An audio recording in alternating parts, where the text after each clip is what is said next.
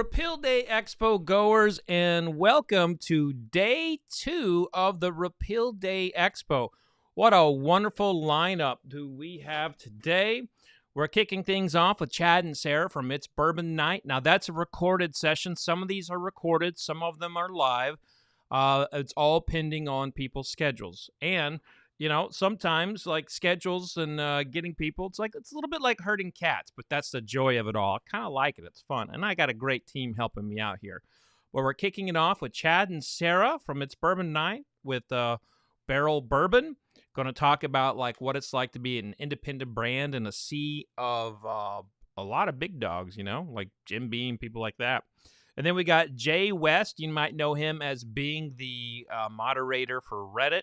He is also the founder of WhiskeyRaiders. He's going to be talking about dry counties and other dumb laws. A lot of people don't know this, but we still have prohibition throughout the United States.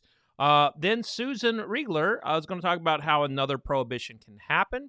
Her guests are going to be Eric Gregory of the Kentucky Distillers Association, Ben Jones from St. Lucian Distillers, and, oh, by the way, I didn't tell you who Jay's guests were. He's got Kentucky State Senator Damon Thayer, who also owns the brand, Kentucky Senator, and then David Wojnar from the Distilled Spirits Council, DISCUS, otherwise known as. And then in a recorded session, we have Brian Haara and Blake Reiber. They're going to talk about the 3-tier system. So if you are a fan of the 3-tier system, I suggest maybe finding something else to do between 3 and 4. They kind of went batshit crazy on it. At 4 o'clock, a live session with Peggy Stevens and Alan Bishop of French Lick and Trey Zoeller of Jefferson's Bourbon. And at 5, and this is one of those that has been a little bit difficult to get done, is a session with E40. So E40 is obviously this big. He's an OG. He's a very famous rapper. He's a spirits conglomerate. We may or may not have a full panel on that, and it could actually just be me solo. But right now, it's going to be me and E40. That'll be taking place at 5. It will be a recorded session nonetheless. And then at 6 is the State of Bourbon with Bourbon Hall of Famer Chuck Cowdery, the founder of Penelope Bourbon, Michael Palladini, and Ariel Jean from Woodinville Whiskey. Also with the special, why am I having trouble saying the word special? Special message will be Lou Bryson. He can't join the panel live, but he recorded a little segment for us. So that is the lineup for today. The chat will be live and firing. You are welcome to ask questions as we go. The people who did record, with the exception of Barrell Bourbon, the first one, they will come on to answer any questions you might have. So enjoy this. Oh, one other thing. We are going to have cocktail demonstrations throughout. And at the moment, we don't have a card for the recipes. So you may want to have a pen and paper to write down the recipe if you want to make it today. And of course, go back to the emails I had sent. You can get something delivered to you from Drizzly, like right now. There's a link in that Drizzly. There's a Drizzly link into the emails that I sent earlier. So click on that link, get a quick delivery to you. And I think you can get $5 off depending on where you live and your status with Drizzly. But I was able to get a $5 coupon for you all if you meet certain criteria, which I don't know what that is, to be honest with you. But enjoy our first session with Chad and Sara and Will Schragis from Barrell Bourbon. Here we go. Cheers, everybody. Hello, Repeal Day Expo. It's Chad. And Sara. From It's Bourbon Night. And welcome in. We're excited to be here for the second year. And we're also excited about the guests that we have to talk to for the next however long this conversation goes. Yeah, right. We're gonna see we won't cut them off. Yeah. Let's go ahead and bring them on in. Please welcome from Barrell Craft Spirits to talk about all things Barrell Craft Spirits, Will Schragis. Will, let's bring you in here. There you are. There he is. Welcome. Thank you. Thank you so much for having me. Absolutely. Thanks for joining us here. Now, Will, you were the first employee at Barrel Craft Spirits. Is this true? Yeah, so I met Joe when I was working at a liquor store and auction house outside of New York City called Zacky's. And we were the second store to bring in Barrel Bourbon Batch 1 when it first launched. And Joe, being someone who is good at getting what he wants and also, I think, really good at identifying talent through like sort of excitement rather than talent through resume, said to me from the very beginning, I like talking to you. You're going to work for me one day. And that was 2 years or so before he hired me. But we stayed in touch, and we would like go to Whiskey Fest together and taste whiskeys. And I went and worked for Rum Clement and Rum JM for a little over a year. And then he called me and said, "We're in 6 states, and I want to be in 50. Pick a title." And so that I was in my mid-20s at the time, and to have someone like Joe Beatrice, who runs a company that was small at the time but already really well thought of, say that to you is not something anyone really ever expects, not a phone call anyone expects to get. And so that was 6 years ago now, and we are not quite in 50 states yet. We're in 48 states, but now we're 2 brands, Barrel Craft Spirits and Stellum Spirits. Mm-hmm. We ship internationally.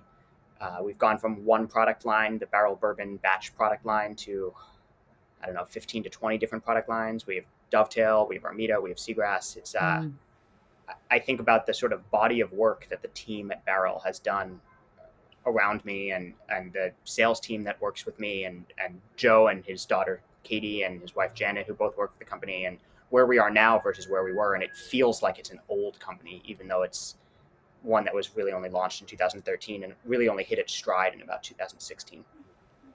So what, I'm curious, what title did you pick back then? It's like a blank check of titles, right? I know. So it's interesting when you're a small, or at this point medium, but at that point really small independent whiskey company, titles don't matter internally. What they matter for is when you're trying to punch above your weight, having people take you seriously, but also making sure that you are not presenting yourself as if you take yourself too seriously. And so my first title, I had 2 business cards. One had no title on it, and that was for talking on the trade and when I was doing in-store tastings and such. And the second was national director, so that when I emailed our distributors, they took me seriously. And that was my title until January of this year. And at that point, our company was 35 people, I think. And we were at the point where we actually had to look at levels, director level and manager level and things like that. And Joe did the pretty amazing thing of elevating me to a C-suite title. And so now I'm the chief sales officer and the chief product innovation officer. My job didn't change at all, but it left us some room to make sure that we could keep promotion-wise a lot of people that were doing amazing work for us. And now distributors take me even more seriously. So that's nice. Well, congratulations. I feel like that deserves a cheers. Yeah, cheers. And I feel like we should probably, I see. What have you got there? I'm drinking Stellum Bourbon at the moment, but I think I'll probably pour myself some Seagrass because I see it behind me. We do love the Seagrass. Yes. Yeah, we're Seagrass We've got several fans. backup bottles. Yeah, I think our current one that's open is upstairs right now in our more regularly drinked areas. But we actually just got this bottle of New Year. Oh, wonderful. So we would love to have a little bit of that. Yeah, that is just hitting shelves right now. It's, there's a fun story actually behind the New Year bourbon, since we're talking about the fun challenges of being independent. New Year bourbon was launched in 2016, and it came about when Joe and I were playing mini golf and drinking, I think it was Barrel Bourbon Batch 6 mixed with Diet Dr. Pepper in Lexington, Kentucky. And where we're at. Yeah. We had just started hitting our stride in terms of growing into more and more states. And as I'm sure you and a lot of people watching this have experienced, there's a real big frustration around the country with things going allocated right now, where there's not enough to go around, and it doesn't end up necessarily in the hands of the people who were early adopters of the company, and it doesn't necessarily get sold for the price that's fair And it's not that the brand itself is charging more, but it's retail who are doing the right thing. They have something everyone wants, and they do work to get that allocation. They should capitalize on it. Or distribution who have to do the right thing to stay open, and they are looking at what they can do leverage wise, and they either charge more or they make sure that people are good supporters of the same portfolio in other places. But we were running into batches of Barrell bourbon going allocated in ways that we didn't intend them to, because we were growing so quickly and we were underestimating our growth while we were blending batches, or we didn't have the specific barrels we needed to make it as good as we could possibly make it. And so we were cutting it. And I ultimately said to Joe, I think at the time it was 700 cases. I said, we can't put out a batch that's less than 700 cases anymore, because it's going to make us go legally allocated in certain states. And it's also going to make it so that we have to choose between supporting the states that are doing really good work with us and growing into new states. And Joe knew that and understood that, but he kind of gave me this, like, I started this company so I didn't have to answer to annoying business rules like that. And the outcome of the conversation was, once a year we will do a blend that pushes the boundaries of what we are trying to do as a company, but is also a celebration in being who we are for another year. And that year, the New Year bourbon was the first time that we blended bourbons from different states. And so it was before the blend of straights category of bourbon really existed. At the time, it was Kentucky, Tennessee, Indiana. And to my knowledge, we were the first brand to admit to blending different states and put it on the back label. That definitely had been done before, but people were just putting the state of bottling, not the state of distillation. And we had to answer a lot of questions about it at first, because I think a lot of people didn't realize you could do that, or even realize that it would matter. And now you fast forward 5 years and there's Fistful Bourbon from William Grant. The entire branding is that concept. And look now, I think there's 6, 7 different states in the New Year bourbon this year. I just counted, it's 7. We love the transparency. Almost every batch we have put out has been a blend of at least 2, if not 3. And now I believe it was batch 29 was 4 states.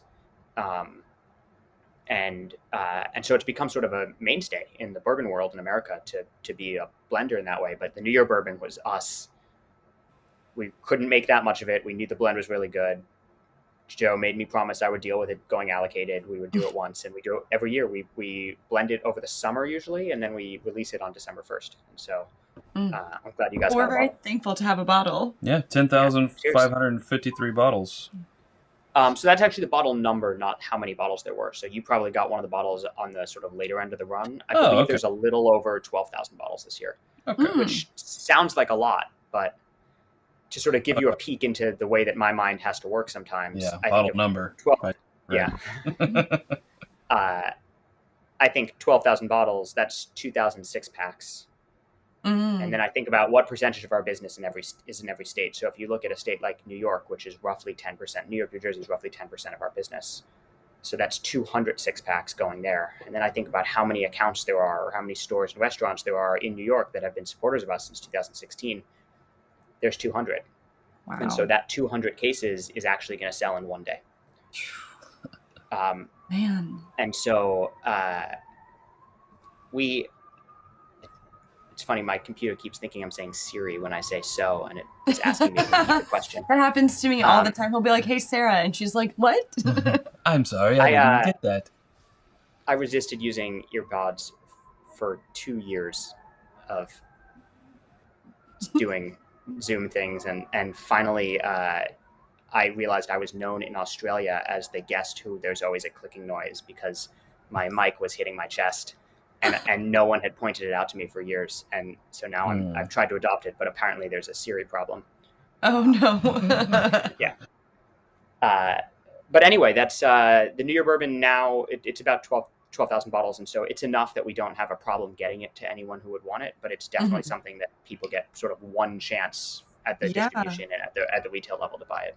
It sounds like in a way, all problems are problems, but a good problem to have, though. You know, you have so many supporters and you take, you know, what you end up with as far as like these bottles and have to divvy it up accordingly. And when you break it down like that, it does sound like, wow, that doesn't sound like it's enough to go around. But also a good problem to have that, you have so many people who want it too. So Yeah. I feel so lucky to be able to talk in such big numbers like that. And also to have a distribution network that we love working with, where we can explain when there's less and people don't get particularly upset with us, and to have experience with the company and not have to memorize the numbers in a like out of context way. It's because like I've felt that number of cases and where to go with them a bunch of times. But I think it also brings up an interesting set of conversations about when you're planning being a whiskey producer, what type of whiskey producer do you want to be? And we at Barrel Craft Spirits are really dedicated to being a brand that is available to everyone if they are excited about spending the amount of money that our brand costs. And we know that barrel bourbon, all of our products are not cheap, but we're really dedicated to them being sort of the most exciting at their price point, and also not hard to find. It is pretty, I don't want to say easy, but the flash in the pan, came out once, not enough to go around game is a real game, and it is valid for people that are just starting off and really are like investing in inventory and turning it very quickly, or people who have been distilling for a couple years and the things that are coming of age are only what they were able to make in their first couple years. But it also limits who you get to speak to, and we are really dedicated to wanting to push forward what whiskey is in America to everyone who's really into whiskey, and also to people who are just getting into whiskey. We would love to be that thing that makes people like cask strength. And I think we're closer to being that brand than we ever have been before, but we can only do that if we're on not every shelf, but somewhat ubiquitous levels of shelves. And so we have to think about not only producing for what's needed now, but so we can grow. Now, what was that decision to always put out, barrel proof or cask strength items? I mean, we're a couple proof hounds. We definitely don't mind that at all. But was there an intentional conversation about that you know of, that it said it's cask strength or bust with us? Yeah. So Joe, his favorite way to taste whiskey before he started the company was when he worked in sort of internet solutions and marketing. He worked with a company called Castle Brands for a while, and a couple other companies that were involved in Kentucky, and he loved tasting whiskey out of the barrel in Kentucky. And so he identified in 2013 that a lot of people love cask strength bourbon, and there was very little cask strength bourbon on the market at that point. There was like Booker's was kind of the one that you could get. There was Buffalo Trace Antique, but like even at that point you couldn't really find those. And a lot of people told him he was being irresponsible with the future of the company to try to have his flagship be cask strength. That cask strength was for special releases, not for and Joe just wasn't interested in putting water in anything. And when we're having blue sky meetings about concepts for whiskey, the two things that in the barrel universe, the Stellum universe is a little different, although Stellum is all cask strength as well. But in the barrel universe, the only two things that are off the table are we're concerned with making the best thing we can, and we're not concerned with consistency over quality, and that everything's at cask strength. And anything else is on the table when we're having conversations about what the next projects we want to start developing are. Yeah. And I love that because, as you said, like at this price point, I firmly believe as the consumer, like I love when brands leave me the opportunity to decide how much water I want to add to it, if any. And so I think, you stretch it farther, you get more bang for your buck there. But you were talking about those like blue sky meetings where you guys are talking about the brands. And I'm curious, like, how, you all come out with so many different expressions and blends and finishes. Like, is it a challenge to, when the sky's kind of the limit, like how do you decide what to do next, what to blend, what finish to use, and what's that like conversation like? Yeah, so I mean, we have a lot of whiskeys, as you said, but they do fit into a reasonably easy to follow organizational grid for us. We have the Dovetail, which was the first of our sort of 3 blends put together, and that was not supposed to be an ongoing item. That was one really cool blend that we made, and we thought it was going to be like too complicated and thus fall into whiskey nerddom lore and be something that like showed up on auctions in a couple years. And then everyone loved it, and you had to make more. Yeah.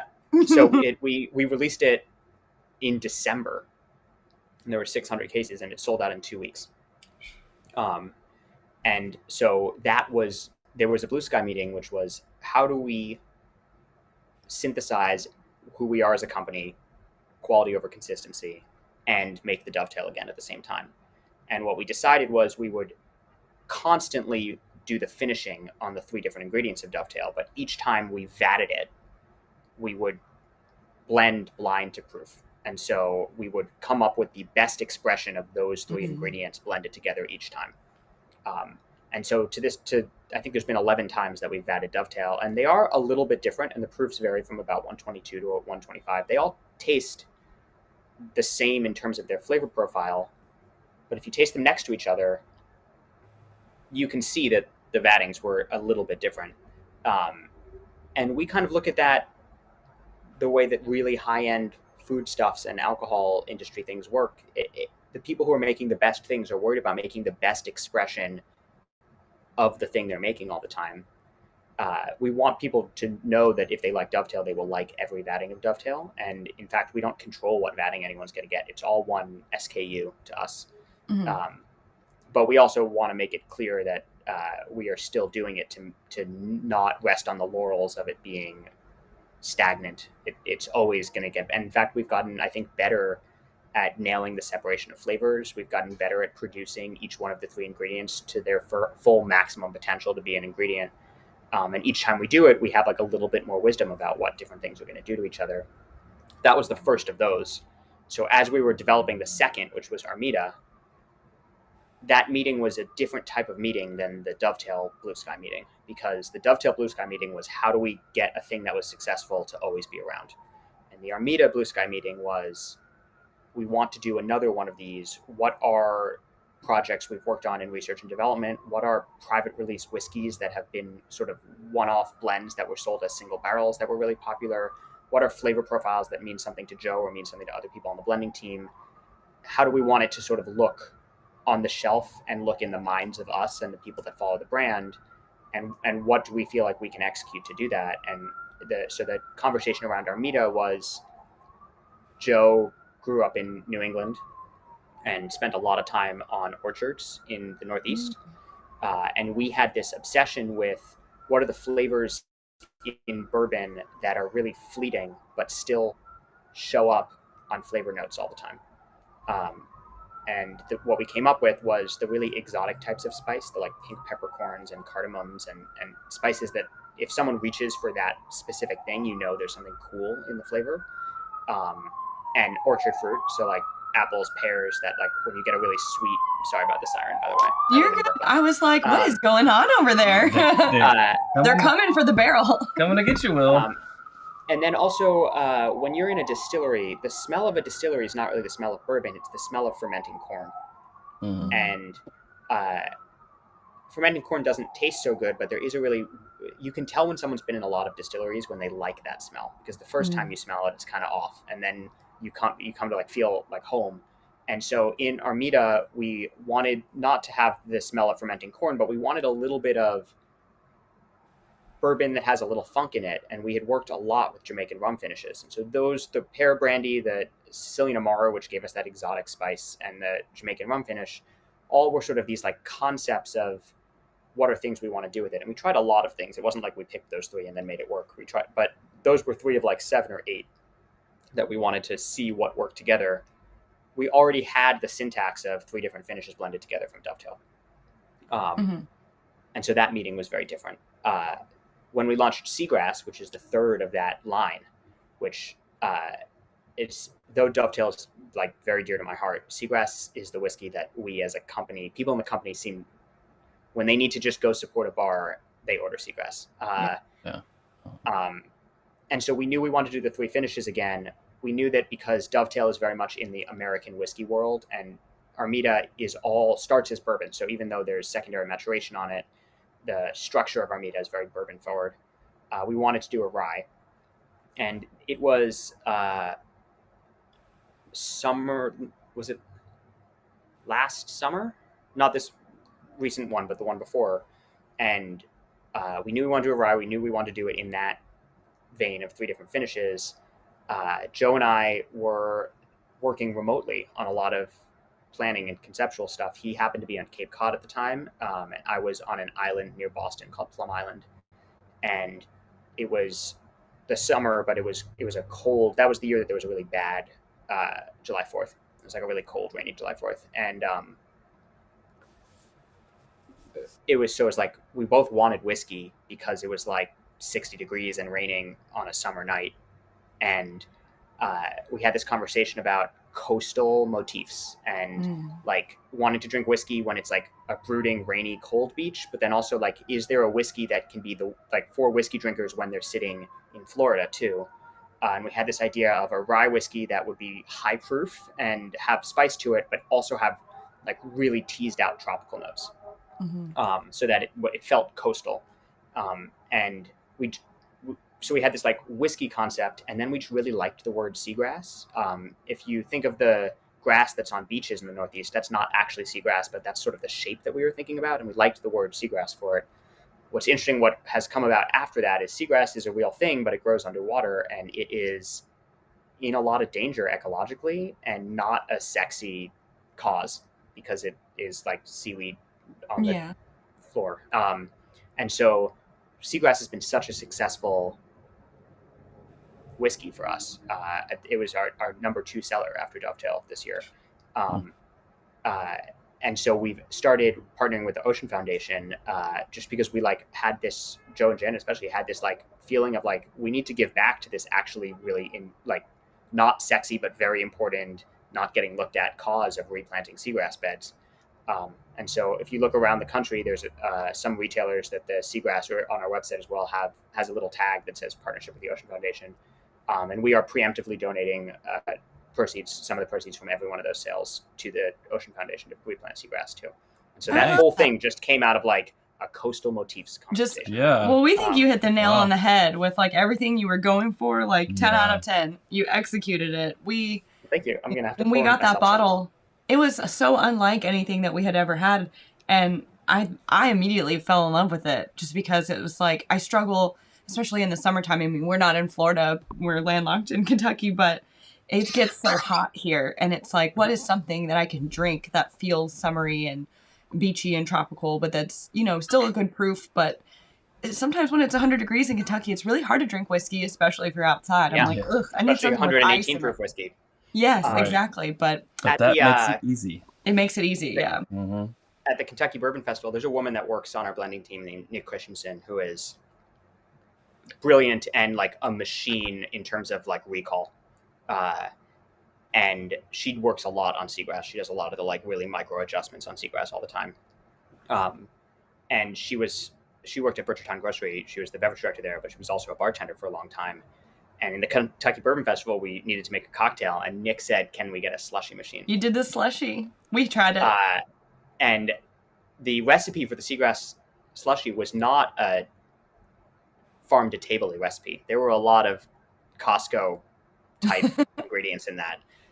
It was a real frozen drink. It's like you need a lot of sugar, you need a lot of like fake fruit flavor, and it was the most popular drink at the Kentucky Bourbon Festival. They couldn't keep it they were constantly refilling the slushy machine. I know when we first tried to get it, they didn't like, have any. Come back in an hour. It hasn't frozen yet. Yeah. We just keep selling it.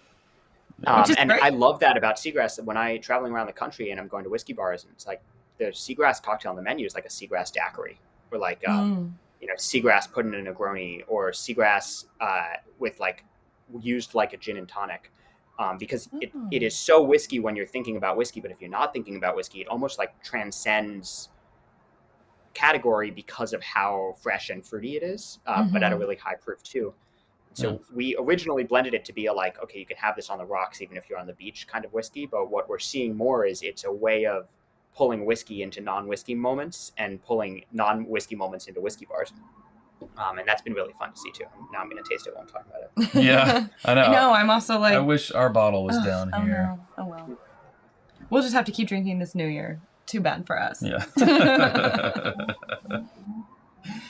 I mean, you've already kind of talked about some of the challenges or the things that face you as being a craft producer in a $1 billion industry where us living in Lexington, Kentucky, we're an hour's drive from, if that from, I would say 95% of the world's bourbon, right? Right. Yeah.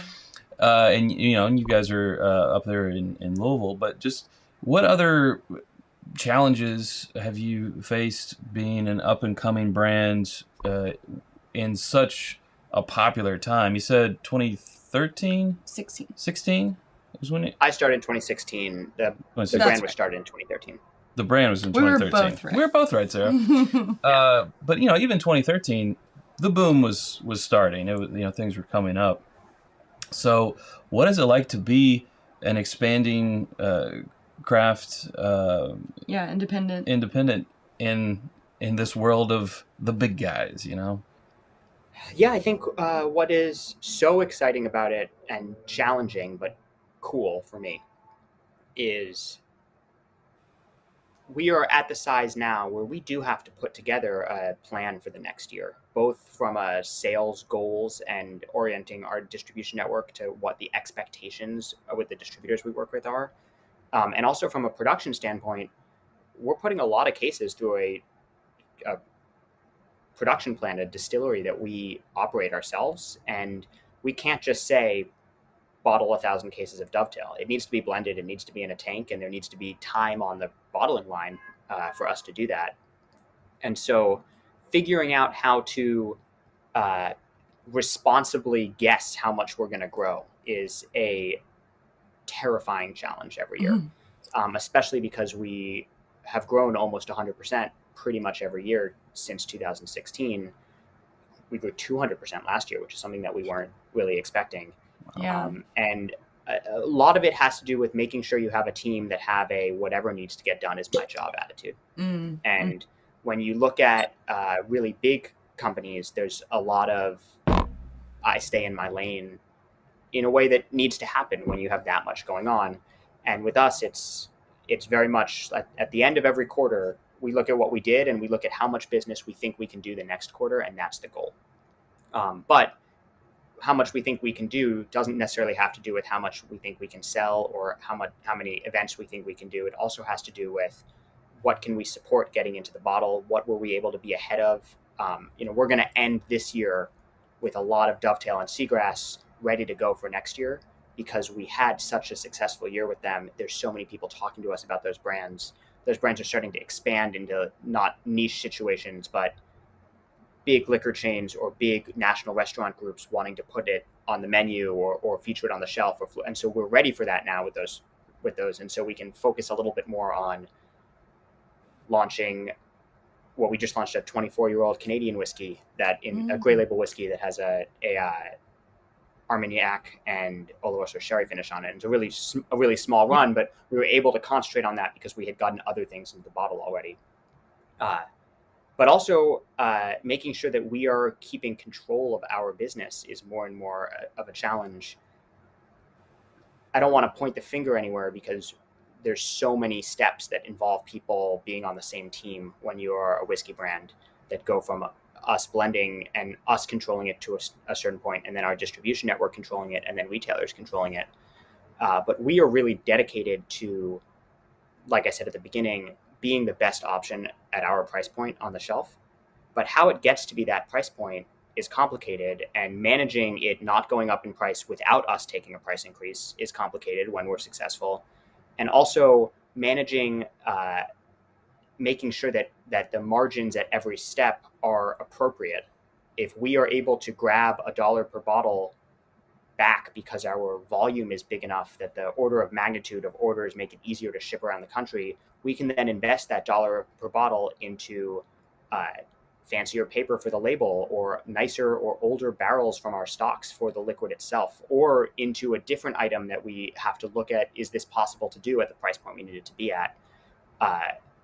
All of those challenges are different when you are one single brand and you care so much, and you work with a lot of different distributors. When you're a portfolio, it's a different conversation because there's so many different places to blend and find margin. And for us, everything is cash strength, everything is fancy, everything is complicated, everything's expensive. And there's not a whole lot of precedent of that in the whiskey industry. I can't really think of a brand our size that has no dog of an item and no really inexpensive item. And so we're kind of making our own path in that way. And I love that we are independent. I think our entire production team and sales team loves that when we walk into a store or a bar to do a staff education or to present single barrels or whatever it is, no one rolls their eyes. Everyone's excited that we're there. And working on the business side of the liquor industry, like, that's a blessing. There's very few people that get to say that. But it comes with a lot of work and a lot of detail checking too, making sure that pricing and shipping is done correctly, making sure that we're filling full pallets so there's not waste in the cost of getting things around, making sure that we're forecasting stoppers and paper for labels and glass, and knowing that as we grow, those things need to be further and further out. Right now, I'm looking at sales for 2022, but we're looking at materials for 2023. And that is a crazy thing to have to think about when you're growing 100% a year. Sure. And it's scary too, because it's investing more than you need for the time that you can think about in all sorts of different areas of the business. Yeah. And having, I've always found that... having to... Oh, sorry, go ahead. I was just going to say, having to... Oh. I'm sorry, you go ahead. Can I... No, you. Go ahead, please. I was just going to say, knowing that all the synergies are the people that you work alongside and not related brands or related distribution networks makes it easier in some ways because you can wrap your mind around it, but it also means there's not anyone to bail you out but yourself when mistakes are made. Yeah. True. I was just going to say, like, I find that incredibly scary. I've always found that scary, the forecasting of, like, having to look years into the future, and you have to decide, you know, based on the data that you have, what investment you need to make as far as, like, the liquid, as far as the materials and staffing and everything. And the worst thing is like, you have to be right on it, or else, because if you overestimate, then you're stuck with the materials and the liquid and everything. And if you underestimate, then you can't meet the demand. And so then, like, it almost seems like you're losing money, or money's at risk either way. So, yeah. I mean, I'm sure that they pay people to forecast these things very well, but I've just always found that very terrifying. And it's this amazing balance between being good at reading the numbers the right way and having people whose guts tell them the right things. Yeah. And also, you know, having a sense of humor, but a way of getting to those answers about it. Nick and I often talk about, because another one of Nick's jobs is she does the sort of ordering of barrels moving out of the different warehouses that we use to store barrels that we aren't ready to use yet, and bringing them in. She does the logistics of bringing them in. And we'll be talking about certain items that we know are going to be limited, and we'll be looking at the stocks, and we'll have to think about, like, what's going to be ready to use for this year, what's going to be ready next year, is there anything that's ready this year that we still need to save for next year? And the number of times that she said, how many cases of this do you want? And I would say, pick the biggest number you'll say yes to, and that's the answer this year. Because of how fast we were growing, that became like the joke, that it was always like, she would always ask, how many do you want? And I would say, what will you say yes to? And she would like, You tell me how many I can have. Yeah. I love that. And that's really exciting. And a lot of that comes from being the type of company where someone who's in the room to make those decisions is also talking to people like you. And I just hosted 2 country club dinners in Atlanta this week, and talking to people who like our whiskeys there, and making sure that we don't get out of touch with the things that are going on in the real world of whiskey drinking, because we take a lot of pride in being a trendsetter and not a sort of copycat company in any way. Yeah. I love that. Well, you know, you've addressed the higher price or premium price of the product, but to me, like, I mean, I recognize that it is up there a little bit. It's a category in and of itself. But for a cask strength, I really feel like it's honestly on the lower end of the price spectrum than a lot of other cask strength items that are out there. Well, and I think when you consider the blending and the finishes and, like, all of those things, add extra time and labor and you know, materials and things into it. So I don't know, I guess just having tasted a lot of these things and have experience with buying them, it kind of feels yeah, normal. Like when we review things, often if it's a real expensive bottle, we'll say, well, so it's cask strength or barrel proof, so there's a little bit of that tax, as we say. It's finished, so there's a finished tax, and that drives up the price of the bottle. So I kind of think for your all's product, it's pretty reasonably positioned. When you consider, I think so too. Yeah. I think what we want to make sure everyone knows is we want people who know our brand to be really confident in buying it and recommending it to other people. But we are not out of touch with the fact that $80, $90, $100 on the shelf has very different comfort levels for different people. Not to mention the gray label products that are $250 on the shelf. Not to mention the release that happened last week, the gold label bourbon, which is $500 on the shelf. And we talk a lot about, like, there is more questioning about the price of gold label bourbon to us than we get in the pricing of other things we put out. And we know that it's $500 a bottle. We spent 2 years making just over 1,000 pre-packs of that bourbon. Wow.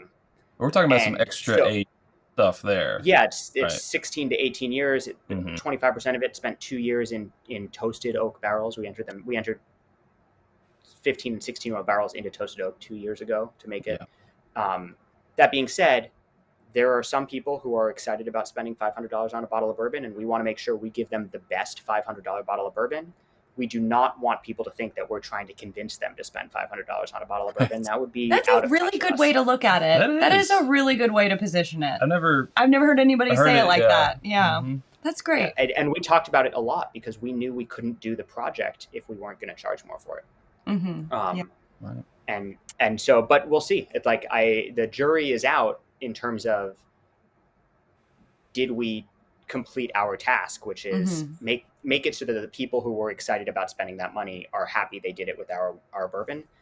We did a lot of blind tasting, and like, it's a really good bottle of bourbon, but far be it from me to say that's my favorite, because I don't want at all people to feel like I'm overselling something that's expensive. And there's so little of it that I hope it goes to the 3,000 people that want to spend that money on it. Yeah, completely unrelated topic. You have our shipping address, right? Stop. I was just thinking, that sounds like one we might need to try. Yeah, So you talked about that label that is coming out. Is there anything like on the horizon that you can share with us? Things that you're interested in experimenting with, or ongoing experiments that or finishes that we might be seeing in the near future? Is all of that kept tightly under lock and key? Some of it is kept really tightly under lock and key, partially because I've learned the hard way that these things are recorded. That's true. People ask questions, and I think, how did you know that? And then they're like, you said it on YouTube. It's just us. It's just us and thousands of people. It's no big deal. Don't worry about it. But so the gold label bourbon is so new that it is kind of an announcement to some people. And same thing with the gray label whiskey, which is the 24-year-old Canadian whiskey. It's actually legally an American whiskey, but it was distilled in Canada and then aged in Canada and then America. And like I said, that's an Oloroso and XO Armagnac finish. Our private release whiskey line, which falls to some extent under the single barrel category for us. Just single barrels are when it's actually a single barrel, all aged in the same barrel. Private release is when we use a barrel as the marrying cask, but we still make a micro blend in it. The single barrel whiskey line for us has tons of finishes. I'm sure you and people watching this have seen them, and they're everything from the classics like Ruby Port or Pedro Jimenez Sherry to things that were outside the box with, like Ratafia de Champagne, which is a sweet fortified wine made in Champagne. We have a partnership with Cognac Park. There's some Cognac Park, both XO, VSOP, and Bordeaux finishes on it. And also a partnership with GD Vira, which is a really, really cool Barolo producer. And we did a couple of single vineyard Barolo finishes. And they're around, but there's 90, 100 cases of each of those. Just a couple of releases of each one. Bourbon 31 is hitting shelves right now, which is a really cool blend of the 99% Indiana mash bill, but sort of older expressions of it, really corn forward, and then some wheated Kentucky bourbon. So two really different styles of bourbon, and it uses old Kentucky and old Tennessee bourbon as the get them to play nicely piece. It's a really cool blend, and that'll be out soon. The New Year bourbon, which you see there, of course. And we've got a couple of things up our sleeve for next year too, but not anything I'm ready to take the lid off of yet. It's funny, people always ask me that question. I always have like 5 answers, and I feel like I'm holding back, but like, who else gets to have 5 answers to that question? If we could just get one exclusive here. We're just looking for one exclusive. I think that all sounds great, and I will honestly, I'm thrilled to be on the lookout for those ones, those mystery I think the tease that I can give you is we introduced the gold label bourbon. Okay. And we have a line, the gray label bourbon, the gray label whiskey. The reason we very clearly made a tier gray label and a tier gold label is because our company's been around for a while now. We've got a lot of old stocks. And so we are going to continue to innovate and do cool things in the lines that are at the standard price point for us, but we are also going to make sure that for the limited chasers of the world, that we are ahead of the game constantly on that too. And so we wouldn't introduce a new tier, and we wouldn't call something a line if we weren't planning on filling it out a little bit. Okay. I see. I'm picking up what you're putting down. Yeah. Well, that's exciting. I'm going to get in trouble for that one, but so be it. It's okay. It's okay. We say it's okay. Just tell them to give us a call. Well, just since you guys do, pull whiskey from plenty of different places and kind of talking about challenges, has that become a challenge as more as bourbon and American whiskey has gotten more and more popular? More and more people are wanting barrels. Has that become a challenge, or is you maintain good relationships? We get that question so much because the obvious thought process is, the industry is growing, sourcing is harder. What is really wonderful for us is we've been a good partner to a lot of the distilleries that we work with for barrels for a while now. We pay our bills. We're easy to work with. We respect non-disclosure agreements. And there are more and more large distilleries that invested in huge production advances kind of long ago enough that their barrels are coming of age now. If you think about the blank $1 million expansion of every distillery under the sun, that happened 2, 3, 4, 6 years ago. Yeah. And so barrels are definitely harder to come by in that you don't get calls with obviously gem things that no one knows about the way that you probably did in 2010. But we work really hard to be top of the pecking order for when someone has a set of barrels and there's nothing behind them and they don't have a product for it, or brokers that we like working with. We want to be a really good partner, and we haven't really had trouble making sure that our stocks are growing instead of shrinking as we're expanding. I think your ride's here, by the way. I hear them honking. Leave him alone. Joe's a owner of the company, but reinvesting in making sure that not only are the sales of the company growing, but the stocks of the company are growing too. And so we don't want to ever feel like we have to limit what we can do based on the whiskey available to us. But I'm just really excited. I look at all the craft distilleries that have gotten bigger. I look at all the great big distilleries that have expanded. I think that the availability of bourbon has gotten a lot better at the wholesale level, at the commodity level, and in the bottle too. And we've been part of that, and we want to continue to be able. We rely on behind us being available too. And knock wood, but so far that hasn't been a problem for us. Yeah. Yeah, and I don't see the appetite for the products going away anytime soon. So No. Well, we're going to wrap this up here, I believe, but just last question. What has been your favorite release or line from Barrell Craft Spirits? So can I give you a couple answers? Yeah, sure. My favorite of this year was Bourbon Batch number 27. Okay. It is really hard for me to answer that, but I've been pushed on it so many times that I know that I just have to answer the question. And it might be my favorite batch of bourbon ever, or at least of the past couple years.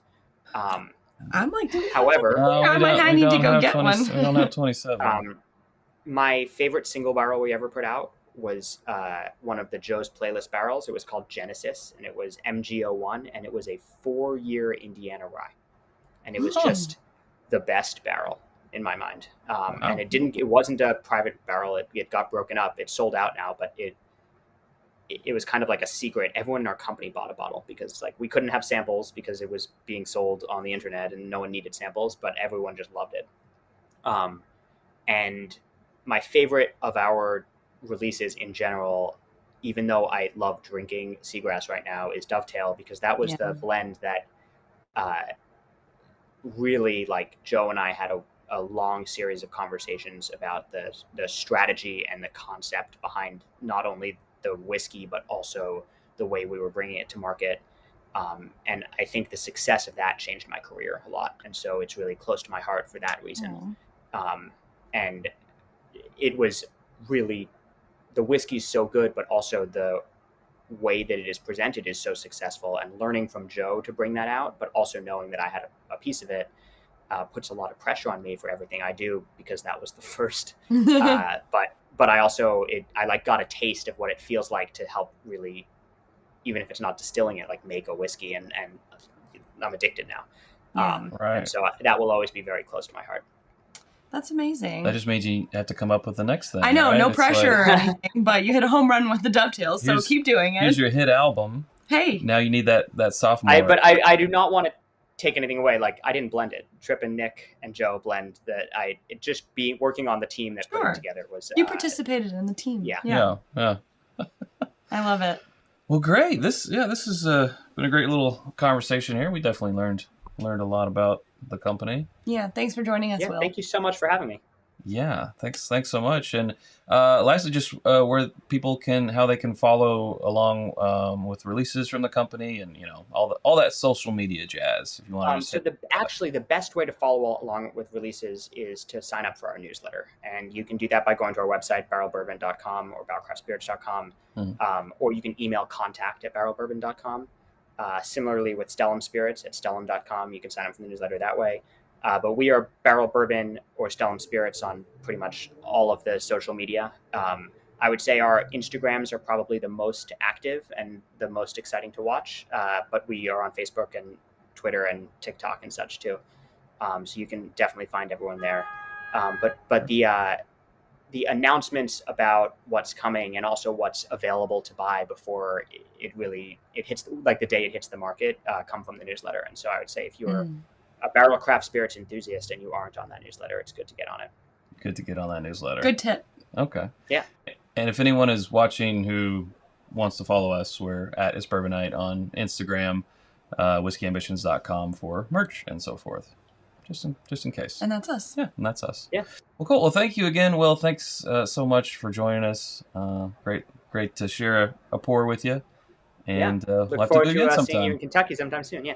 Oh, we hope so. For sure. All right. Cheers. Cheers. Cheers. Thank you. Yeah.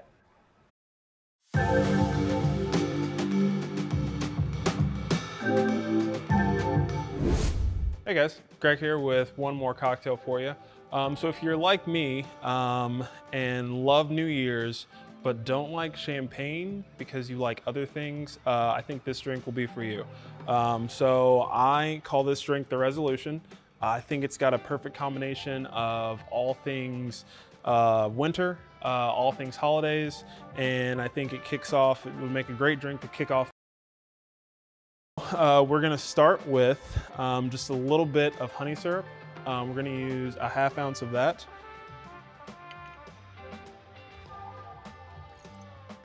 We're gonna use 1 ounce of apple cider.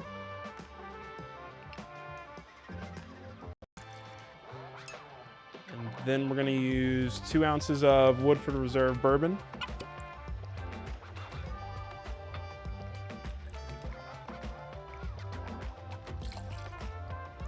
We're gonna add a little bit of ice to that. And then we're gonna shake this up a little bit.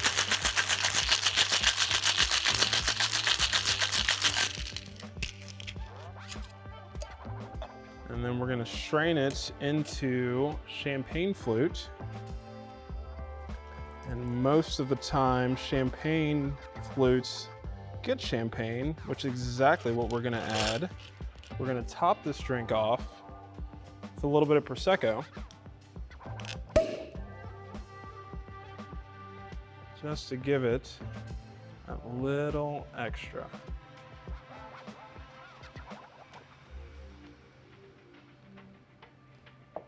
And put a little bit of apples in here too, so at the very end of this drink, you can drink it all and then have a little snack after. But cheers, guys.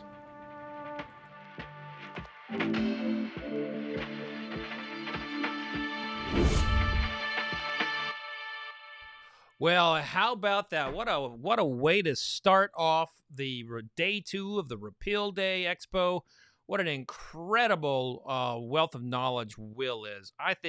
I'm telling you, Will is just he's not a rising star anymore. He is the star, but I think he's one of the great young executives in this business right now. What an incredible job Chad and Sara did with Will. I actually learned a lot, and I know a lot about Barrell. I didn't know the story behind Seagrass, to be honest with you. I just drink the whiskey and say it's good or it's not. But now we have a very important panel coming up. Right now we are in the world where we are going to talk about dumb laws in alcohol. So if you are familiar with some of the weird laws that's in your state, put it in the comment section. We have a great panel here that's led by Jay West. You know him as the fella from Bourboner. He's also got a company called WhiskeyRaiders. How you doing, Jay? Man, I'm doing well. Thanks for having me. Absolutely. And we got a couple A-listers in the government world. We got David Wojnar from Distilled Spirits Council of the United States, otherwise known as DISCUS, and we have Kentucky State Senator Damon Thayer. Here we are ready to talk about the dumb laws in alcohol, and I can't wait to hear you all talk about some of the weird stuff that's going on out there. So I'm going to hop out, and Jay, it's your show, so take it over, my friend. Rock on. Well, thank you, Fred. It's great to be here. Gentlemen, thank you for joining me as well. Today, I am speaking with Kentucky State Senator Damon Thayer. Senator Thayer represents Kentucky's 17th district, which includes Frankfort. Everybody, I'm sure, is familiar with a distillery that might be over in Frankfort. He's also recently developed a taste for releasing his own whiskey under the brand Kentucky Senator. So thank you for joining me, Senator. I'm also joined today by David from DISCUS. You guys know it's Distilled Spirits Council of the United States. His tenure goes back almost 20 years. And I don't know, have you crossed the 20-year hump yet, David? I have. Yes, I have.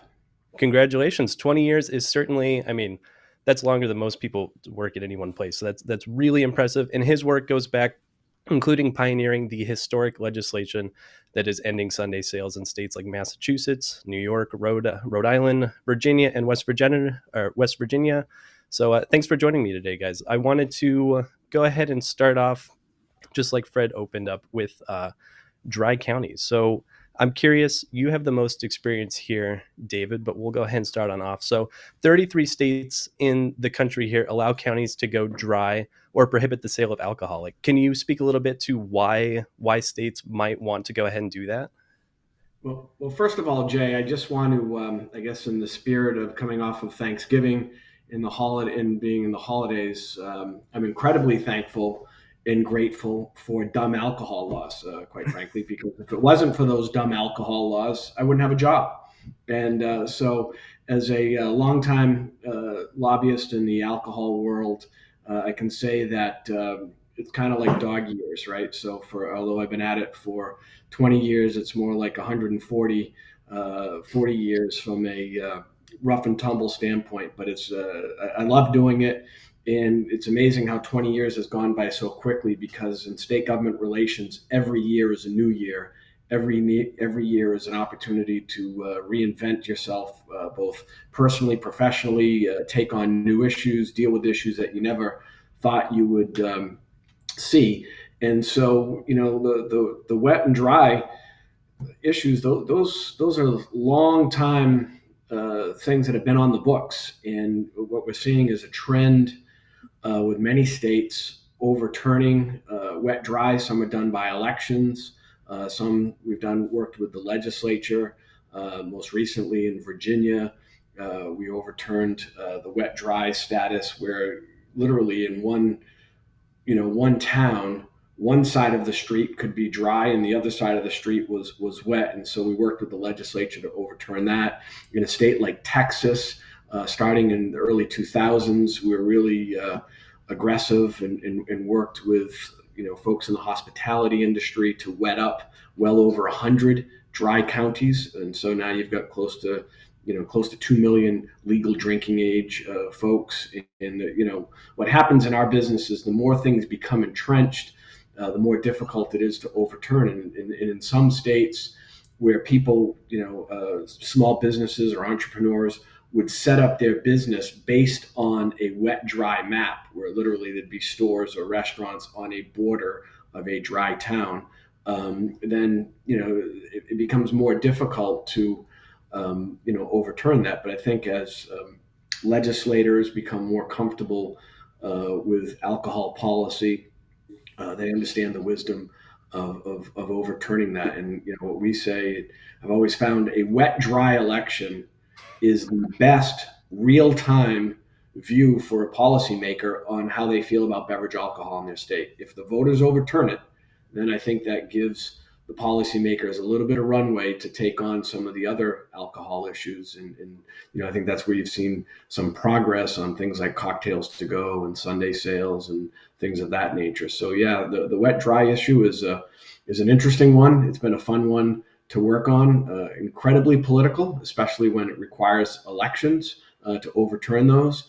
And the cottage industry and the election cycle, the election side of it, those who run the wet dry elections, everybody's got a stake in it. And some folks you might not even realize have a stake in it, whether it's real estate developers or package store owners or strip malls and strip mall developers or whatever. But the bottom line is, beverage alcohol is the fabric of any community, from an economic development standpoint, from a celebratory standpoint, and as we say, that as long as people are consuming responsibly, it can have a great role in our society, especially in a 2021 economy.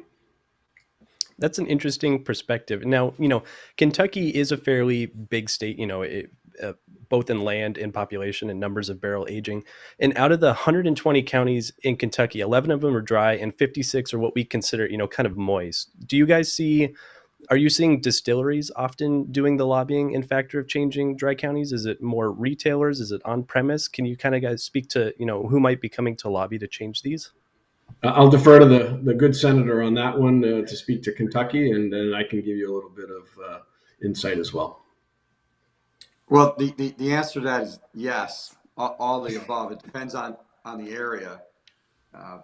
In 1990, we had 71 completely dry counties in Kentucky, and through 2019, there were 15 completely dry counties. So you can see the progress. We went from 71 dry to 15 dry. And then, not surprisingly, the information that I was able to get from our Alcohol and Beverage Control Board was a little bit delayed and not complete.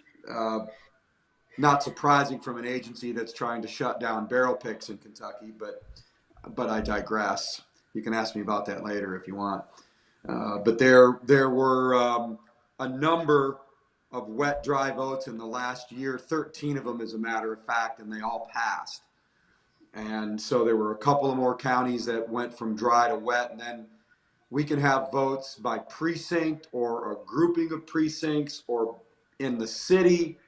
So, we've got counties where maybe the county is dry, but the city is wet, so we call it moist, or maybe within the city limits, only restaurants with a certain seating capacity and a certain amount of food sold by percentage. I mean, talk about dumb, but that's the way it is in Kentucky.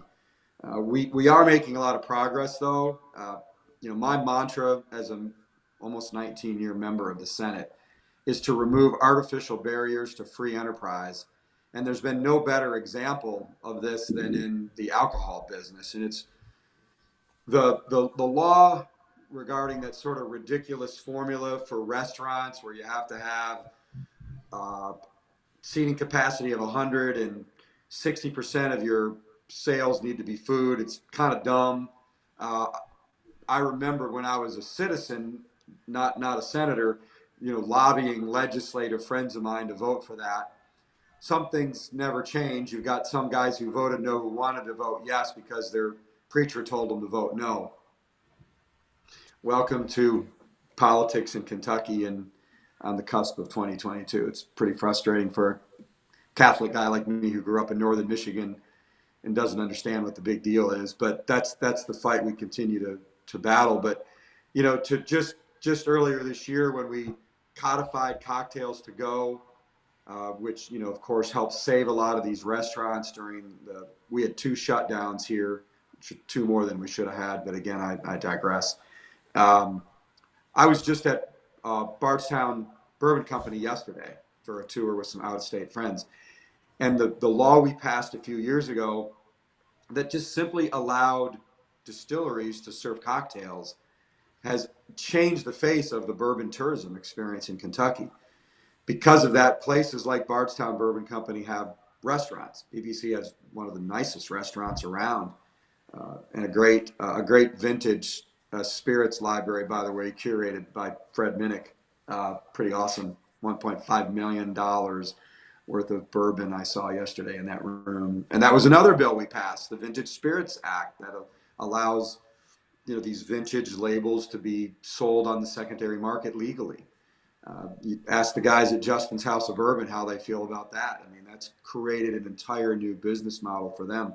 But the on-premise cocktails, huge deal. Yesterday at BBC, during the tour, they've got a specially made room in one of their warehouses where they were having a cocktail class yesterday. That 5-6 years ago, they couldn't do that. They made us an old fashioned at the end of the tour. And then we sat in the bar after having lunch where we could have cocktails. It's changed the entire business model for a lot of these distilleries. Maker's Mark, you can get lunch there. Willett, you can get lunch there. Woodford Reserve, and many more. I know I'm leaving some out. And then you look at the downtown Louisville bourbon experience. It's just extraordinary with the bourbonism that's taking place there, where these distilleries are essentially building annexes to their main facilities in downtown Louisville, and they're distilling a few barrels a day, maybe only one a day, but they've got a full-on tour with cocktails and sampling and gift shops. And that's why it's let me look at the latest number here from the Kentucky Distillers Association. 20,000 jobs, $1 billion in payroll, economic output close to $9 billion, over 2 barrels of bourbon aging in Kentucky for every one person. It's a beautiful thing, but we've had to work really hard to repeal some of these dumb laws, and we're just getting warmed up. There's more to go, including our governor, Andy Beshear, and his Alcohol Beverage Control Commission launching a war on bourbon by saying that the law doesn't allow for barrel picks. That hasn't been publicized very much, but we're going to have to try to pass a law codifying in statute that barrel picks are legal because of what I believe is an incorrect interpretation of the law by Andy Beshear's alcohol ABC folks. So just another thing we got to do to try to keep one of our 2 signature industries going in Kentucky. We only have 2 signature industries, horses and bourbon. And in both cases, I fight to try to preserve, protect, and allow them to thrive. And, nothing against West Virginia or Mississippi. They're 2 fine states. But without horses or bourbon, we might as well be West Virginia or Mississippi. Hope I haven't offended any Mississippians or West Virginians. They're very nice people. But we have a couple of really unique things here in Kentucky. Bourbon is among them, and I'm going to continue to try to preserve that.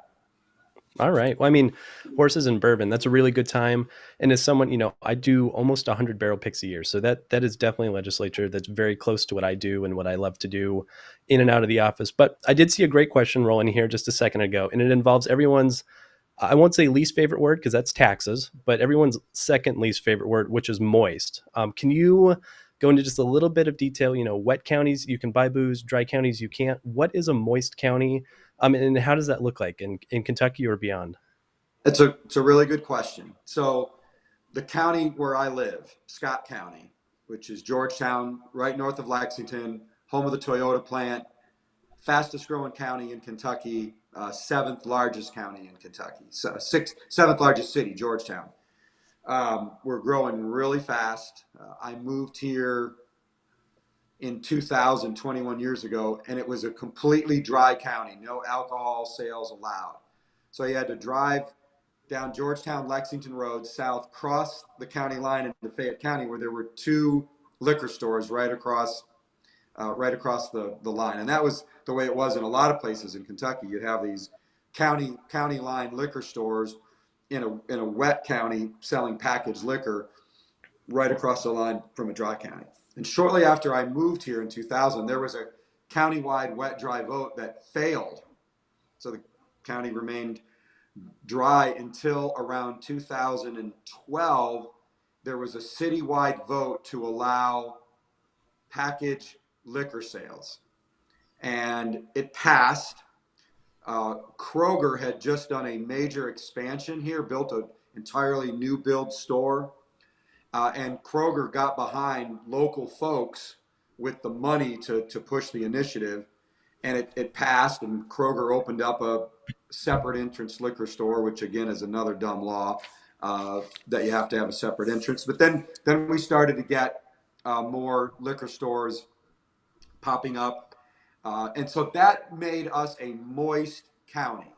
Moist because we're not completely wet, because in the non-Georgetown city boundaries, no alcohol could be sold, but within the city, we had packaged liquor. And under that crazy law that passed in the 90s, where restaurants have to have a certain seating capacity, and a certain percentage of their sales must be food, we had cities we had restaurants and bars now within the city limits that could sell alcohol by the drink. So we were a moist county until just 2 years ago.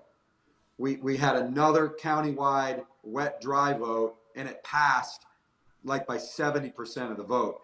So you can see how the demographics of my home county have changed in 20 years, where we went from it failing massively less than 20 years ago, and then 2 years ago it passed in an absolute supermajority landslide vote. And that means that restaurants, liquor stores, et cetera, that are outside the city limits of Georgetown, out in the county, can now open. And so we're seeing businesses, mostly small, family-owned businesses like a restaurant or a liquor store, and that's kind of the trend that we've seen around the state. And that's why now we only have like a dozen out of 120 counties. We have a lot of counties. We're a medium-sized state, 8 electoral votes, 4.5 million people, but we have the 5th highest number of counties. We actually have a county where like 2,000 people live.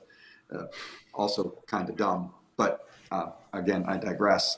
So that's the trend, though, and a lot of it got started about 20 years ago with small farm wineries. They would have a precinct vote to allow that small farm winery to open up and serve wine, and that really kind of opened the minds to a lot of Kentuckians that this is not bad for the area. It's actually good for the area. It helps the economy. It helps agriculture.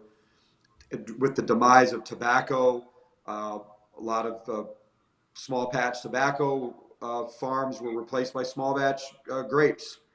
So that kind of led the way, and then you'd start to see it expand from a precinct for a winery into a golf course, being able to serve liquor by the drink, and then it started going into cities, and that's when the term moist kind of started to be applied, and now, like here in Scott County where I live, we are completely known as a wet county, and that's kind of been the trend in Kentucky. And to something you said earlier, it's given political cover to more and more legislators who came from dry areas to be a little more open-minded about voting yes on alcohol bills. And we've seen that trend happen happily. Excellent. Well, thank you for the context there, Senator. Yeah, I always like to talk when I'm traveling, what's the moisture content of this county, when you're trying to buy, especially like those Sunday morning tastings and stuff, which is a really good segue. David, I want to go ahead and lean a little bit on your experience with Sunday sales. So some places in the United States, including Kentucky, I live here in the state of Wisconsin. You've done work elsewhere. Some states either completely prohibit the sale of alcohol on Sundays or they have modified hours. And I hear really interesting feedback from store owners. Some don't want to open on Sunday. It's extra staffing, but some would really like to get that whole extra day of sales. Can you walk us through how that's kind of changing in the U.S. and what it takes to really open up that seventh day of the week in some of these states you've been working in? Sure. So Sunday sales has been a real passion of mine and DISCUS over the years. It started with a real concerted effort in the early 2000s. That was like the real symbol of how spirits has been disproportionately treated in the policy arena, compared to beer and wine. And that's really, our mission is to create as much parity and as much equal treatment on, whether it's tax or trade policy or market access policy, to make sure that spirits consumers have the same shopping opportunities as those who love beer and wine. And so Sunday sales is something that we got behind. And, in some state, we've turned, I think it was like close to 18 states since 2000-ish, Sunday sales. And how we got there in each state, the story is not the same. We started off the sea change really with control states, which is where the state is the government entity runs the system. And you would think that that's somewhat counterintuitive because the control states were really founded post-Prohibition to control product. But as states in state ABCs become more business-like, they felt that to have their state stores or their stores open only 6 days and not take advantage of that seventh day was a bad business move. And so Oregon, Pennsylvania were the first control states to really kick things off. And our economist had always given conservative projections about what that seventh day could do for increased sales, and always projected somewhere between 3 and 7% lift in total sales, not a cannibalization of Friday, Saturday, Thursday sales, but that Sunday is the second business shopping day of the year. A lot of folks who want to have backyard barbecues and want to get their bourbon or their favorite spirits couldn't do so. And so that was a real focus of ours, is to take Sunday sales and to try to color the map. There's only a handful of states that don't allow Sunday sales anymore. The big kahuna is Texas, and that's a story for another another podcast or another session. But how we got there really is, and I'll preface this and qualify this by saying, some of the folks in the alcohol business are some of the smartest people I've ever met. Some of the legislators that I've worked with on alcohol policy is some of the smartest people that I've ever met. But we've passed some really dumb laws on alcohol because of the political dynamics, the intra-industry political dynamics. And I'll use New York Sunday sales as a classic example. We were pushing the Sunday sales effort in New York early 2000s and really couldn't get anywhere because the retail sector was really entrenched in having that extra day off. But there was also a mindset that if Sunday sales were to pass, then that would potentially lead to grocery store sales and other threats to the traditional system in New York. And so we made the case to legislators and to package stores around the state that, if you open on Sundays, it's not a mandate. You can choose to do it whether you want to or not. You can do it during the holiday season, whatever you want to do. It's your choice. There's not a mandate that you have to open on Sundays. But the political, it just wasn't right politically. So we came up with a concept of allowing stores to open any 6 out of 7 days, right? Because the argument was we don't want to be open 7 days. So we said, all right, well, how about 6 out of 7 days?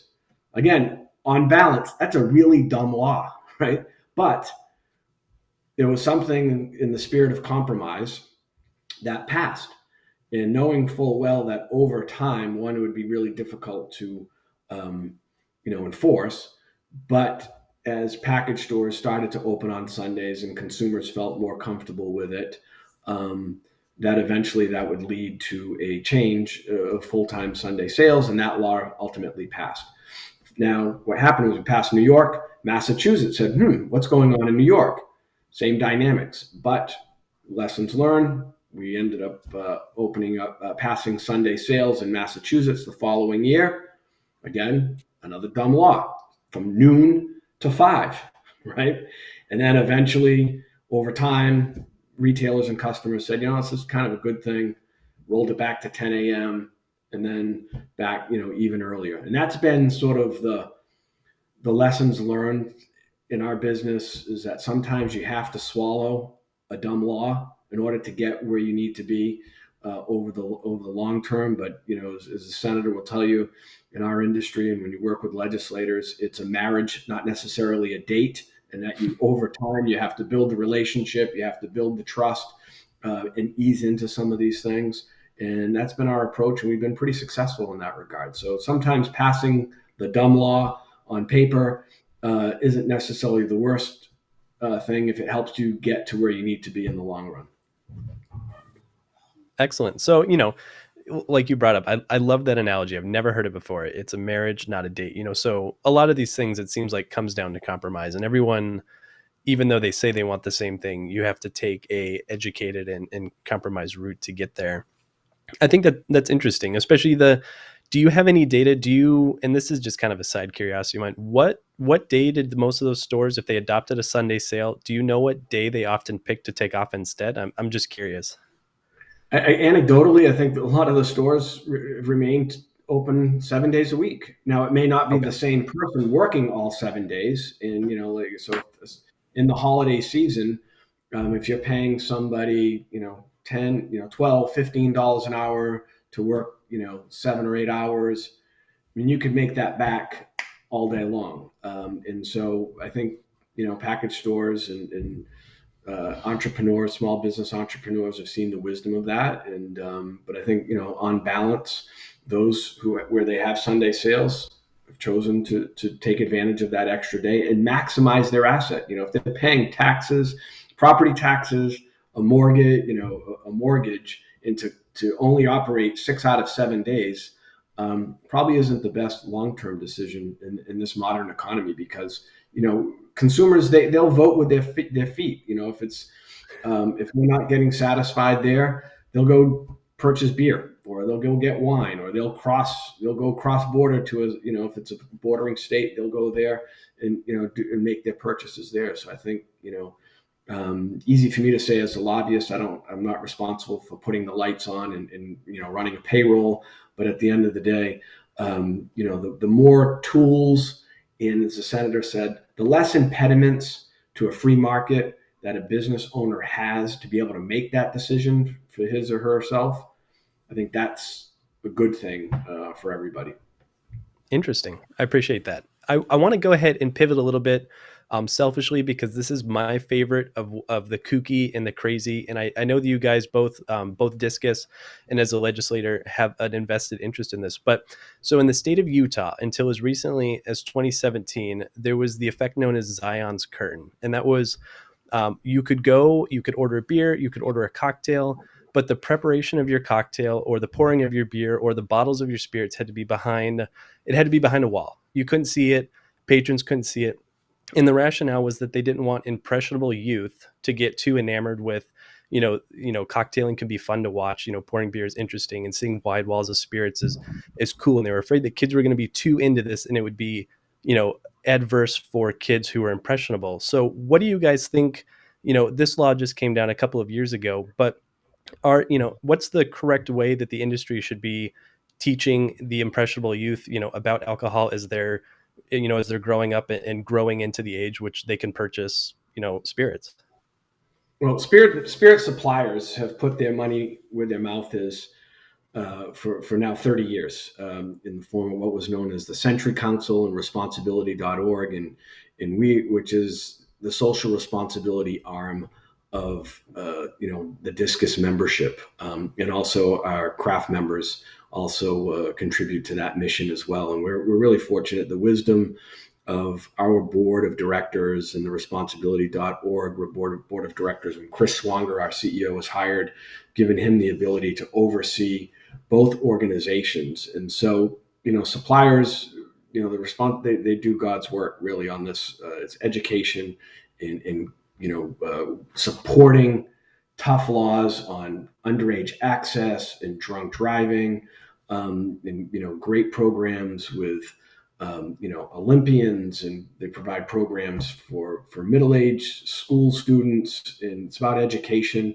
in preaching moderation. But again, it's not just lip service what our companies do. They really put a lot of time and energy and resources, and I can tell you without question, passing a tough drunk driving law or an underage access law is just as important to our membership as passing a law that's going to ease up some of the commercial interests. And that's really, I think that's really noble. It's genuine, and it's great to be part of. And so, to go back to what you said where you kicked it off, how do you deal with the impressionable youth? We have a code of good practice, code of practice on our advertising. Everything that we do from a policy standpoint is looked at through the lens of responsibility. Cocktails to go. We while things were moving so quickly at a frenetic pace with executive orders and governors taking action, we were advocating to make sure that, products were not going to be able to drink them on the way home, or if they're being delivered by a third party, make sure that ID checks are taking place. And so we're really committed to responsibility. And so how you deal with that notion of the impressionable youth is making sure you have good policy that addresses that. And that's something that we, again, like I said, our companies put their money where their mouth is when it comes to that.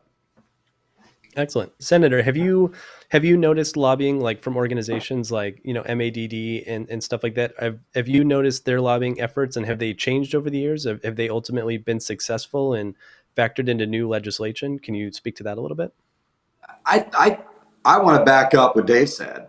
I mean, as a legislator who deals with lobbyists and interest groups lobbying me on issues, they have really good responsibility programs in place. I think, the beer distributors, which by the way also distribute wine and spirits, they've got a project graduation plan that they fund to promote responsible actions by high school kids, keep them from drinking at their proms and their homecomings and their graduations. As a matter of fact, I think they're coming back to us with a bill this year to strengthen that. Here in the bourbon industry, the Kentucky Distillers Association, led by Gregory, has a very, very strong responsibility program. They talk about it all the time. They post about it on social media. They talk about it when they lobby legislators. And I think that makes it easier for us to, remove these artificial barriers to free enterprise by knowing that they're doing everything they can to dissuade underage drinking. And that we passed the Cocktails to Go bill. I was involved in the writing of that bill, and there was a significant piece in there about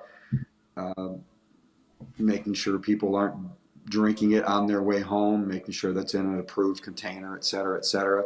And as somebody who does occasionally partake in Cocktails to Go from my local Mexican restaurant that serves excellent margaritas, I can say that it's working very, very well. Excellent. My best restaurant in Georgetown, a restaurant called Local Feed, stayed open during the pandemic for delivery and pickup. And they did the Cocktails to Go. I can remember getting some really good old fashions from them in a plastic cup with a nice sealed lid, and it worked really well. And we had no problems turning that from an executive order from the executive branch into a bill passed by the General Assembly. It was not even controversial. And I think a lot of that is because of these responsibility efforts by the industry. And one other piece of it, Jay, is really getting to the truth behind beverage alcohol consumption. Sure. And there's no beverage of moderation. It's the practice of moderation, and alcohol is alcohol is alcohol. And harping on that message and communicating that to consumers and to parents and, folks who become legal drinking age, is that it's not what you drink, it's how much you drink. And look, state driver's manuals, when you're going for your license, they talk about standard drinks, about a beer and wine and spirits. So for people to fully understand the science behind alcohol, that's the foundation for good, responsible policy. The notion out there is that one is worse than the other, I think really sets people up for failure when it comes to educating youth in responsibility practices. So I think that's something that people need to understand as well as that notion in the junk science really does a disservice. Vilifying one segment over another isn't very productive and only confuses people. And I think in the long run, that's a practice that we should all strive to move on from, and communicate in a more genuine manner, I guess. I like that. Yeah. Speaking to, I even remember when I got my driver's license, there was a whole, a section on the standard drink. And I think a lot of people forget that. I even hear on the internet, like, oh, I only had 2 ounces of Booker's, but then you consider that 2 ounces of Booker's, which is, a barrel proof bourbon, is not a standard drink like Jim Beam White is. Like those, remembering those differences is key. I do want to pivot a little bit. It's, we still got a little bit of time, so lots of fun to come. But for you, Senator, I'm really interested in this. You recently took a dive into the whiskey industry yourself in reviving the Kentucky Senator brand. And, I think it's interesting, especially reviving an old brand, whether you're creating a new brand, bottling.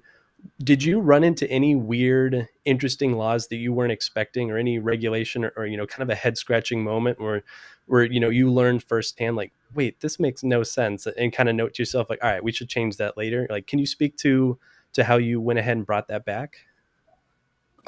Thanks for asking. My business partner, Andre Regard, and I revived the old Krigler and Krigler brand that eventually became a Double Springs Distillers brand called Kentucky Senator Spirits. And we've had 2 releases, each release named after a U.S. Senator from Kentucky.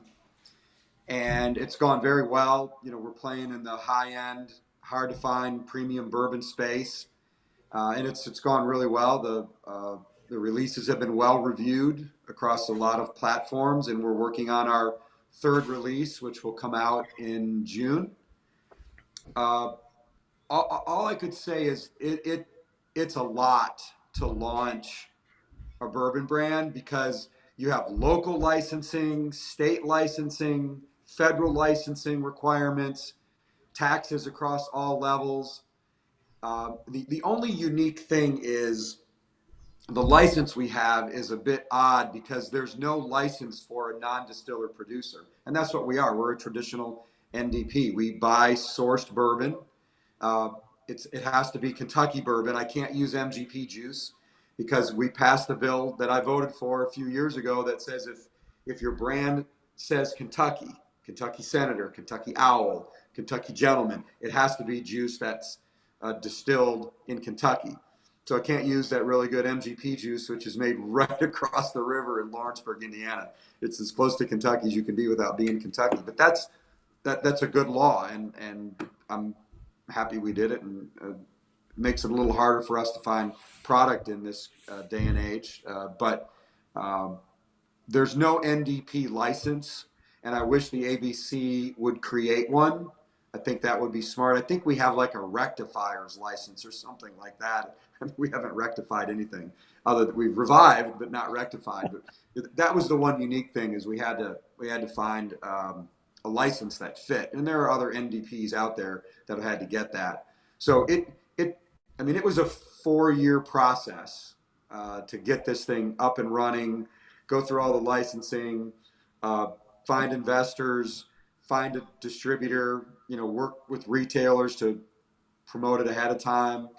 And it worked out really well. And but it is not an easy thing. It took, like I said, almost 4 years to go from, hey, this is my idea, let's launch it, to actually getting bourbon on the shelf. And then, here's a little side, I don't think I've told anybody, but when you get a trademark from the U.S. Patent Association, there's a time span with which you have to get your product on a consumer shelf. Interesting. And we were literally running up against it at the very end, where we got our bourbon out through our distributor, Kentucky Eagle, on some shelves, literally with days to go before our trademark expired. So just a note to any aspiring NDPs out there, make sure you've got a good trademark attorney. My business partner, Andre Regard, is an attorney, so he handled all of that and kept us compliant. And luckily, we were literally racing with our bottling partner, Bluegrass Distillers, here in Lexington, to get it bottled. And then it has to go to the distributor and sit for 24 hours. Again, dumb laws that we have to deal with here. Okay. 3-year system and all. So we made it in just under the finish line, and then Andre was able to renew our trademark by showing the proof that we were actually on a shelf somewhere.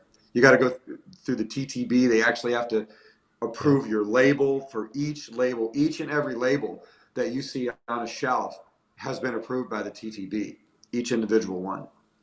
So it's not exactly business friendly to enter this business.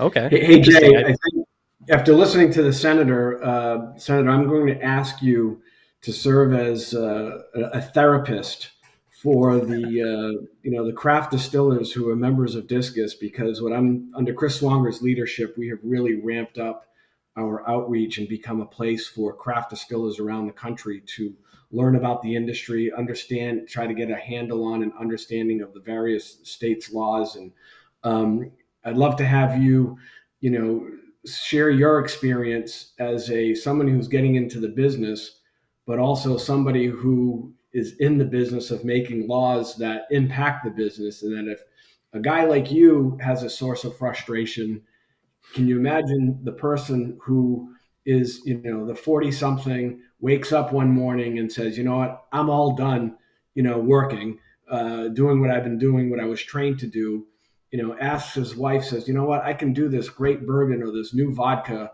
and they go all in, right? And they max out their credit cards, their whole life savings, they go all in, and then all of a sudden they find out, what? I need a license. I have to get a wholesaler. I have to do this. I have to do that. Are you kidding me?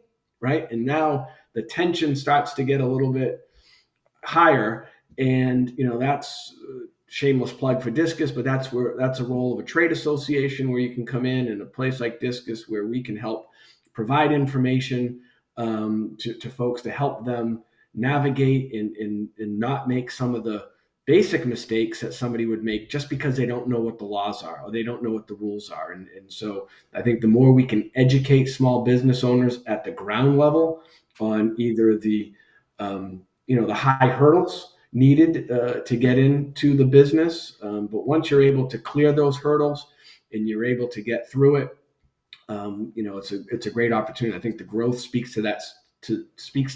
I think there's something over 2,000 distilleries around the country where, just a decade ago, much lower than that. And, places like DISCUS and ACSA and ADI and KDA, the more that we can educate these small business owners, the better off they will be as they try to make business decisions.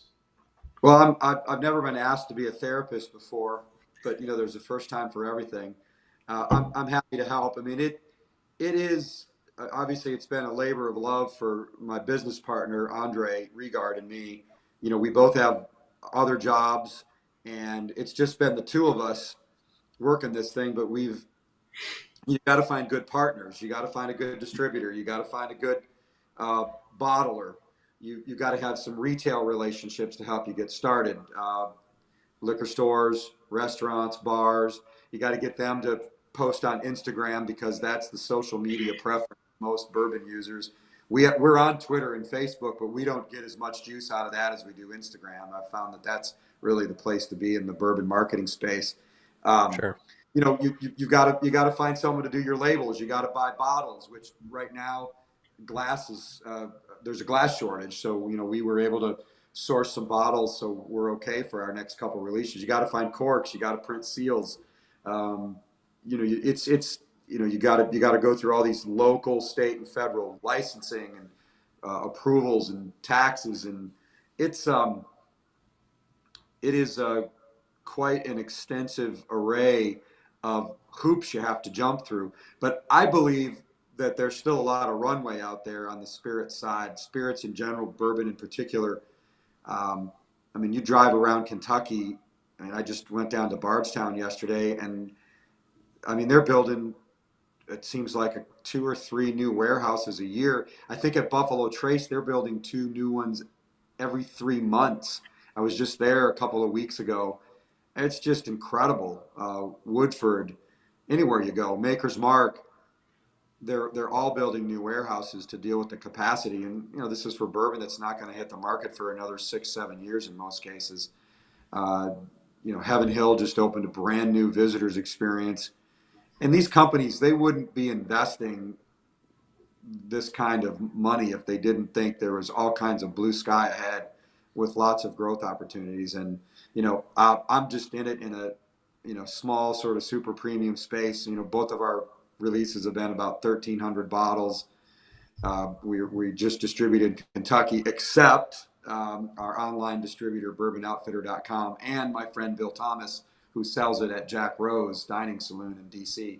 And, you know, we're gonna stay small for a little while and continue to try to build the brand, but there is definitely space out there for more entrepreneurs to get, you know, just look at what, you know, Fred and the way he's grown his brand with his tremendous following. It just speaks to the level of enthusiasm. I'm fortunate that I live right in the middle of it in Kentucky, but it's growing into all the other states. You know, like you're sitting there up in Wisconsin right now, and we know 95% of the bourbon is made in Kentucky, but we also know that there are other places trying to nip at our heels. So here in Kentucky, we have to stay at the forefront of trying to remove these artificial barriers to free enterprise so we can continue to maintain our market dominance. And I'm totally committed to that as long as I'm in the legislature, while wishing other states good luck.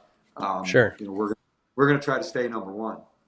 All right. And Well, number one. that's really great to hear, because there's so much brain power in the spirits in the spirits world, and to be able to unlock that and give folks an opportunity to show how creative and how clever they are by removing some of these archaic laws state by state. I think you'll really see an explosion, not necessarily of drinking per se, but an explosion of creativity and entrepreneurship and more jobs and economic development in small towns, whether it be urban city settings or rural. You know, you got a farm, somebody who's a farmer who doesn't want to farm anymore, can't farm anymore, and they can, you know, lease out their space to somebody who wants to do it, you know, open a distillery. That's good for both, right? And so to hear the senator talk about, you know, doing away with some of these old laws, we just got to get you out on the circuit and, you know, out to these legislative conferences and talk to them about what you're trying to do in Kentucky, because it really is exciting. Well, we're talking about Repeal Day, and let's remember, when Prohibition was repealed, the regulation of alcohol was thrown back to the states, which, as a 10th Amendment guy, right, states' rights, the federal government should only do a handful of things and the state should do the rest. Unfortunately, we've gotten away from that in this country, but again, I digress. But for alcohol, it really is a state by state pursuit, but also it's a county by county or city by city, and in some case precinct by precincts, to roll back some of these really bad laws that were passed, right? Because after Prohibition went away, the states were given the rights to do it. And you've got control states, you've got non-control states, you've got three-tier states. There were a lot of bad laws passed after Repeal Day because you had a lot of the teetotaler caucus and legislatures across the state that were pretty powerful, and they put in very restrictive laws when it came to alcohol. So here, while we're talking about dumb laws and Repeal Day, what people need to understand is, yes, celebrate repeal, but understand in the years and decades after repeal, the teetotaler caucus passed a lot of really bad laws that here we are on the cusp of 2022. We're still trying to repeal them. And you can get involved at the precinct level, at the city level, at the county level, and at the state level. Believe me, if you go see your state representative or your state senator and talk to him or her about repealing some of these bad laws and replacing them with better ones that are more business friendly, you'll get their attention. I've seen a legislator or two in a dry county go from being adamantly opposed to alcohol expansion to, oh, look, I've got a winery, I've got a new distillery owned by a nice young married couple who, like you said, are putting up their entire life savings to make this distillery work. And the KDA comes in and helps educate, and they bring in, the someone who works at the distillery or the people who own the distillery to help educate them about the economic benefits of it. And all of a sudden, this legislator, actually, there's a couple of them, they're now voting yes on helping the alcohol business. They may not sponsor the bill or co-sponsor the bill or give a speech on it, but at the end of the day, what you want to do is to get them to vote yes, and it's happening. And so I would say that to the viewers today, get involved. If you feel passionate about this, you can make a difference. Trust me, I've seen it happen in a very conservative state like Kentucky.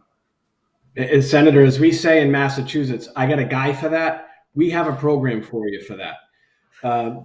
Chris Swanger created and worked with our members to create Spirits United, and it is our grassroots platform.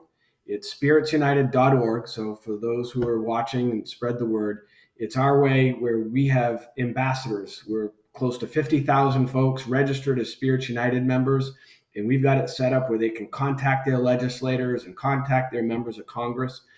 So for those of you who want to get involved and help shape public policy in the spirits arena, it's spiritsunited.org, and there's a great way. And you become a little bit of like an industry insider. We send out recipes, we send out newsletters on what's going on in the industry.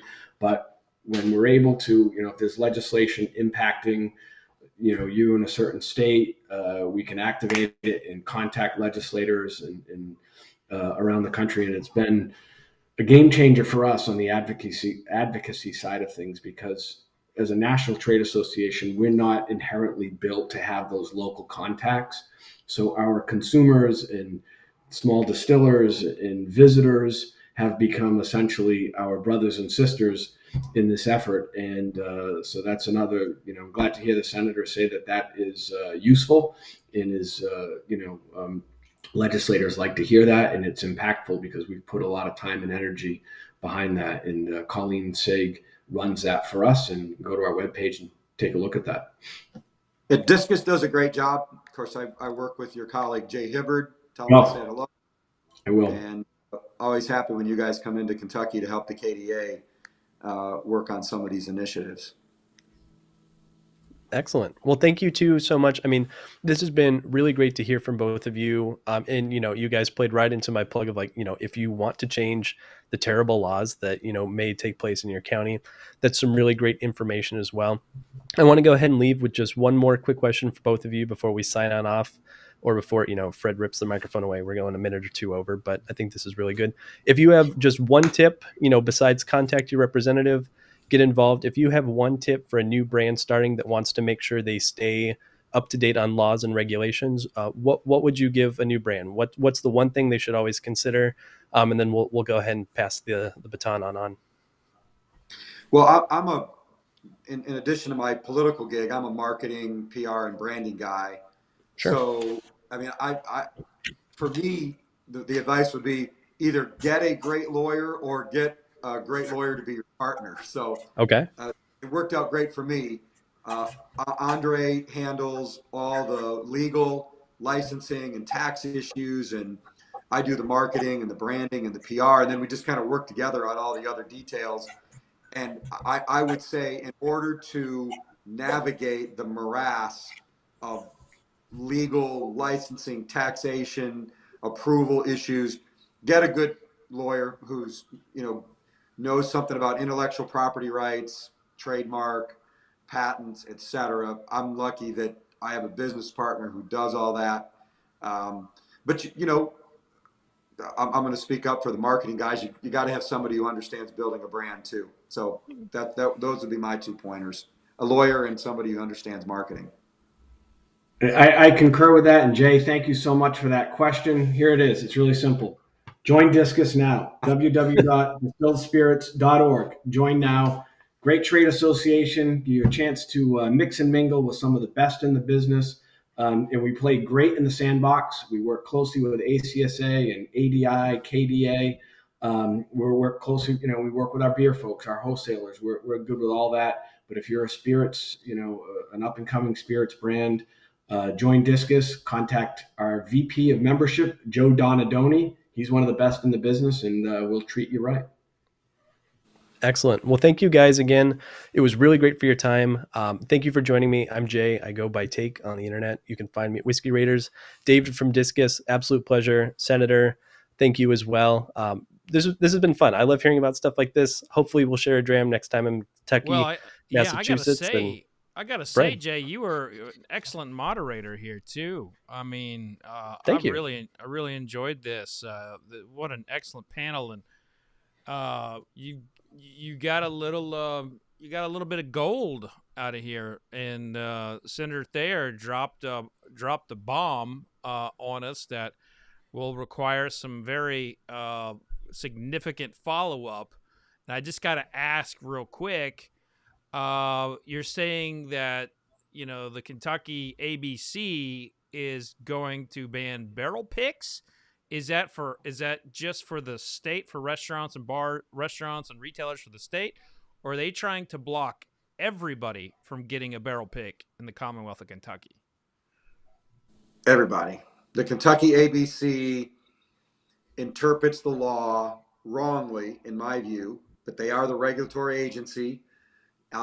Every other governor before them, including the current governor's father, had no problem with barrel picks, but under the misbegotten leadership of our governor, they've interpreted the law to say that barrel picks are in fact not legal.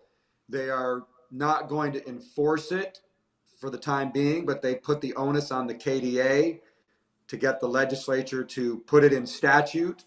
Our legislative session begins on January 4th, goes for 60 days through April 15th. And it'll be, one of my top priorities to work with the KDA and other legislators to put in statute very clear language that barrel picks, barrel selects, whatever you want to call them, for stores, restaurants, individuals, etc., are in fact legal. And so that's, you talk about the things that come from nowhere that you don't expect to have to deal with. This is one of them, but it's, potentially cataclysmic. And because apparently if we don't pass it, they will start enforcing it later in 2022. So the KDA has been before our Licensing and Occupations Committee talking about it. It's they're meeting with members of Senate and House leadership, meeting of individual members, and that's a big deal story coming in 2022. Wow. So I thought I'd drop that on you today as a big news story for you, Fred. Yeah, talk about a need to activate our people, Jay. I think we're gonna begin. We'll start a little campaign to try and bring some awareness to this. More from me on that for sure. David, thank you so much for joining us. DISCUS is always a fantastic organization, always representing well for everybody in this country. Senator, thank you. Jay, incredible job moderating. And now it is time for another cocktail recipe. Here we go from Denea Jones.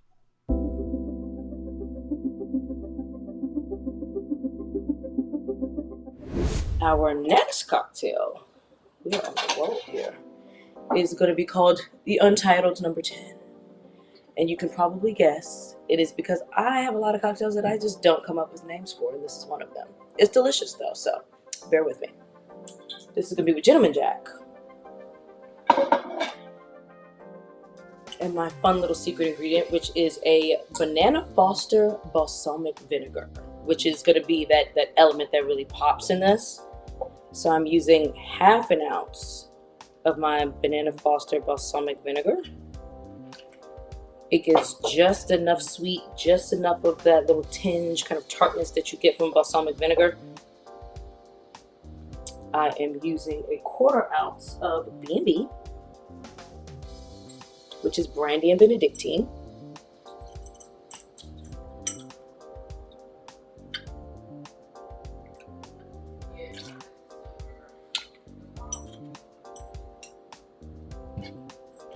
I am doing half an ounce of lemon juice. Sorry, 3/4 ounce of lemon juice. Make sure that's balanced. And we are doing 2 ounces of our lovely Gentleman Jack.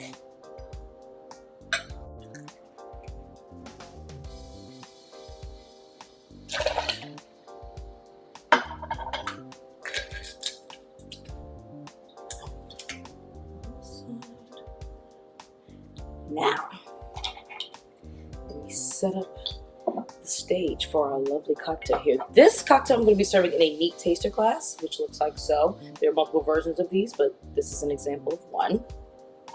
And really, you can do this in a rocks glass as well. This is really up for just a matter of what you kind of want to see it in. I like to pick and choose my glasses just based on my mood. Feel free to do the same. There's really no rule of thumb for me when it comes to glassware. I like to drink out of things that make me happy. When this neat taster is one of those things that makes me happy. So we're gonna shake up that cocktail.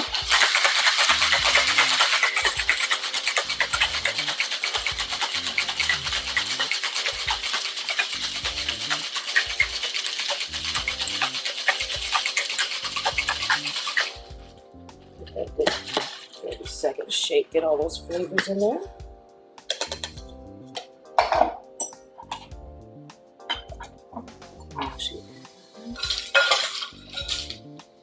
Another one, I'm going to add my ice beforehand to make sure I've got it in there. Strain that over your fresh ice.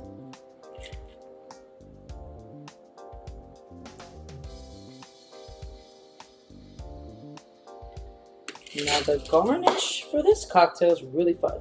So, you may not be able to fully see, but I'm going to show you. I've got it set up here. Got my cloche, got my cutting board, and inside I've got a cinnamon stick. And we are going to add some cinnamon smoke to this cocktail. So I've got my glass and my cloche, and I'm going to set this nice little cinnamon stick right on fire.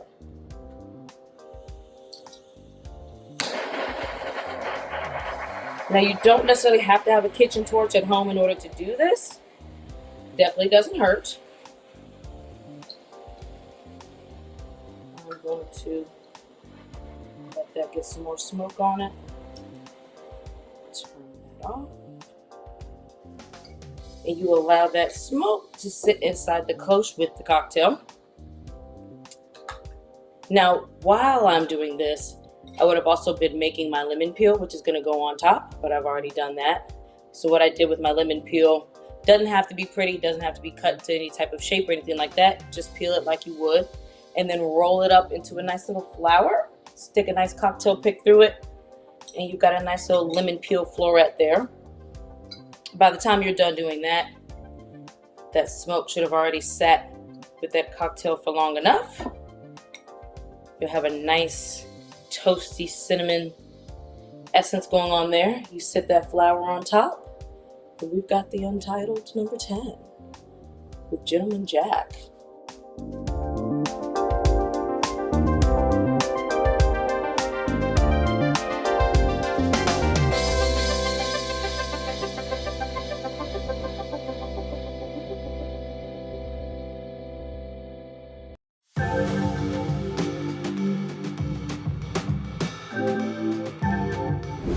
Oh, hey guys, it's Greg here again with one more cocktail for you. Usually when I'm behind my bar, normally, people will ask me for any kind of bourbon cocktail they can think of. So this time I was asked to make one with gin, so I actually got the chance to challenge myself and try something a little bit new. So this one I'm calling the Final Stretch. Got a little bit of Derby inspiration from it. Hopefully you guys enjoy it just as much as I do. So what we're gonna do, the first thing we're gonna add a couple blackberries to our mixing tin. And then if you're familiar with all things Louisville, we do make a drink here that has mint in it. So I figured we could do that too with this one. So we're just gonna throw in about 4 little mint sprigs into our mixing glass. We're gonna add lemon juice, just a half ounce of that. We're gonna add some lime juice, also just a half ounce of that. And then we're gonna add a little bit of simple syrup, which if you don't know how to make it, super easy to make. You just take equal parts sugar and then equal parts hot water, stir it up, and that's how you make it. Extremely easy. But we're gonna take 1 ounce of that. And then we're gonna add our gin. We're using forged gin today. We're gonna use 2 ounces of that. And then before we shake this, we're gonna muddle all this together. So we're gonna mash up the blackberries. We're gonna open up a little bit of that mint flavor too. And then after it's good and mashed, then we shake it. So this you're gonna shake for not too long, maybe about 10 seconds. Don't want the ice to crumble up too much. And then we're gonna strain it over some ice, keep it fresh. It's a beautiful color. And then add 1 more of these blackberries to garnish. And then a little bit more mint just to throw in there to make it look pretty. And cheers. All right, everybody, we have a star-studded panel coming up, but in that mix is Eric Gregory, and of course, we just got this big, discussion from Senator Damon Thayer telling us about barrel picks getting, they're in jeopardy right now, and Eric, you are the head of the KDA, and he said you're basically leading this whole deal and keeping that from happening. So tell us what's going on. Yeah, well, good afternoon, everybody, and happy Repeal Day. First of all, let me say this up front.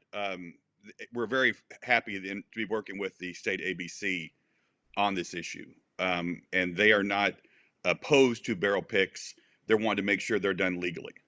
So the ABC notified us a few months ago that there's no statutory authority for a lot of the aspects of the barrel picks, like sampling and sales and tight house restrictions and things like that. So we've been working with them and several legislators to create language that we'll introduce in the session next year to put those on sound legal footing. And hopefully we'll get that passed. And it's our intention for that to include an emergency clause, so it will take effect upon the governor's signature.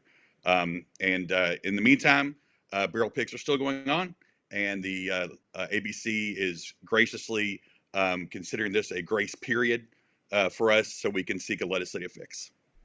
Awesome. Well, thank you for the clarification on that. I will now bring you into the panel. I didn't want to take up all your time for this, but Senator Thayer dropped that on us. We were like, "What?" We're certainly counting on him to help get this fix passed. Absolutely. Well, and now joining me are your moderator Susan Reigler and importer Ben Jones, who runs St. Lucian Distillers Chairman's Reserve, along with a few other rum brands. And today you all are going to be talking about how another prohibition can happen. It's a kind of a doomsday scenario, if you will. So a real joyful subject, Susan. exactly. Great. I'm trying to see if I'm actually. My mouth is not moving on my screen. I Is this wouldn't worry working? too much about that. If you have, if you have anything open on your computer, Your audience might think I'm just, a wax figure or something. Yes, let me see worried here. Let me about take a look at. You look. What's most important is that they can hear you. But take a look at, like, on your computer. Okay, If you have a lot sounds of good. things, if you have a lot of things open, then close them out. Okay. But it's definitely it's definitely an issue with the amount of stuff that you have in there. But I see. Okay. Anyway, I'm going to Good to cut know. out and let you all go. Very good. All right. Very good. Thanks so Cheers. much, Fred. Thanks. Okay, well, here we are on Repeal Day, 88 years to the day that we got over this terrible scourge on American drinking. So cheers to that. And welcome, both of you. Of course, as Eric's already been introduced as the director of the Kentucky Distillers Association.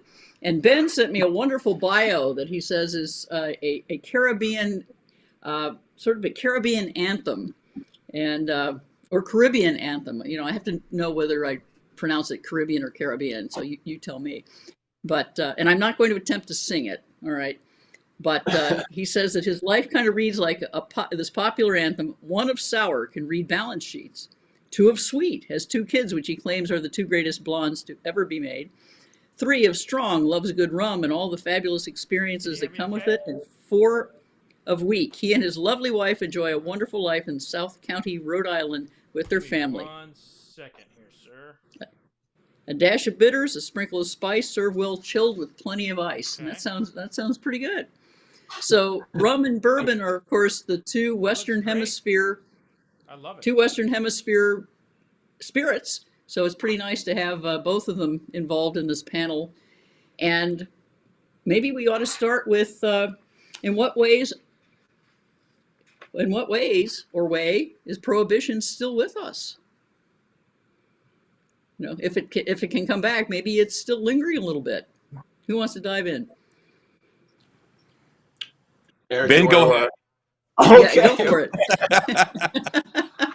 Okay, well, I think we've seen Prohibition, elements of Prohibition that stem all the way back from actually when Prohibition was back in the 20s. Certain wrinkles of that Prohibition law still exist with the variety of blue laws that are in several different states. I think you also saw accidental Prohibition recently during the pandemic times, simply just from the some regulations, are strong regulations, which basically put the barrier between the consumer and the spirit.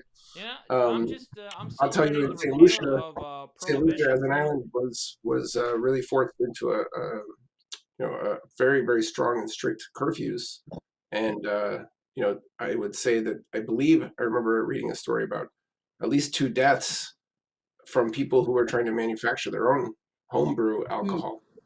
And of course you have huge runs on supplies and into the stores, which certainly become dangerous for the public, and I think that you can take what we just experienced locally in St. Lucia, and I'm sure there's plenty of examples of this locally, domestically here in the United States, but you could sort of look and draw comparisons of certain behaviors and consequences that also happened during Prohibition. So yes, like I said before, and Eric, you're certainly an inside sort of trade industry expert on this one, but there are definitely certain wrinkles from Prohibition that still exist today. But when you see, pandemic-driven behaviors, which are very parallel to Prohibition consequences, you can see that you can have accidental sort of speed bumps. Yeah, and tell us about what you're seeing, of course. Well, in Kentucky, it was Mark Twain who said he wants to die here because everything here happens in Kentucky happens 25 years later, and that's kind of the same with Prohibition. The crazy way that Kentucky laws. everyone out there. Yeah, cheers. The crazy way that Kentucky laws are written after Prohibition is if it is not expressly allowed, it is prohibited. So any privilege or anything that a distiller or a brewer or a winery wants to do, it's got to be actually spelled out in law. Otherwise, it's considered forbidden. And a good example of that was until 2016, we couldn't even sell a cocktail at a distillery in Kentucky. We could do very limited samples and very limited bottle sales. But if you wanted to come in and order an old fashioned or try any of our whiskeys and a cocktail, you couldn't do it. And we had to pass comprehensive legislation in 2016, led by our good friend Senator John Schickel, who's chairman of the Senate L&O Committee in Kentucky, one of our 100 Proof Award winners, to get that passed. And it certainly was transformative from the industry, especially in a tourism standpoint.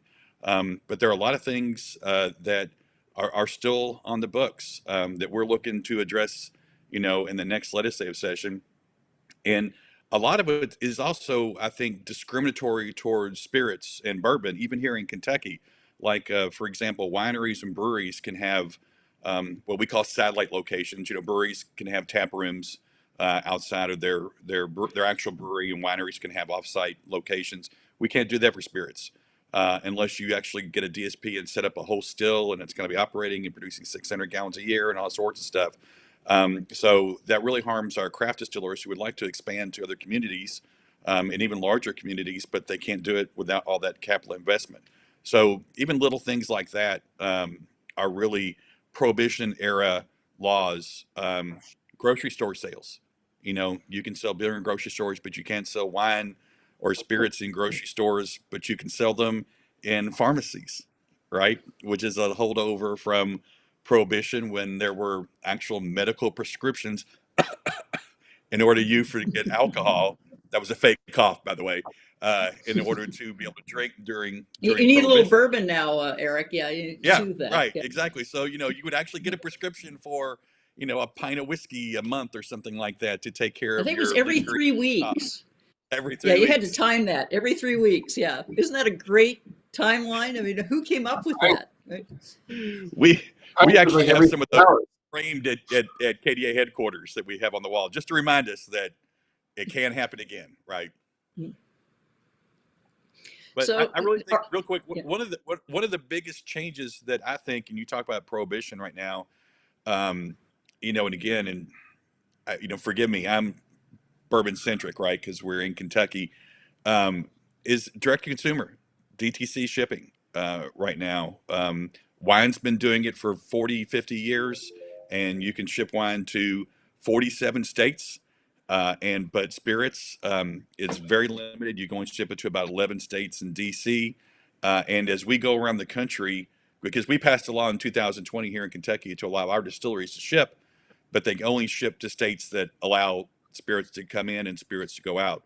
And as we go around the country and talk to other states about changing their laws, modernizing their laws to allow for shipping like wine does, you wouldn't believe all the pushback we get from people who still see alcohol and especially spirits as, demon, sin. Demon rum. Sorry about that, Ben. But sorry, Ben. I was going to say that, but I didn't want to offend Ben. So, but that, that's something, again, it's not necessarily Prohibition, but it is, they're vilifying alcohol, which, we'd like to get past that. Absolutely.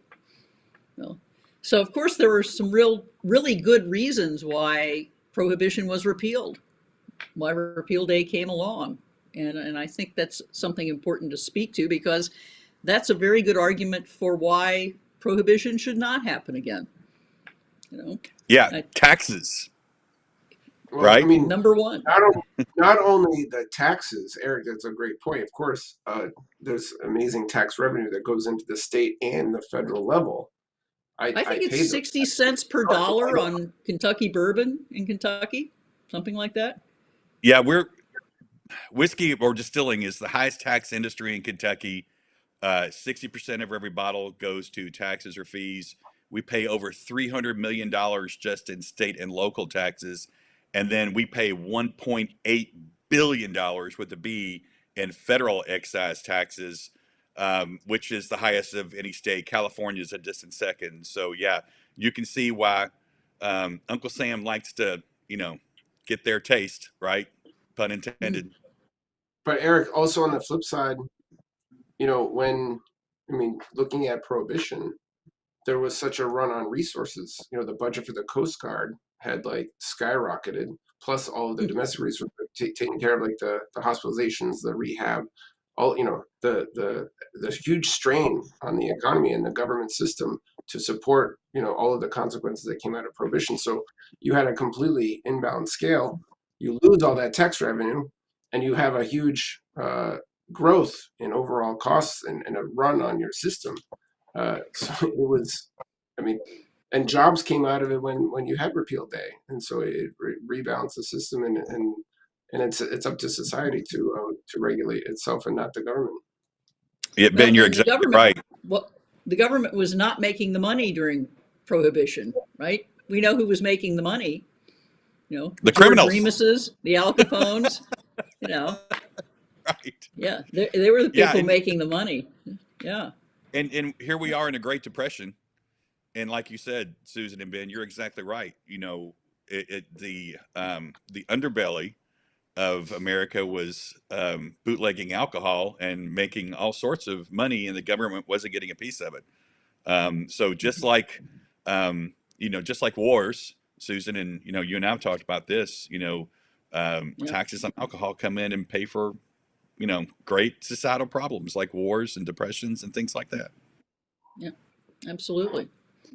Yeah, I think the government figured, we should tax individuals when they couldn't tax whiskey, and now we all have that April 15th deadline every year. And thanks a lot, temperance people. That's just great. Well, remember, Carrie Nation was from Kentucky. Yeah, I know. It's a blot on our escutcheon, but there it is. Yeah. But she left early on, so maybe we don't have to claim her. Yeah. She certainly did. Actually, believe it or not, a few years ago in the legislature, there was discussion about actually spending money to erect a statue of Carrie Nation in her home county. And we just kind of went, okay, all right, better ways to spend our money. But it was great because afterwards, the legislator who represents that county came up to me and said, hey, I'd really like to talk to you about getting a distillery in this county. And I said, okay, we'd love to be in your county, sir, but let's start by not erecting statues to prohibitionists. Yeah. Well, do you think it would actually, that's kind of fun because, of course, Few Distillery in Evanston, Illinois, Few stands for Frances Elizabeth Willard, who was the great temperance leader who lived in Evanston, which was founded as a dry city by the Methodists when they founded Northwestern University. So I think there's a real potential there to name a distillery after Carrie Nation. I think that would be really great. Well, if you're a craft distillery, you want to come to Kentucky and do that, we'll help you out. So come on in. That would be kind of fun. Yeah, that is kind of fun. And and have you do you have one of the lapel pins with the little hatchet on it from the temperance people? I've seen you and Carla Carlton both wear those, and I have not. I've looked at them on eBay before, and then I just forget to buy one. So I'm going to have to get one of those at some point for my Repeal Day imbibement, if that's a word. Exactly. That's really great. So, well, you're talking about you do have some people with some pushback when you go places. You want to expand on that a little bit, Eric, and talk a bit more about kind of how you've been surprised by it in places? Yeah, I testified this past week in California to a Senate committee about DTC law there, and hats off to the Wine Institute and Dan Farber with Oxycalis and ACSA and others who really have created a great coalition out there to try to pass the DTC law, and I think it's got some juice behind it. I really believe in the next year or so we might see that.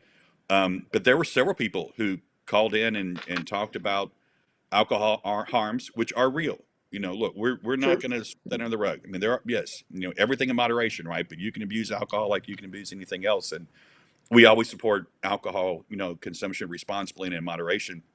But even people just talking about these scare tactics with big, large outside distilleries of coming in and taking over California, and that was one thing. And there a lot of concern about shipping or alcohol falling in the hands of minors, which again, our distilleries spend countless millions across the country, not just Kentucky, on responsibility programs and everything to fight underage access. And I will say, the way that we wrote the DTC law in Kentucky, it's actually got multiple checks for IDs and signatures and deliveries and things like that on it. And so we want to make sure that happens. But there's a comment in the chat that kind of goes along with that, Susan, is we've still got dry counties here in Kentucky, right? It's true. I mean, there are, now they're not as many as there were when I started this job 15 years ago. Right. Back then, I think there were like 70 dry counties of our 120 counties.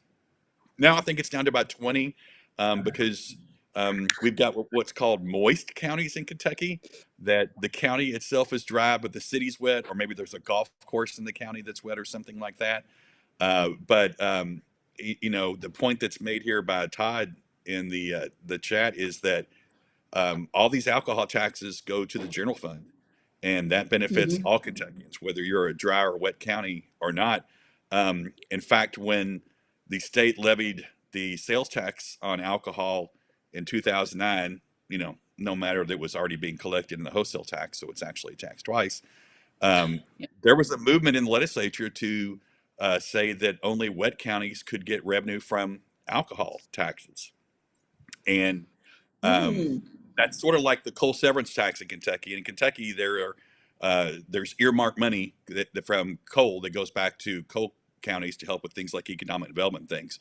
And so somebody called it the Bourbon severance tax and asked Speaker Greg Stumbo if he supported that idea. And Speaker Stumbo's from Eastern Kentucky, which is predominantly dry. And he said, well, unlike coal, he said, I don't think bourbon has a finite lifespan. And they asked me for a response, and I said, well, you keep taxing us like that, and it will. Yeah. I don't think you like that. No. Oops. So Ben, you're an international, importer, exporter, and do you see this sort of argument going on in other countries, in other markets, when you're introducing rum to, say France? I know you do, to Europe and as well as the United States. Is there any kind of conversation that even approaches this? No, I don't think so, mainly because actually, quite honestly, in other countries making huge taxes on alcohol. So 55%. So prices are high, but there's and I mean, you could almost say that price or cost of acquisition certainly can lead to also prohibition type style behaviors. So you always have to be careful with that. But no, I think that in that regard, the general consensus of if you took all of the sort of different cultural differences between Asia and Scandinavia and the Asia Pacific, Australia, that that there's a tremendous amount of money, as well as that they feel they're more nationalistic, so they feel they can also there's a direct give and take as far as giving of tax revenue, which is supporting resources to be the safety net to deal with all of the consequences that can come from alcohol. Mm-hmm. Yeah, and maybe some of that is back to our harder drugs or marijuana is legal, and you can make it. We could introduce marijuana into this conversation because as it's being deregulated and becoming legal in many states, it's not federal yet. But you can see what the states are doing, and you know what? They're basically taking the playbook out of prohibition. Is what they're doing. Right. And the people that are going into these jobs, I can tell you, they're friends of mine. The people that are going into the jobs of distribution, commercialization, sales, marketing, and or compliance, they are coming directly out of the Southern Wine Spirits, Glazers, or Constellation, or Brown-Forman. They're coming directly out of the alcohol companies because they've already been working within this system. And so the playbook for the legalization of marijuana at the state level and eventually the federal level is basically following prohibition. Yeah. Well, the fascinating thing is that cannabis / hemp, there are different plants, different parts, but it grows like Topsy in Kentucky. And there's a huge crop here, illegal crop, and then there is a legal crop there's an experiment of going back to its industrial uses, and historically that was here. So that could be another revenue stream for Kentucky, but it'll be very interesting to watch that. I know that's out of Eric's bailiwick, but it's definitely somebody's working on that. Well, we get asked that a lot. I'm sure you do. Right. We get asked a lot where we stand on the cannabis issue, and some spirits companies have already started kind of diving into the cannabis portfolio, and our main response is, if you regulate it, you tax it like alcohol, we wouldn't have a problem with it. But it's got to be, because we're one of the most highly regulated industries in the world, right? And at least in Kentucky, highly taxed. So, if that's... I have no argument with that. I'm in the business part of it, and we pay a lot of taxes, and we jump through a lot of compliance hoops. But I also believe that there's a right responsibility, and that it is our job to make sure that there's good quality product inside the bottle, that the advertising, the publicity of that product to the general consumer is correct and fair and targeted to the right consumer audience, and that there is distribution that is regulated so that it doesn't fall in the wrong hands. I mean, there has to be some sort of barriers, and we're not saying that it's open season, but there has to be a correct balance between the regulation and the access to said product. And again, there's plenty of success stories about talking about consuming in moderation, and there's a lot of education that's out there, and those educational resources are being paid for by the taxes of the product. So it is a self-sustainable economy within its own box that can work.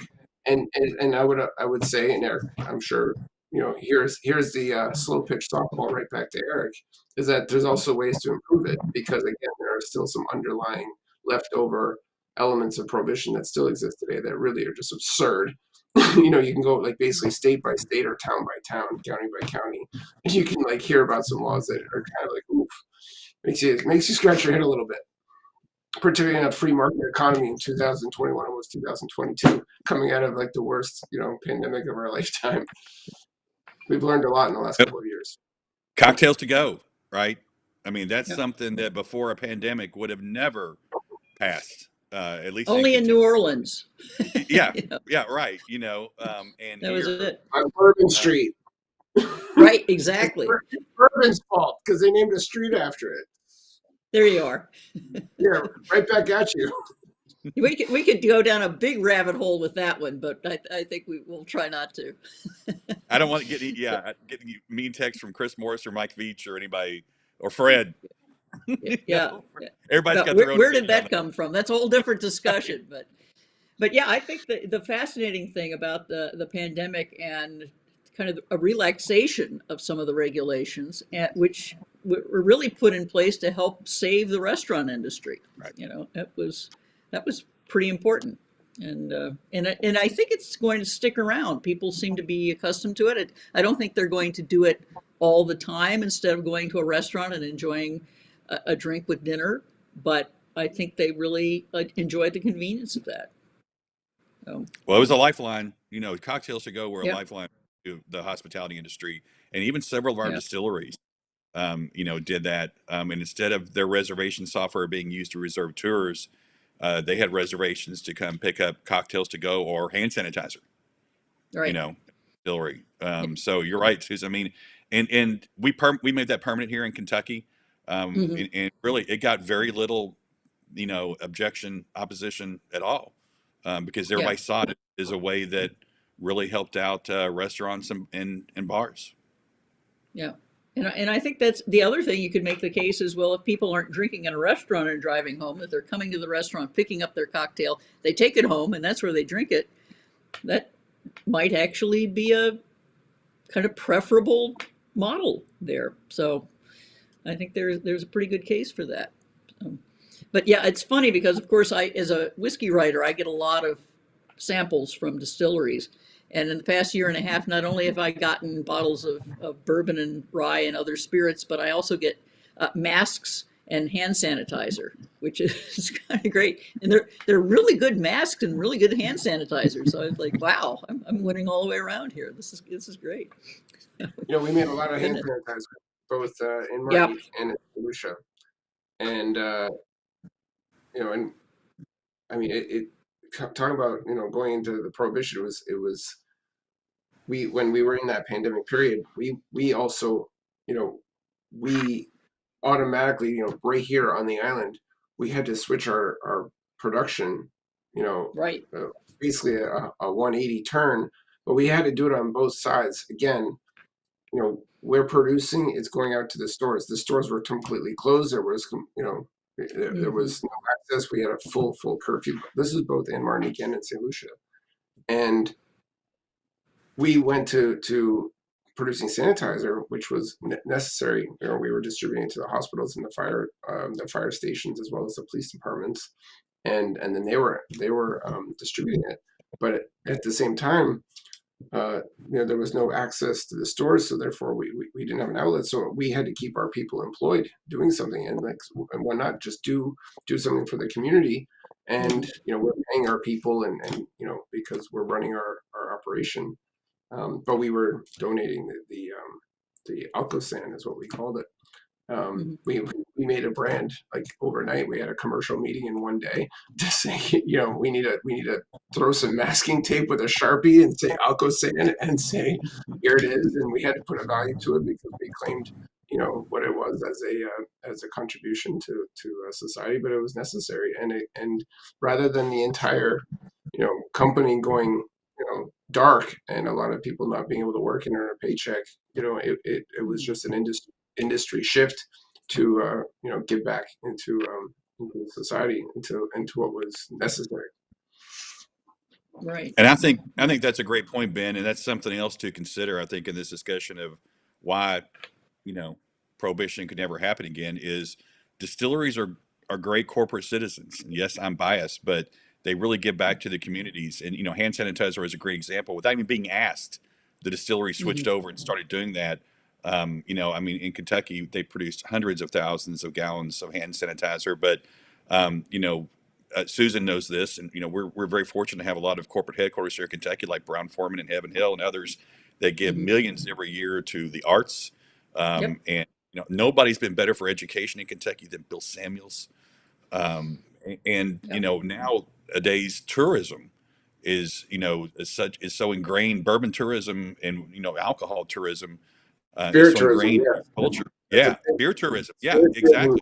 So ingrained. It's a big part of what's going on in the Caribbean. In Martinique, it's Habitats for Clément, we're very proud to say, is the #1 visited destination on the island because people know the brand and they want to come and see where it's made. But we have a phenomenal botanical garden where there are 365 different varietals of palms that you can only find if you go venture out into the rainforest. We have them planted all over the state, plus a wonderful contemporary art sculpture garden. And then we have Fondation Clément, which is this wonderful art gallery, and all of it comes around the branding of the rum. Then the architectural, like the sort of the Creole architecture and the furniture, the antiques. It's quite a sight. I don't want to get too much on Clément, but there are 9 distilleries that all have a visitor's experience. And what I mean to say is that as there's 9 distilleries, Martinique actually has as one specific island in the Caribbean, singular island, it has more distilleries than any other island. So I'm just talking about competition, and that competition to welcome that visitor has made that all of the visitor experiences are phenomenal and very educational. And and who wins? It's the guest, it's the consumer, and we the local economy. Yeah, we talk about local the history. Economy. of what I've happened. been really fascinated to see how the distillers are now starting to compete with each other, not just in making great whiskey, but the great visitor experiences. And I've been eating in some great restaurants that have just opened in distilleries, thinking, this is serious. I'm loving this because people can come to Kentucky, and now finally that's another piece of the experience. Is you're not just drinking, but you're eating and eating really fine food. It's not just barbecue in a shack as an afterthought. Which I like too, but still.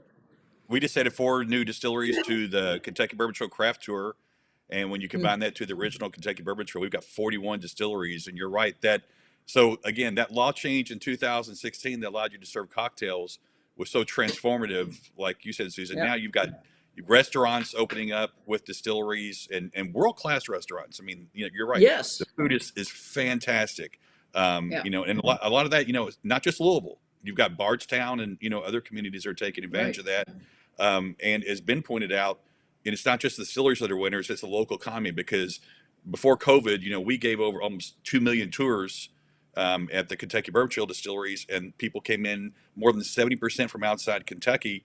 And, they're sleeping in your hotels or eating in your restaurants or shopping in your shops. They're spending a lot of money there that is vital to the community, especially these smaller communities. And so if you were to think, if Prohibition happened or something and the distilleries and the wineries and the breweries went away, just think of the trickle-down effect that would have on everything from, local package stores to hotels and et cetera. Yeah, I think the interesting thing about the new restaurant at Jim Beam Kitchen Table is that they are sourcing all of their meat from a farm 2 miles down the road. Yeah. So there's another, input into the economy, and they're trying to locally source as much as they can. It reduces the carbon footprint, and I'm sure they're probably exactly. Probably charcoal grilling on old Jim Beam bourbon staves. They probably have enough of them laying. They do have some smoked trout on the menu. I dare say you're probably right about that one. That's great, man. Yeah. They got a couple barrels kicking around. Yeah, they do. They have a few. Yeah, exactly. Some that can't be reconditioned. So hey, let's just use them to smoke. So burn them. But they're not the only ones. I mean, really, I think there's great interest with all the distillers of upping their game on that, which is exactly right. That's how they're going to keep people engaged. And, it's not like people can say, oh, let's go to Martinique and hang out and, sit on the beach and do that. Our Kentucky beaches are not going to live up to Martinique's, No. I mean, we have some nice we want to go to Martinique and eat fresh tuna off the beach from the fishermen and have a tea punch and maybe, check out a distillery in the afternoon. That sounds like a terrible idea. Yeah. I think we need a sort of sister cities exchange with Martinique, Eric. What do you think? I'm all for it. Yeah. You can certainly find your fair share of ex-bourbon barrels in Martinique. Yes. So I think we need to do it in January, so we can escape. Yeah. Yeah. That's time when all that bourbon is, kind of being pushed out of the wood, and that's nice. And then when it's, we can just leave the bourbon here and go hang out with a little rum. That would be okay. So I'm talking about Martinique and St. Lucia. These are 2 neighboring islands, and if you have the opportunity, go to both of them. They're making really different types of rum altogether. Martinique is a French island making rum from sugarcane juice, which is known as rum agricole. So it's very dry and earthy and vegetal sort of profile. But in St. Lucia, it's made from molasses, and they have pot stills and column stills, and so really we're trying to build like a route to rum, like a bourbon trail type of experience, where for sure you can do that in Martinique. In St. Lucia, there's only 1 distillery, but the distillery is making really 3 very gorgeous, very individualistic type of rum products. So the whole idea is to kind of link them all together, and I think that it's better for everyone to kind of coordinate and come together in that type of scenario. I think it's that's where the sum of all parts is greater than each one individually. Yeah, we've had some great conversations with y'all about doing that. And Susan, we have personally volunteered a special strike force to come down there and help out. That's tremendous, trail. Eric. I appreciate your sacrifice on that. We need you. We need you. One thing real quick, Susan, we talk about Yeah. taxes and how government benefits from alcohol and, and a lot of this stemming from Prohibition. A good example of this has been the recent tariff, the trade wars. Oh, yes, That absolutely. have happened, Yeah. Yeah. we here in Kentucky, we saw about $300 million in trade exports values just plummet over the Gone, last yeah. just disappeared. And that's going to be the challenge for the next couple of years, is if we can get, how did we slip in those markets? Can we get them back? Hey, Eric, Right. give you some advice. You should send an invoice over to Boeing. Yeah, Yeah, they started this. Well, Yeah. we were actually caught up more in the steel and aluminum than the Boeing Boeing owes dispute. you 300. Was it 300 million? Boeing owes you 300 million. 300 million. Yeah. Well, I think the airplane started it, and then it went from there to the steel and everything, and then we got caught up in it because, of course, we had a prominent senator from Kentucky, just like Wisconsin had a Speaker of the House, and so they said, Yep. "Oh, let's slap a tariff on cheese." So that was like poking our heads up out of the prairie dog hole. That was what they saw. So Yeah, we were was a good easy part of it. pickings. yeah, We absolutely. got calls from reporters saying, because Harley Davidson started talking about moving so much manufacturing overseas to escape the tariffs, and reporters called and said, "Well, will y'all just move overseas?" And went, "Well, we can't call it bourbon if Can't we do do that. that. So no, we can't. We'll just figure it out and hope that it goes away quickly." Yeah. But that is another good example of taxes, tariff, because a tariff is a tax, being Mhm. used. Yeah. At this point, it was for leverage, obviously, but Right. yeah, good. Glad that most of that is gone. We're still waiting on the UK. We've really been advocating with the Biden administration, especially Governor Bashir and his friendship with the new Commerce Secretary, Gina Raimondo. They go way back in politics, and As governors, they've been, yeah. they've been instrumental in now trying to shift that focus to the UK to get that tariff issue resolved. Yeah, exactly. So, and it works both ways. I mean, there are a lot of Scotch drinkers in America who are not happy that it's very expensive to get Scotch. So I think there's some conversation to be had on that. Yeah, it wasn't just you're right. It wasn't just bourbon that took it on the chin. The supply chain in Europe. There are a lot of supply chain employees over there who French were in wine jeopardy and as well. cognac. Yeah, right, Mhm. right, exactly.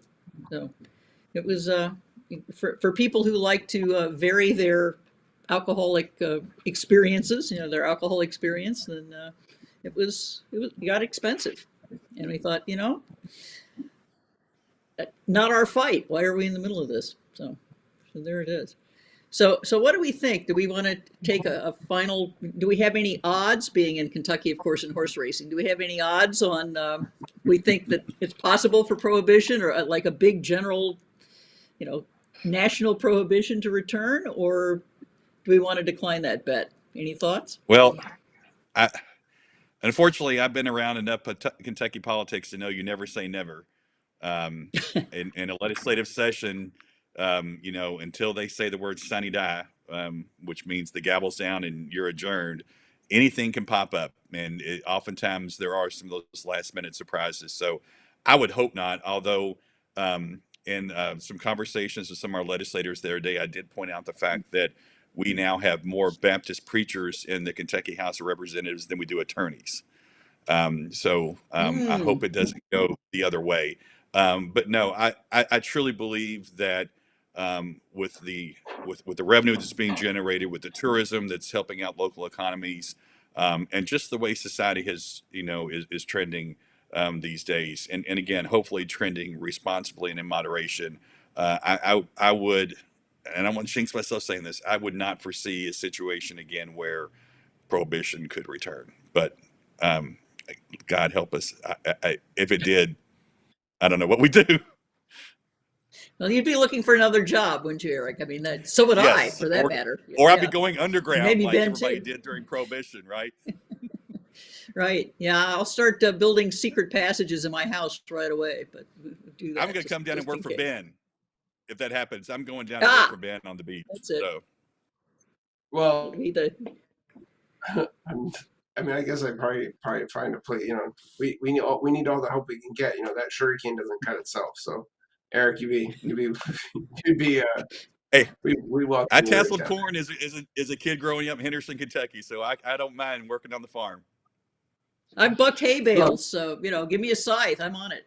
We got it. Look, I don't think Prohibition, the way it's written down in history books, from 1920, 1933, could ever happen again. There's too much. There's too much consequence, and there's too much to gain. But I would then also regulate the word prohibition to just call it the P word. Can we just call it the P word? And then I like that. you can maybe say the P word might show up when we least suspect it. And there could be, like we saw during the other P word, the other pandemic, where certain circumstances, consequences happen based on what people are trying to do. And we just saw a health crisis turn into a political crisis, and some of the consequences of said political crisis turned into what could be, called the P word. It's just they don't want to use that P word. They want to use another word, regulation or curfew. Call it what it is. It's prohibition. When you limit the access of goods and services to somebody. So every time we need to learn from these mistakes. Every time we need to be able to recognize what's happening in front of us and not repeat history. And sometimes we see, and every culture is accountable. We see a repeat. So there has to be, I think we continue to relearn and improve. And but we'll face another challenge again. That's for certain. And so I can't tell you that prohibition won't come back again. It just won't be the way we saw it in 1920. And it won't be like we just saw in 2020. It'll be another, mutation. It'll be another COVID strain. Yep. Yes, perhaps. But we'll see. Well, we're supposed to have a few minutes here now for some chat with our viewers, people who are looking in. I also want to mention that I was looking at some comments and absolutely acknowledge Willett's. The bar at Willett is a wonderful place to eat, which is just down the road from the Beam, and it's been there for a couple of years. So exactly, as I said, there are more and more of them coming along, and I would encourage people to go out and give them a try. It's a great outing and a good time to check that out.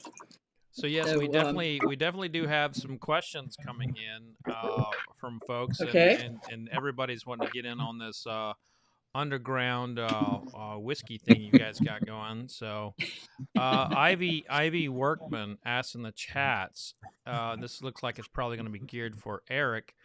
Do you foresee any regulations for non-distiller producers in Kentucky? One of the things that Senator Thayer talked about was that the licensing for if you're an independent bottler is a little odd. So any comments on any legislation on that in the future?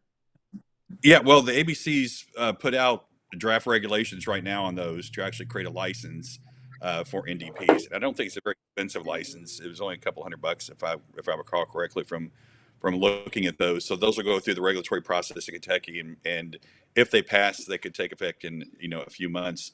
And we did talk to the ABC about those, and they asked our what we thought. And actually, I talked to Senator Thayer about them because he operates an NDP with Kentucky Senator Bourbon, and we really didn't see any problem with those. If there's a need to license them, if nothing else, just out of transparency, then we were okay with that.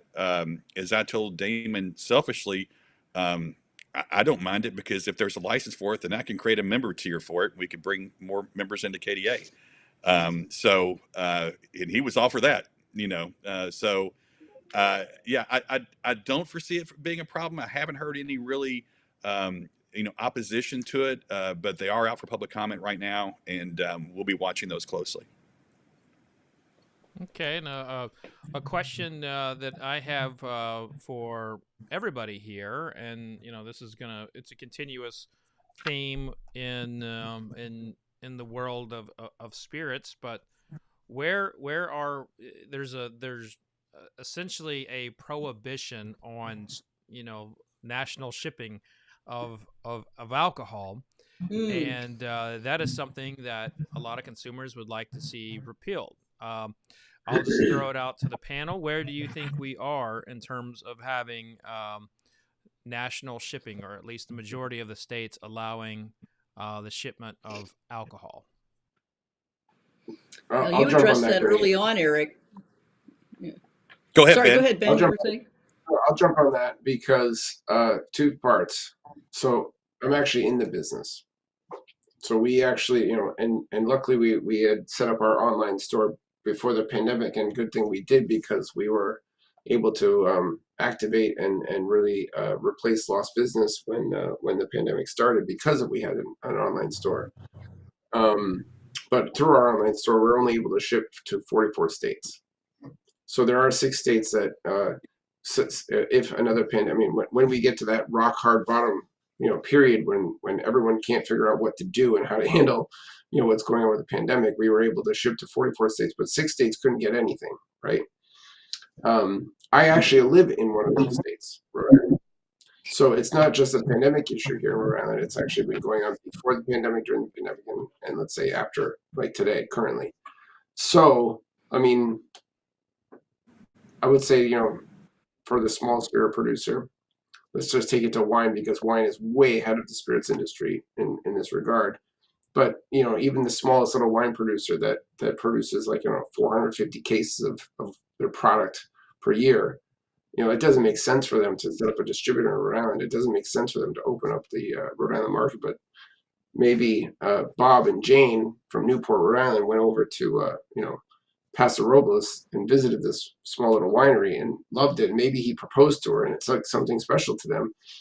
He wants to have a special bottle sent to him on his anniversary. Now this is a romantic story I just concocted, but the fact is that the store locally can't order it because the distributor can't get it, because they don't make enough product to open up a small little market like Rhode Island. However, at the same time, Rhode Island doesn't allow the shipment of that bottle from the winery to that customer.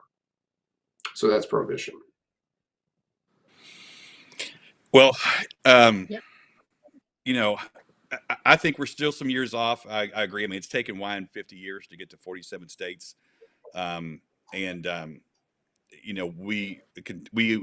we wrote Kentucky's law with Representative Chad McCoy in 2020, or actually worked on it with him, we wanted to be a model for spirits DTC. And we're very fortunate the chairman of the House Illinois Committee, Representative Adam Caney from Northern Kentucky, he spent a year looking in this issue and did interviews and took comments from every stakeholder for an entire year to come up with what he thought was the best bill for everybody. And we actually tweaked it earlier this year to allow fulfillment centers. So we're getting a lot of traction from other states that are looking at Kentucky and our law and trying to mimic it. I've spoken to the guilds in Illinois, Florida, New York. Like I said, there's a great coalition going on in California right now. And I think if you get some of these bigger states to pass DTC, I think you'll see the momentum really swing. But at the same time, there's a lot of headwinds against it. The wholesalers are vehemently opposed, as they see this as a slippery slope down to the end of the 3-tier system, which we disagree with. But I will say that the pandemic did probably escalate this a little more, because we were already moving towards the delivery society anyway with Amazon and everything, and with more people getting deliveries at home during COVID. A lot of people liked the cocktails to go, and several states instituted DTC shipping inside their state lines during COVID, and have proven that you can do it responsibly and effectively and make sure all taxes are paid. So it's just a smaller step now to go to full interstate shipping. In the other 30, only 11 states can allow spirit shipping, including DC. So 30 odd states right now, you can't ship anything. So we're hopeful that these other states will see what we've done here in Kentucky and will follow suit. Well, this has been a great panel. There, give a face. It's like the voice of God coming in from Damon. We actually have a face now. Yeah. So. Yeah. Yeah, that was actually very scary, Fred. Just want was to it? tell you Okay, that. I apologize. I mean, all we saw was the I mascot. am Fred. I am here. You know, it's like Oz. There's an mascot that spoke, and now we see the whole Fred.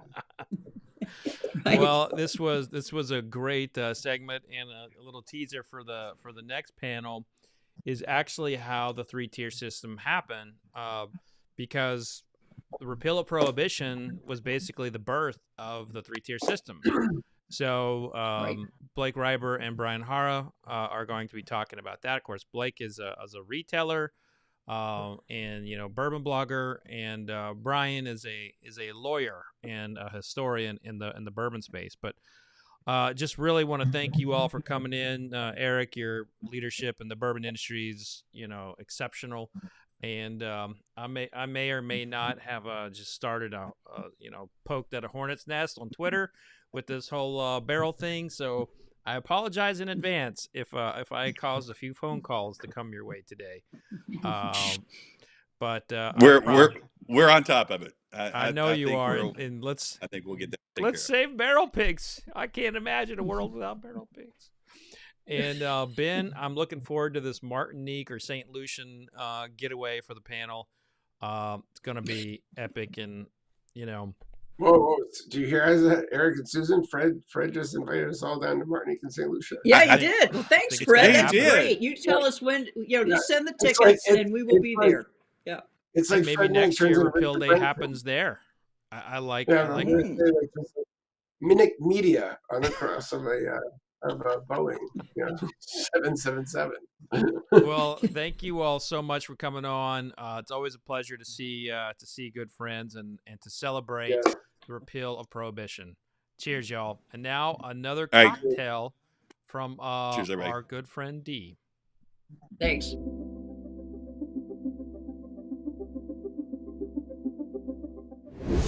Hello, everyone. Hope you're having a great Repeal Day. I am Danae Jones, owner of cocktail catering company Distilled and operations director for spirits retailers Seelbach. And I'll be making 5 fabulous cocktails for you all today with the lovely people at Brown-Forman. Shout out to y'all. So let's get started. I'm going to start with my cocktail with Forged Gin, which I'm calling the Palm Rick-ish. It's my spin on a Ricky with some pomegranate involved. Now the classic Ricky cocktail is going to be gin, lime, club soda. That's actually a native cocktail to Washington, D.C. Shout out to us. But my spin on it, and I'm subbing out the club soda. I'm adding some champagne for that good old fun holiday festive flair, and incorporating some pomegranate juice. So we'll start there. Now I'm doing 1.5 ounces of the Forged Gin.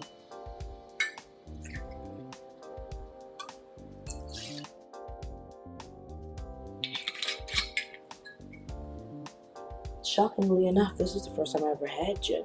Not gin, but had Forged Gin in my whole career. Can't believe that one. It's actually really good.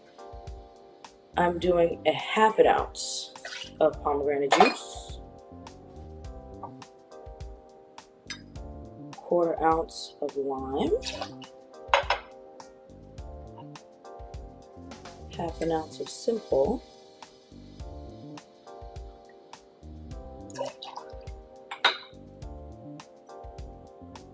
Let's add ice.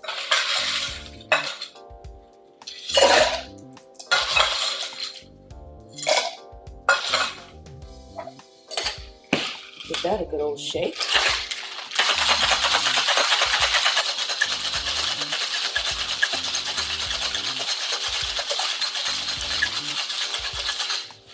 Just gonna give that a shake till it's nice and ice cold. There we go. And in terms of glassware, because we are going to be topping this with bubbles, I am serving this in a nice tall glass. You can use your favorite highball.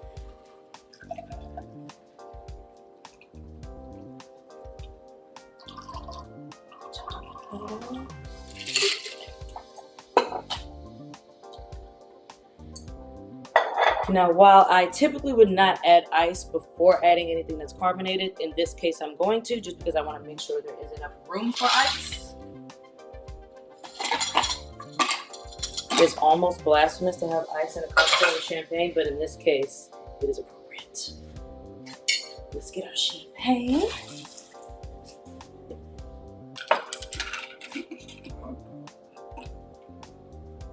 And what I'm doing is using my stir as a means to get the carbonation all the way through the cocktail, instead of having it all sit directly on top. This is a nice little trick to use at home. And just pull that stir out.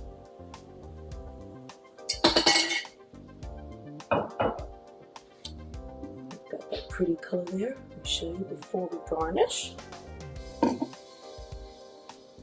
And as the garnish, I'm doing a fresh lime wheel along with some fresh pomegranate seeds right on top.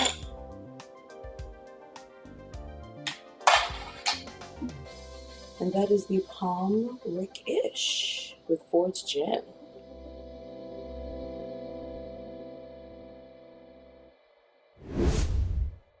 All right, Dee, thank you for another great cocktail. We have cocktails after each session by Greg Jones. Greg is the bartender, the head bartender at downtown Louisville Marriott. An incredible bartender, makes the best old-fashioned in town, in my opinion. And Dee Jones, or Danae Jones, runs a mixology company in Washington, D.C. She is also the person behind Seelbach. So all the packages that you get, she's managing the packages for Seelbach. So I'm a user of Seelbach. That's who does my barrel picks. So when you buy from Seelbach, you're supporting Dee. So very, very talented mixologist. So I'm so glad to have him. So this next session, this is with speaking of Seelbach, the founder of Seelbach, and my good friend Blake Reiber is on this panel with Brian Haara. So Brian is going to join us later after this session is over, because this is a recorded session. So if you have questions, save them for Brian toward the end, and feel free to put them in the chat as we go. And also, I apologize for having a hot mic earlier. I was interviewing E40 on the other computer, and I had forgot to put it on mute. But you know what? That's the worst thing that happens to me today. It's a good day. Enjoy this session about how the 3-tier system was born. Ba-ba-ba-bum. All right, we're live. All right, welcome everyone to Post-Prohibition, how the 3-tier system happened, and happy Repeal Day 2021, and thanks to Fred and Minnick for putting on this party. I'm Brian Haara. I'm lawyer by day and bourbon author and enthusiast that's by day 2. And we've got a special guest here today, Blake Reiber. He's the founder of Bourboner.com and Seelbach. Welcome, Blake. Thanks, Brian. Thanks for having me. And as always, it's fun to join in on these things, and you always love when Fred puts these on. And I feel like he just thinks like, Blake, you've been a little too calm. You need to get your blood pressure rising. Let's throw you a topic that you're gonna have some opinions on. So this is gonna be a fun one. Excited to chat about it.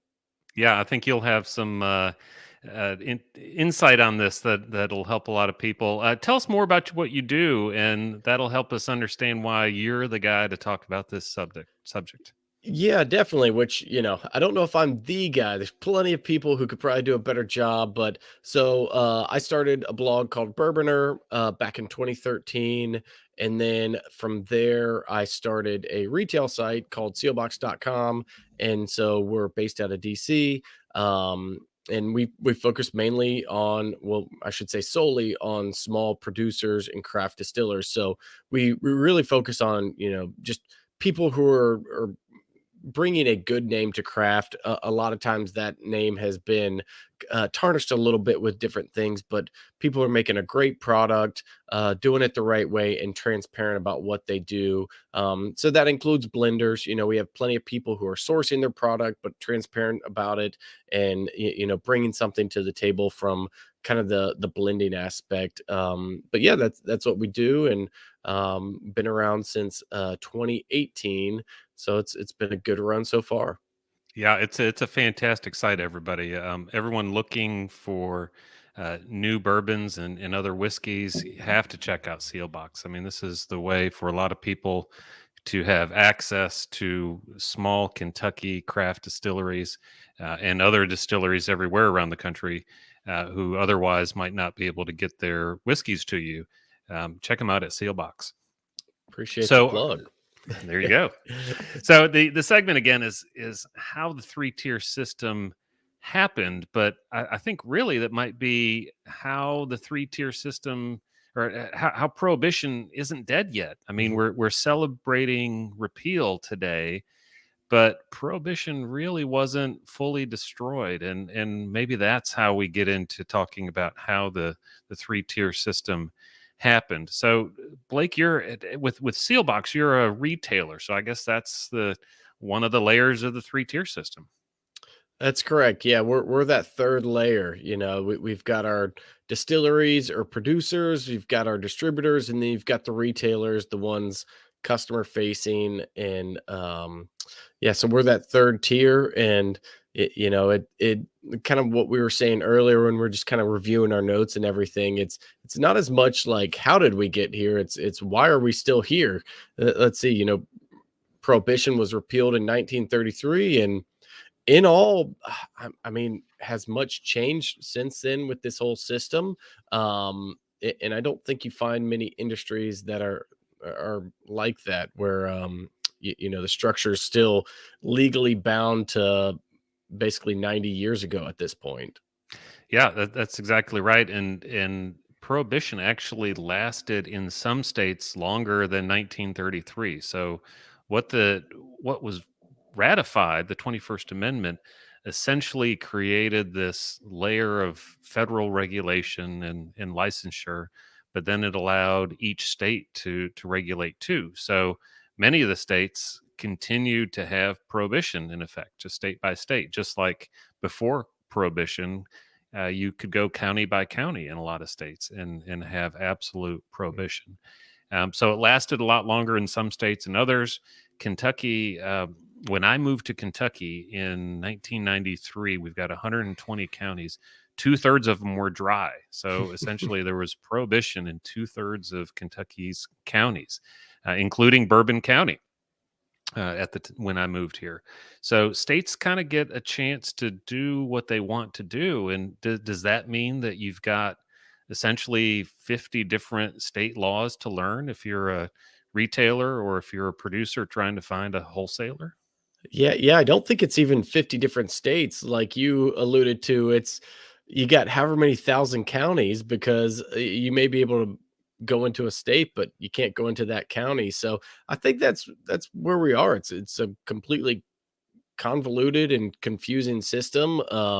You've got plenty of people wanting to do things the right way, and that may not always be the case. But no, it's interesting to say the least. For those watching and a little unfamiliar with the 3 tiers. So basically, what did we have? We had 18 states decide to regulate it and kind of bring things in-house, and then the others said, hey, we're going to bring in these 3 tiers to mandate that everyone go from the distillery to the distributor to the retailer, and then after that, whatever happens. Right. So the states that bring it in-house, those are the control states when they control all tiers. Is that right? Correct. Mm-hmm. So, what's one of those examples of Pennsylvania of would be a big example. North Carolina. Let's see. I think it's Oklahoma technically has 4 tiers. Alabama's control state. Yeah, there's And know what's that. do you know any rationale for that? I mean, what do those states say? Yeah, to me, I think it's more about government revenue and then them controlling the process. Because at the end of the day, let's be honest, like we're talking about, I guess we wouldn't say controlled substance, but we're not dealing in, Coke or Pepsi or anything. So it's a product that you want regulated. So I think the idea was, hey, let's let them regulate it, and we're going to keep a tight thumb over it. So it's going to be the state's responsibility to make sure that this is regulated and public health and public interest is being best served. Yeah, and that's a good way to, I think, give Fred a shot out here for the how it happened segment of it. The public health and public welfare. I guess prohibition, when it comes down to it, when you're being generous to prohibition and you're not getting into all of the temperance movement and the violence associated with that, it was really to solve a social and a public health problem of alcohol abuse. I think that's a generous way to characterize what was going on during the prohibition timeframe. And I guess the government realized prohibition wasn't the way to do it, but they still wanted to do that.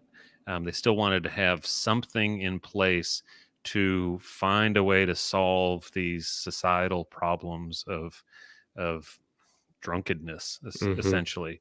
They didn't want to go back to prohibition, or they didn't want to keep prohibition. Pre-prohibition, there wasn't really any law. I mean, you could sell to anyone, anytime, anywhere. So you don't want to go back to that. You want to keep something. But do you see it as a paternalistic way, this regulatory format, or moralistic, trying to impose governmental morals on the public? Yeah, I mean, I think it's definitely moralistic kind of regulation. I'm no stranger to this mindset. I grew up in a family that didn't drink, and alcohol was of the devil until later in life, and how things have changed. But so I get it. I mean, I go back to this with family members of, they've seen the bad sides of alcohol, and I don't want to see that either. But that's not to say that there aren't like freedoms to it as well. So I think what happened is just it was an overreach. It's like, yes, there's drunkenness. There can be health problems. But yeah, that maybe that was a little too much to come down and say, no, we're getting rid of all of it, throwing the baby out with the bathwater, so to say. Right.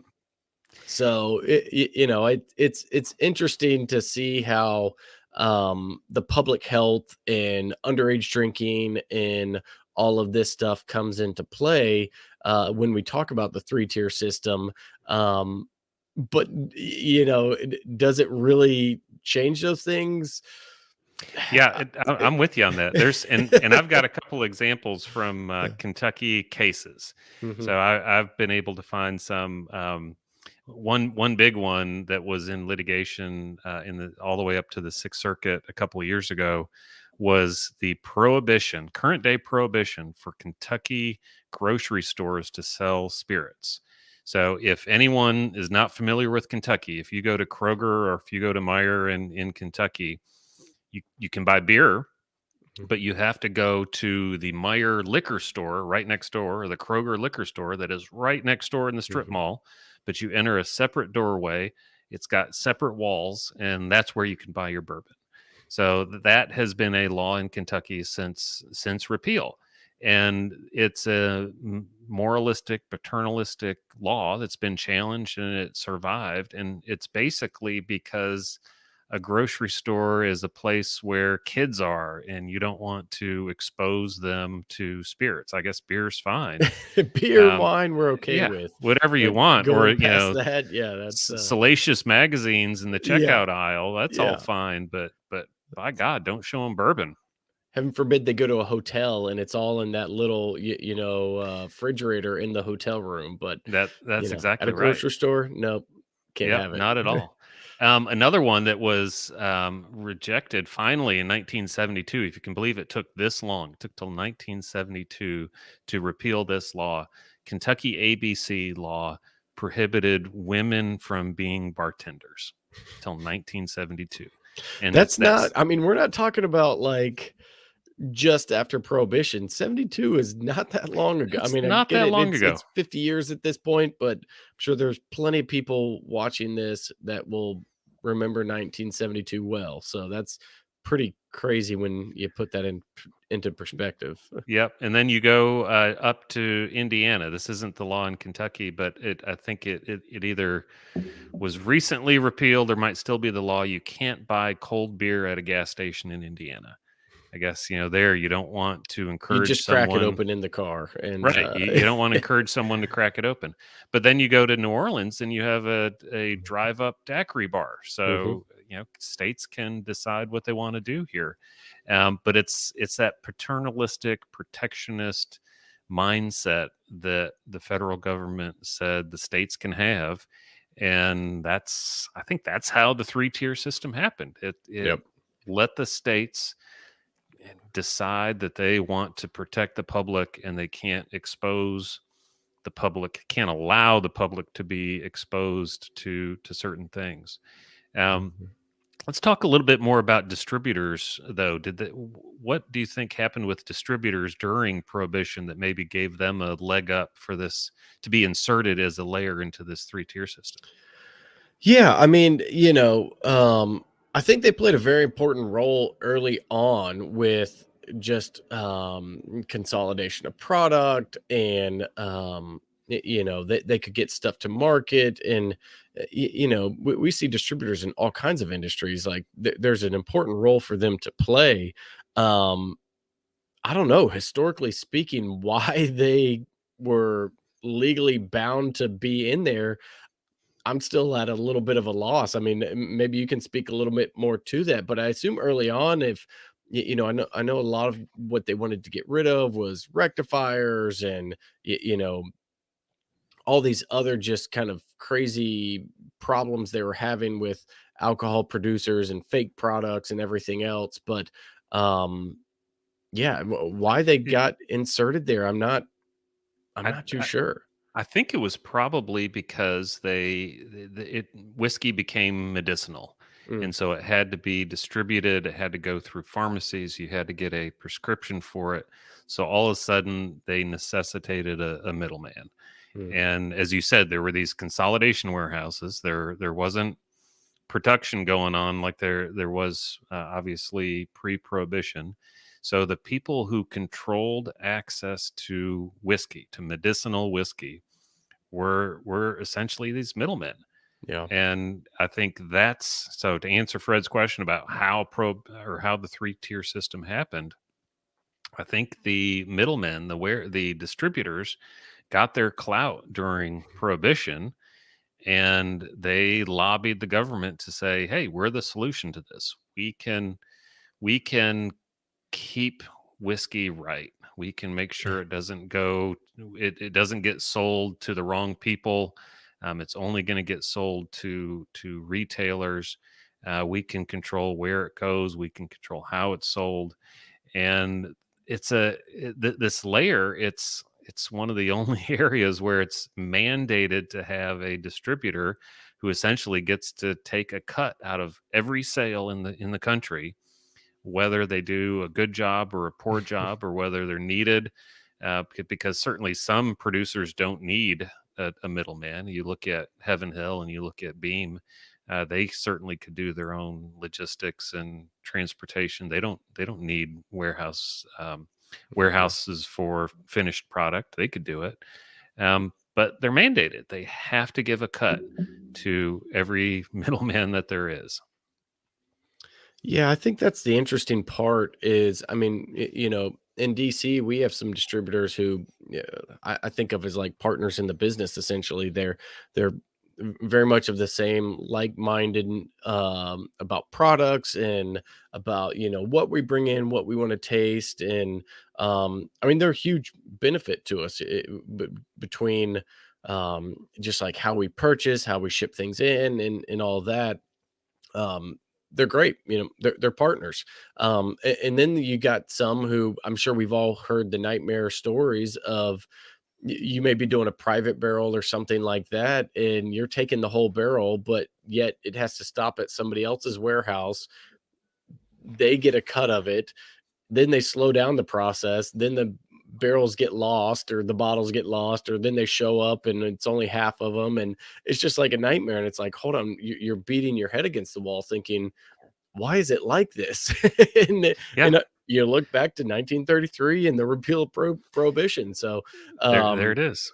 It's that's where I think we lose a lot in today's world. I think it was an important part. It plays a role, but when we look at kind of where the world is today and how our economies are working, how people are purchasing, unfortunately, it's the little guys that get left out. The big guys get attention. I think may have mentioned this in a roundtable or something, but there's really 3 main distributors out there now that control a majority of the market. So it's not like we have thousands and thousands of choices and distributors. Maybe you do, but they don't have the footprint that these 3 main players have. So if you're a little guy and they can sell, and I don't want to, bash on anybody's brand, but if they can sell 4,000 cases a week of Fireball, and you have a bourbon made from an heirloom corn that they may sell 10 cases of in a month, who do you think they're going to focus on? They only have so much time with the retailer. And so it hurts a lot of these guys. Whereas if they could just focus on building relationships, and it's like, hey, I've got 5 stores in California that I love and they love our product, I'll get product to them. And then I've got, 4 bars in New York City that they want to carry the product. Let's go direct to them. That's where I think we start to see where kind of rubber meets the road a little bit of like where the problems lie. I don't think anybody's going to argue that distributors play an important role, because they do. But the fact that they have total control is where most issues pop up. And you can say it's mandatory because of health reasons and underage drinking or whatever it is. Well, I've never seen a distributor come in and stop underage drinking. That's on the retailer. That's on the delivery service, whoever it is. So, I think that's where, at least personally, I'd like to see things loosen up a little bit, whether that's, a size requirement with, okay, if you're under X volume per year, you can go direct into states, or just something like that. Or, we talked about just tasting room sales of a distillery and all the DTC. That seems to be the big topics right now, because if I go visit a distillery and I want to get bottles sent back to me, why can't I do that? This is right. Why do you have to go through 2 more layers? Yep, that's right.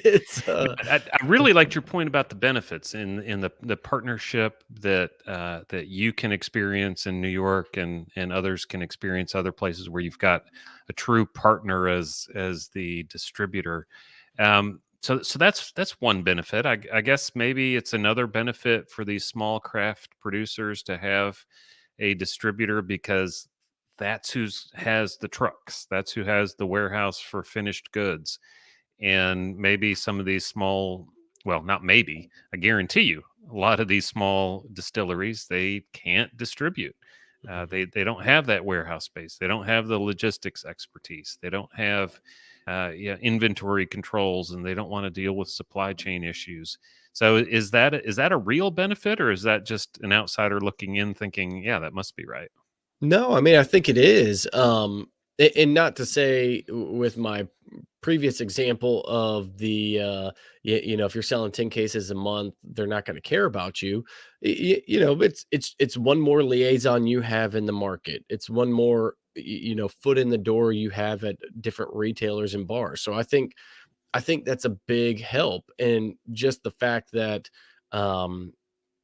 it'd be difficult and expensive to break things out to, okay, I got a case to this store, a case to this store, and, a case to this bar. You can just send a pallet to a warehouse of the distributor and they split it out for you. So that's a big benefit. And it's sold at that point in time, right? Yep. It's, you're typically net 15, net 30, that cash is in your pocket. You can go on to other things and, you're going from there. So, I mean, there's no doubt about it. There's benefits. It's just, and it's sounding like there's pros and cons both for the craft smaller distilleries. You've got good points and bad points for distributors, but for the big guys, let's think of just in terms of Heaven Hill and Beam as the biggest. Is there any benefit, do you think, that you can see to having distributor layer? I think it's the same thing. It's it'd be analysis of, okay, if we don't have those people that we just ship to, that have a supply and monitor the local accounts and everything, what would we need to hire in addition? So, if say a distributor is getting a 20% margin for a Beam, that's millions of dollars. So could Beam go and hire the same type of people and rent some warehouses in those markets? Yeah, in some it may make sense, but in other states it may not. They may stick with the distributor. So I think they do, but I think there's plenty of places where like a Heaven Hill could just say, no, we'll service all of Kentucky by ourselves. We can rent trucks, we can hire drivers.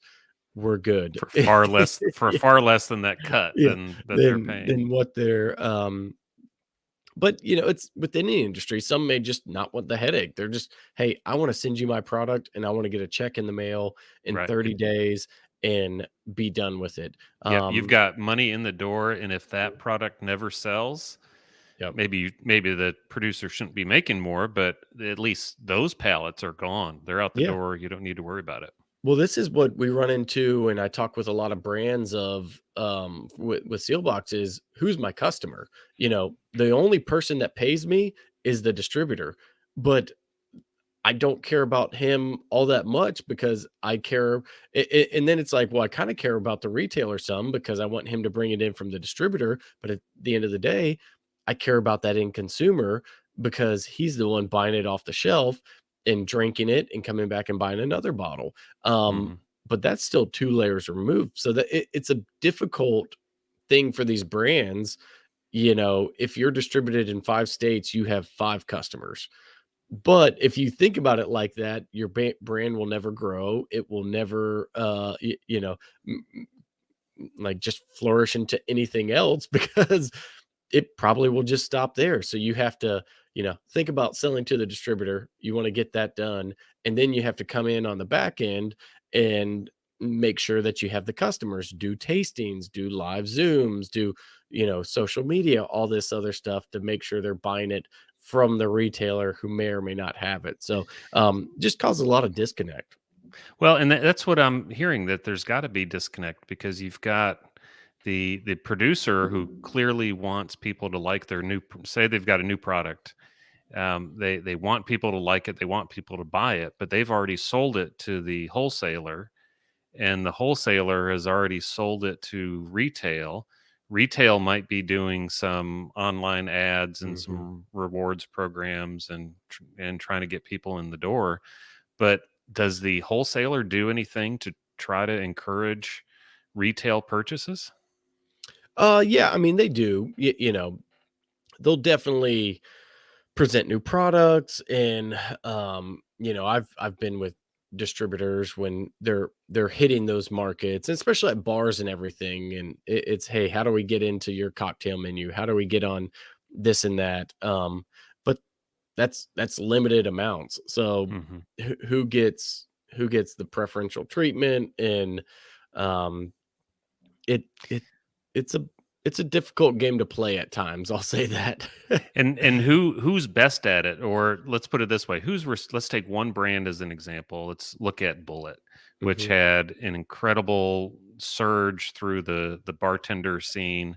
When it started, it was a source brand. It got bought by Seagram's and then bought by Diageo and changed the bottle shape, and all of a sudden it's a hit.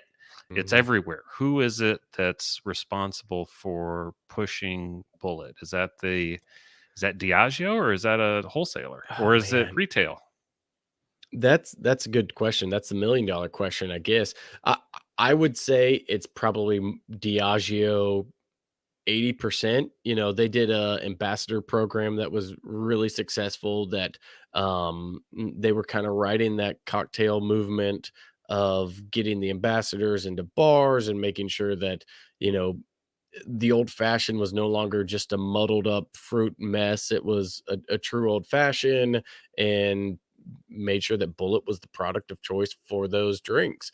So I'd say they were the main one pushing that and influential in growing that brand. I don't know. It'd be naive of me to say the distributor did nothing and the retailers didn't do all that much.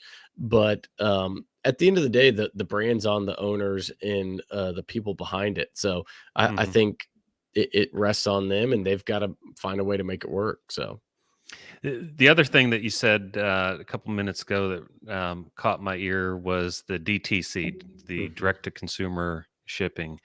And I guess that's one of the ways that we're starting to see, maybe slowly, maybe only a little bit, but we're seeing a chipping away at the 3-tier system. How does direct to consumer shipping work, or who's pushing it these days? Yeah, I mean, I think direct to consumer is huge. It's the way of the future. Wine has been doing it for, decades at this point. And honestly, I should probably be arguing against it as a retailer, but I just, I can't do that because I think it's important, and it's will be a driving factor for a lot of these smaller brands. But we've seen Booker's come out, or it was Booker's. They had a direct to consumer, so they say, hey, if you want to be in this program, if you want to buy direct, it's just like all these wine of the month programs you've seen. You go visit Napa, you sign up for the wine of the month program, you get it in the mail, on the second of the month, every month, until you finally realize you haven't drank 5 of the last 6 months. But that's very important, because a lot of these brands, and especially the smaller distilleries, smaller producers, a majority of their revenue is coming from tasting rooms and that kind of stuff. It's not coming from distribution. So if they can amplify up that audience, it's no longer about that city they're in. It's about these, 35, 40 states they can ship to, with the example of wine. That's huge, because that just, it's as simple as a fishing analogy. If you fish in a bigger pond, you got better chance of catching a fish. Right. And so that's where I think hopefully we're seeing more of that, where brands can say, okay, you love our brand, you follow us on social media, here's how you sign up, here's how you get a bottle. We'll send you 1 bottle every month, and come to your house. You have to swipe your ID or whatever they're using at that point. And it's big for them, because not only do they get that customer and lifetime value, they're getting a higher margin because it didn't go through distribution. Right. They cut out that layer. Can they cut that layer out on a private barrel program? I mean, I would like to see that personally. I've given the example before of one of the first barrels I did, private barrels I did back in 2015. We wanted to get it to a certain price point, and so we tried to talk to the retailer. He was like, okay, and this was me as a private group. Didn't have a retail license at the time. It's a private group comes in, the brand says, yes, we'll sell you the barrel. Retailer says, okay, we'll cut our margin a little bit, but you have to commit to the whole barrel. Distributor says, no, we're good. Just, our margin is our margin. You have to pay it no matter what. So there it is. It's the mandated margin, no matter what they do. Are the kinds of things that you'd like to see. Like, hey, if I'm going in buying the whole barrel, why do I need all these other layers in there? And I mean, we sell a lot of private barrels on Seelbach, so I shouldn't be saying this, but if the brand can generate that buzz and that community and everything else, like they should have that advantage. Mm-hmm. Yeah. Have there been any other chipping of the 3-tier system that you've seen? Yeah, I'd say DTC is huge. It seems like we keep seeing this pop up. There was a Tennessee versus Total Wine case that went to the Supreme Court. There was another shipping case that was between I believe it's Missouri, but so a few of these things here and there that I think we're just kind of waiting for something to pop. And unfortunately, a little bit of the silver lining with COVID, with everybody being stuck at home, I think that's been one of the biggest drivers so far, whether that's to go cocktails, increasing the amount that distilleries can sell from their tasting room, or just being able to ship within the state. I think that's by far been one of the biggest drivers into chipping away at this, this massive iceberg that we have. Yeah, it amazed me during COVID. You could get a to-go margarita of, pitcher of margaritas. I mean, how's, where's the ID check for that? For where that goes. Although I heard a good story from a distillery. They were, this was peak COVID. Everybody's outside. They're standing outside. They're able to sell to-go cocktails along with this restaurant who's selling their to-go food. And they're just honestly trying to survive. And he's had somebody buy a drink, walk away, said, "Oh, can I get a straw from you?" And he's like, "I just wasn't even thinking," hands a straw. Car comes flying in. It was a sting operation because, if you give them a straw with a to-go cocktail, the implication is that they're going to drink it on the way. So you can't do that. It's like, guys, come on. Is that what is that where you need to be focusing during COVID? No. And that's where I always go back to is I don't think anybody wants underage drinking or unsafe drinking. Like, always be responsible. That's first and foremost. Right. But what are we saying is responsible and what's just, trying to be a little nitpicky on every little detail? So, right. So that case didn't involve a minor or anything else. No, everybody's legal drinking age. It was just the fact that in the bill or whatever it was, memorandum that was written 2 days before said you can't give a straw because of, you could drink it on the way home, I guess. And it's like the cold beer at an Indiana gas station. Exactly. You don't want to encourage them.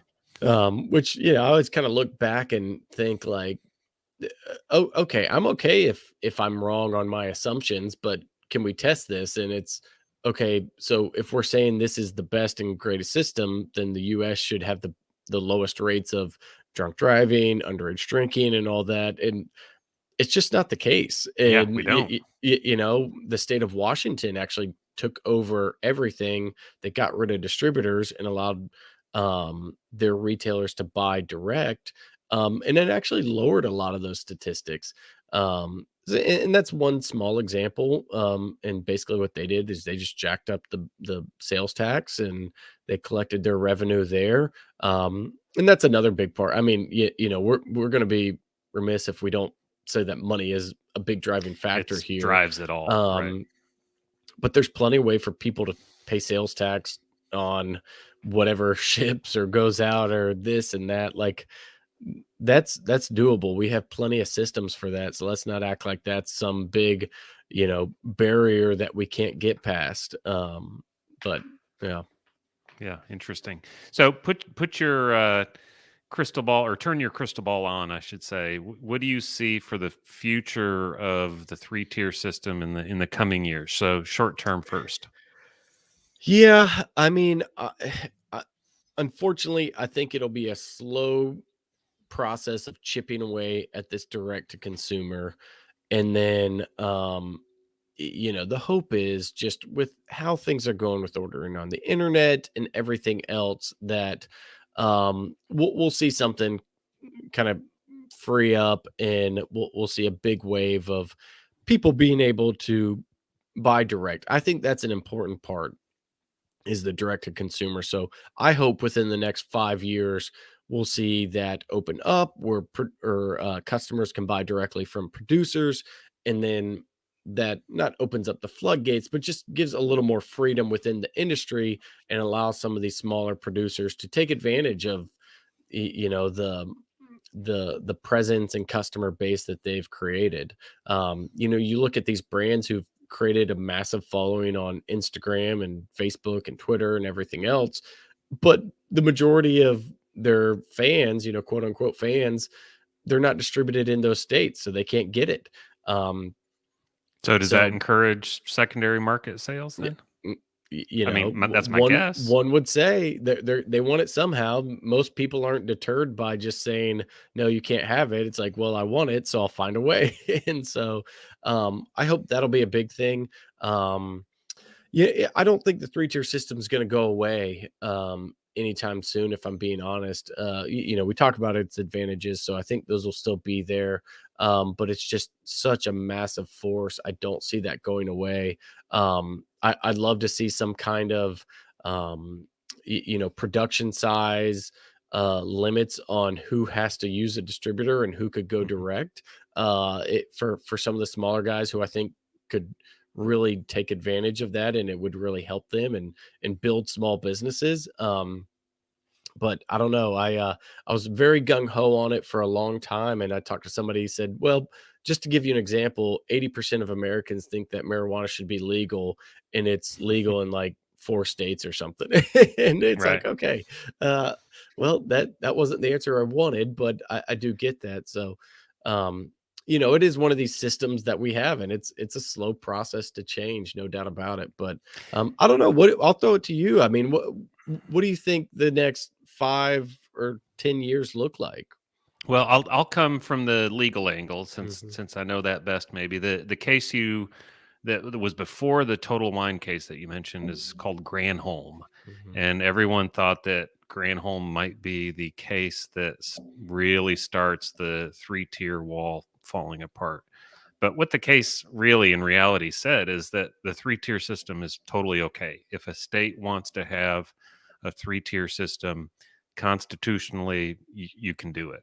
So I don't think that we're going to get there very fast through lawsuits. I mean, the Total Wine case was about not allowing out-of-state ownership of the retail level in your state. Tennessee didn't allow it.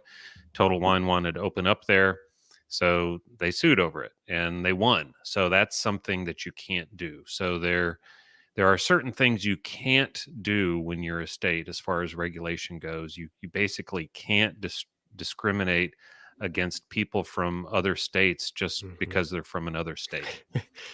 We are the United States after all, but yes, exactly. We're supposed to be united. Yeah, some of this.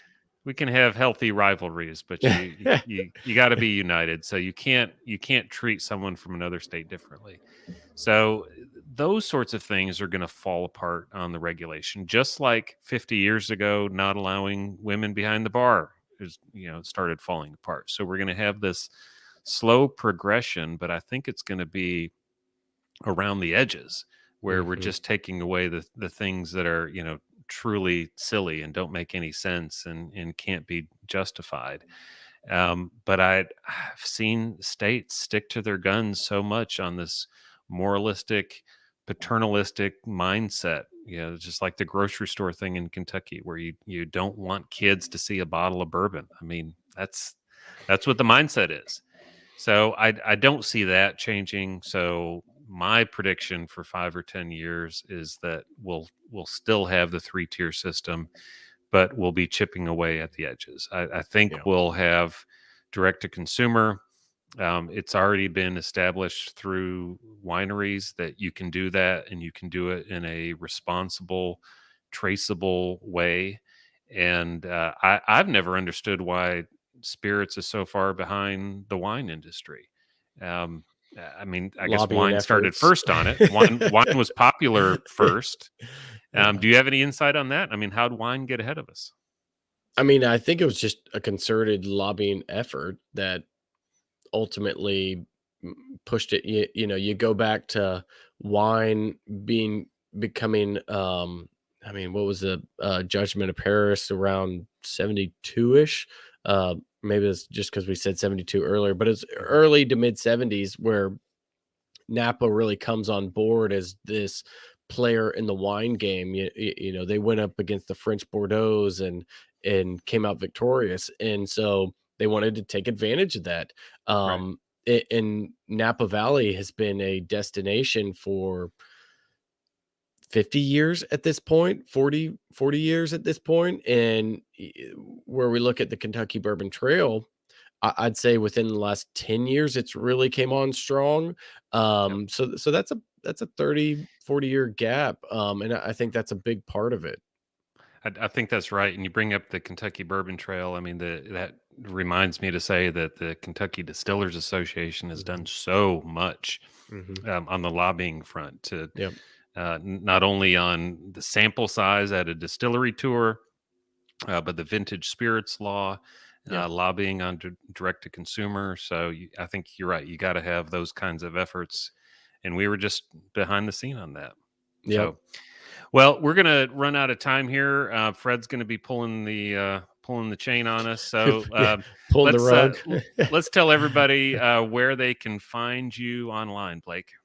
Yeah, you know, this has been a lot of fun. Obviously, something I'm excited, passionate about. So it's fun to chat, whether I'm right or wrong. It is fun to come on here. And Brian, thanks for having me. So I'm Blake from Bourboner and Seelbach. Bourboner is BOURBONR, and then Seelbach is SEELBACHS.com. All the social medias, Twitter, Instagram, Facebook. I only have websites that are hard to spell, and you probably didn't get it the first time. So, but no, thanks for watching this. And if anybody has any questions, feel free to reach out to me. It's just Blake, BLAKE at seelbach.com. Yeah, definitely check out those websites. A lot of lively discussion on the Bourboner Facebook group. I ignore that. I ignore all those. Some you want to ignore. Some are really insightful. So check that out. But check out Seelbach too. And I'm Brian Haara again. Everyone can find me at Sippin' Corn. I got to spell it too, Blake. SIPPNCORN. And the easier one is bourbonjustice.com. The other place that you can find both Blake and me is with the guys over at Bourbon Pursuit. So about every month we do something called the Bourbon Community Roundtable. Check that out. We have a lot of fun there. I don't know that I can say we're insightful on that, but we have a really good time, and sometimes we're insightful. Every now and then. Every now and then. And one last shout out to Fred. This is always a great event. You're topping last year. This has been fantastic. And to everyone, happy Repeal Day 2021. Cheers, guys. Thanks. Have a good night. And that was the panel about the three-tier system. I thought it was very insightful. And now joining me to answer some questions is Brian Haara. Brian, how you doing, man? That was pretty cool. What's it like watching yourself? Brian, you can't hear me. Why don't you go ahead and cut yourself off? I can hear you now. Can you hear me now? Take those out, unplug them. Yep, and then come off and come back in. Well, we're having some technical difficulties here at Repeal Day Expo. I'm your host, Fred Minnick. And we're just having some technical difficulties with Brian Haara's feed. We're going to get that right back up for you in just a moment. So that session is always the discussion of the three-tier system is important, but what they talked about in terms of how it was developed is what really fascinated me. And let's see, do we have Brian Haara? Are you there? Can you hear us? No audio. He has no audio. No audio. We are going audioless, so that's a bummer. That's a bummer. We have so I will text you. I'm going to text you. Got it. Can you hear me now? I hear now. Well, looky there. We got ourselves Brian Haara. It's good to see you, man. So we got some good questions coming in on the chat. One question comes from Tim Evans. What's the strangest court case you've ever come across involving bourbon? I've got one for you too. I can't wait to hear yours. Boy, Bourbon Justice is full of them, but I love the naming cases because they seem to go back and forth. You've got one that says, well, it's close, but just put a disclaimer on it. You've got others that say, oh, absolutely no, you can never use a name that's anywhere similar. And they do that. Ping pongs back and forth through time. Mm-hmm. So those are really interesting to me because as a starting point, I think you've got to be able to use your name. I mean, it's all you got. Use your name. And sometimes courts don't agree with you. One of the more fascinating ones was when Pepper, James, was it James Pepper suing his mom, or was it another Pepper? It was James Pepper sued his mom for the distillery. That was pretty fascinating. Yep, all kid gloves come off. Literally kid gloves when you sue your mother. Yeah, and it's not uncommon. You know, the distillery business, they sue each other all the time. They'll be best friends and sue each other. It's weird. But that's right. You probably like that, Brian, because you're a lawyer. It's a full employment act for lawyers if they keep suing each other. All right. So let me see. I think you answered most of these just naturally in the conversation. But if anybody is watching this live and wants to ask a question, let's see. I'm not seeing anything in there that you hadn't already answered, but I'll just kind of, you talked about the women not being able to bartend here until 1972. That was when I wrote Whiskey Women. That was one of those wow moments for me when I found that. And in fact, when I was reading about these bartenders that were trying to bartend, it was kind of like devastating, because they just wanted to work, and they're like, nope, can't do it, chivalry. And it was upheld by the Supreme Court, like in the 50s, like a Michigan case. So that could be something fun to It's remarkable. I mean, how it just shows how protectionist the government can get, and maybe it's coming from a good place. Let's give them the benefit of the doubt for that. But you just see over time, and it's not just in whiskey. It's all over. It's governments having this protectionist attitude that finally gives way to a better way of thinking. Well, let's hope that, I don't think the 3-tier system is going away. I think it's going to be modified. And we talk about this all the time. Mm-hmm. But as we kind of close out here and get ready for the next one, which is Bourbon Hall of Famer Peggy Stevens talking about new innovation in spirits with guests Alan Bishop of Spirits of French Lick and Trey Zoeller from Jefferson's. What do you think about that? What's an innovation that you're excited about in bourbon? That's a fantastic panel that you have there. And so, of course, Jefferson has all kinds of innovations, and they catch some flack for some, but they really are out there innovating. And then Spirit of French Lick. I mean, talk about doing it the old style way. Mm-hmm. And I think Peggy's going to be able to tie both of those guys together. So I'm really looking forward to this segment. By the way, that's the most stubble I've ever seen on you. So you've well, it might be the first time we've seen each other on a Sunday. I have a no shave weekend rule. You don't shave on the weekends, okay? No, I don't either. Yeah. So. All right, my friend. Well, thanks for doing that. It was a great session, and now we got another cocktail from our buddy Greg with the Resolution. Happy repeal.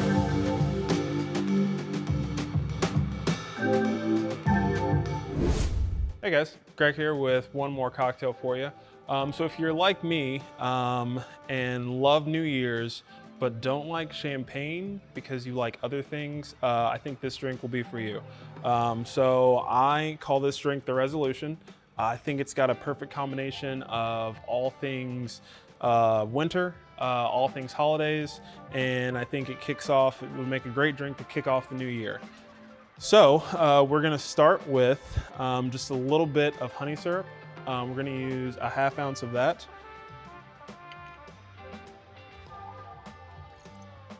We're gonna use 1 ounce of apple cider.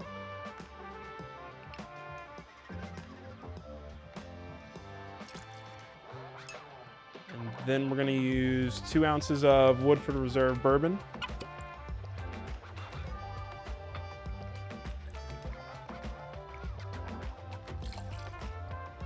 We're gonna add a little bit of ice to that. And we're gonna shake this up a little bit.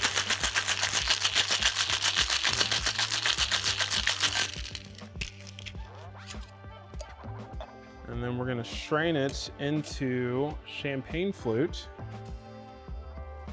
And most of the time, champagne flutes get champagne, which is exactly what we're gonna add. We're gonna top this drink off with a little bit of Prosecco. Just to give it a little extra.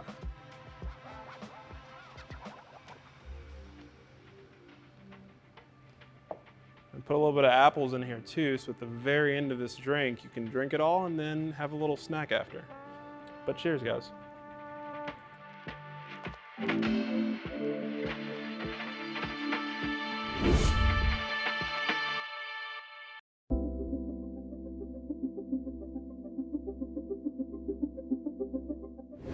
Our third cocktail is with Woodford Reserve, and this one is going to be called the W.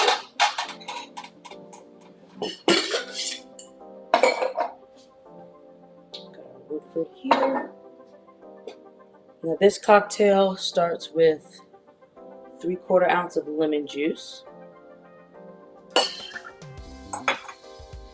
3/4 ounce of a mulled spice simple syrup that I made, which was 1-to-1, 1 part water, 1 part sugar, simple syrup infused with some mulling spices. So allspice, clove, cinnamon. You can buy that all together as a actual pack all together in one, or you can buy your spices individually and combine as you see fit. And I did not even measure the mulling spices as I put this in the syrup. I honestly just went with my gut. Went with how I was feeling. I like a more pungent spice in my syrup, especially for cocktails. I like it to really pop and give those warm and fuzzy vibes that all those spices give you. So, and when making this at home, I definitely recommend going with what you know you enjoy. There's really no rule of thumb on that one. So we've got 3/4 ounce of the lemon juice, 3/4 ounce of our mulled spice syrup, and 2 ounces of our Woodford Reserve.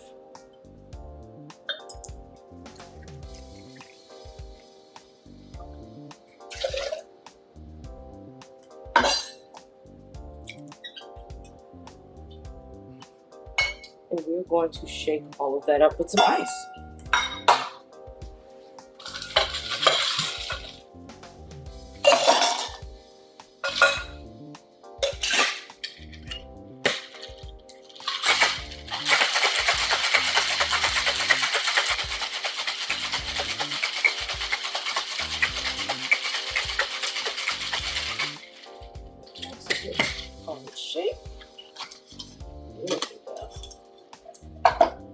Now I'm actually using a white wine glass for this. Another one where there's really no rule of thumb. You can kind of do what you feel. But as long as you've got some space at the top, that is what matters. Because we are going to be floating some Cab Sauv on top of this.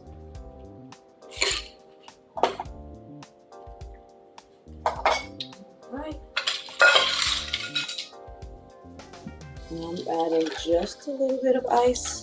You don't need to fill this with ice. And I'm going to use the back of my bar spoon. You can also use a teaspoon at home. You're going to place that at the edge of your glass on the inside. And you simply pour your wine right over the back of that spoon. And it creates a nice little float on top. I would say between a half an ounce to an ounce of the red wine. You don't need a lot.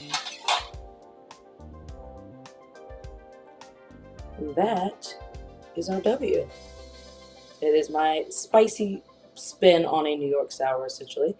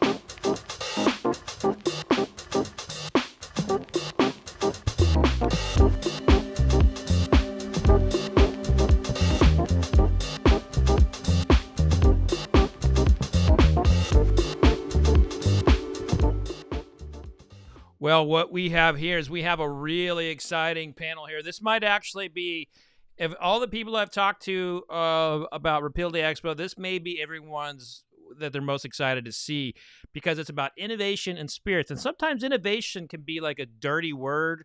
You know, I remember covering Jim Beam and they were talking about, flavored whiskey being innovative. And so, like, when you hear things like that, that's not innovation, in my opinion. But what we have here is we have Trey Zoeller from Jefferson's, and he's probably already taken a barrel on a boat somewhere. How you doing, Trey? Good to see you. Great to see you, Fred. You know a thing or two about innovation. I'm excited for you to talk about that here. And I mean, there's so many things you got up your sleeve. We would need 2 days to cover the mind of Trey for a conference by itself. So we also have Alan Bishop. Alan is his innovation is bringing back old school techniques, if you ask me, doing some apple brandies, doing all kinds of fun things with oats and stuff like that. So Alan, good to see you. Yeah, you too. As you can tell, my internet connection in the middle of nowhere, Indiana, is not great. Hey, you know what though? It beats a lot of folks who are in Manhattan. I'm not kidding you. You never trust internet wherever you are. But you look fine. You sound great. So now I'm bringing in the moderator, the one, the only Bourbon Hall of Famer, Peggy No Stevens. How you doing, Peggy? Doing great. How are you? I'm fantastic. So you got a crew here. You have two very bright minds and spirits. I'm going to hop off and let you all take it away and enjoy talking about the innovation in spirits. Cheers, guys. Thanks, Fred. Cheers. Thanks. Well, hello, guys. And I have to tell you, when I was reading your bios, because I know, of course, of you, but there were slight little things that I felt that the crew should know out there. And, Trey, of course, I would call you the barrel chef. If I were to think of any kind of innovation that you've done, but you were the founder of Jefferson's, and also now your title is Chief Strategist. Is that correct? I think that's what they put on me. Chief Strategist. So I was going to say, so you are really running the show on innovation. But what I was most intrigued with is that you really stem from a heritage from your grandmother. Is it 8th generation? And considering it's Repeal Day, she was the first woman on record to be arrested for running a bootleg operation, correct?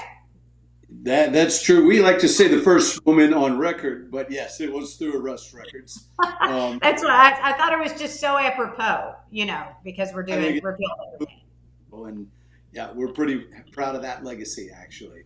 And exactly. I think transcended down to a lot of people, a lot of women specifically in my family. If you went to my grandmother's house, she didn't say what you want to drink, but how do you take your bourbon, and everything she cooked with it. Well, hell, I would have made her the chairwoman, if you will, of Bourbon Women if I would have known her today. I promise you that. And then Alan, I was so intrigued. I was so intrigued too, because you really consider yourself a historian, more than anything. But you've got one of the sexiest titles I know, being the head alchemist, right? A French lick. And just a completely made up title. Made up title. But where I'm so excited to have you on this particular session is because you have really researched, distilling methods pre-Prohibition and on forward. So I couldn't think of two better people to have to talk about innovation. And I have to tell you too, after being in the industry for 33 years, right? Maybe plus 33 years, I look back at all the innovation that's happened over the years. And when people ask me, what's your favorite thing about being in the spirits industry? One of the top things I tell them is that we're always innovating. It's never a dull moment, right? Because we always have to keep up with everything we're doing. And so when I started to think about, Prohibition and Repeal Day and all of what was considered innovation of, firing and charring the inside of a barrel, to what Dr. Crow did, in all kinds of fermentation techniques.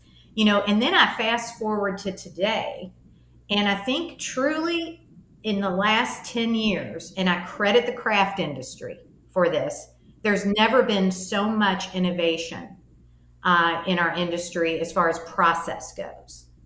And would you all agree with that? Absolutely. And it's interesting because even when I think of the 1990s, the biggest thing that I remember was the small batch collection from Jim Beam. And just using the word small batch was like wildly innovative, yet nobody could describe or define it, right? And so that's why, And so that's why I kind of want to drill down and eat this innovation elephant one bite at a time and take it through some process, kind of grains to glass, if you will, because both of you have such great backgrounds. So if you don't mind, I just had a few general questions just to ground us a little bit. Some of these very large companies have innovation departments and have all of this research that they're doing on different ways to innovate, whether it's rapid aging, whether it is, yeast strains, et cetera. But from your perspective in your company, how do you concept innovation? Where do you find inspiration? How do you go about it? Alan, you want to take the first? I'm like a dog chasing a car. I wouldn't know what to do with it if I caught it legitimately. I mean, it's just, being a small company, you have to be fast, and you have to be able to get attention, and you have to be able to do things that maybe, other people, even your contemporary craft distillers might be a little afraid to do. And sometimes those things don't always work. I mean, I could sit here and play the ego game and say that, all the stuff that we do is great all the time. It's not. There's always, those failures, and you learn as much from those as you do anything else. Most of the time, my stuff, I mean, this is the lifestyle that I live. I'm a historian. I come from a moonshining background. If I'm not thinking about distilling or writing about distilling, or, actually distilling, then I'm probably daydreaming about distilling, or, wondering what some farmer in Ireland is doing with whatever weird grain that he has in his little 5-gallon still in his backyard or something like that. So a lot of the ethos for us, and I'm very lucky to work for a company that puts up with this, is why wouldn't we? If it sounds like it'll work, why wouldn't we try it, right? It's very much a ready, fire aim industry at this point, especially because there's so much good bourbon already out there. So if you're gonna do something, and not just bourbon but everything, I mean, we try to do a little bit of every category. We want something for everybody essentially. So but we just got to keep that ball rolling and keep it moving. And if there is going to be something that's not necessarily going to get released because we don't maybe like it or we're not exactly happy with it, there better be 2 other things in the pipeline that are really good and very different that can get attention. And sometimes that's not even going after the existing drinkers. Sometimes that's going after people who think that they don't like distilled spirits. So Sure. Well, Trey, knowing you, we've known each other for quite some time. I've always considered you a real foodie. And so you and I talk flavors quite a bit. And I'm just curious, what inspired you? Because I think you were a pioneer of doing some blends. And so I'd love to hear how you kind of inspire yourself or find ideas. Well, a lot of it's kind of what Alan just brought up is, it's looking at it through different lenses. Certainly, as you said, innovation departments. One thing I always said is I'll never innovate from a boardroom. And I love that. More out of history, context, conversation, more so than anything. Almost every product that I've come up with has been over drinks with someone. And it's just having that conversation.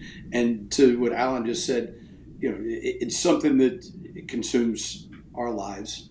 And it's something that if we're not doing it, we're typically talking about it. So as we're having these conversations with different people, what I love to do is collaborate with different people who are, absolute stars in whatever profession they're in, that are outside of the bourbon world, so we can work together and I can use their on what they're looking at. I can't see the forest through the trees sometimes, but they can help me do that by looking at it from a different angle.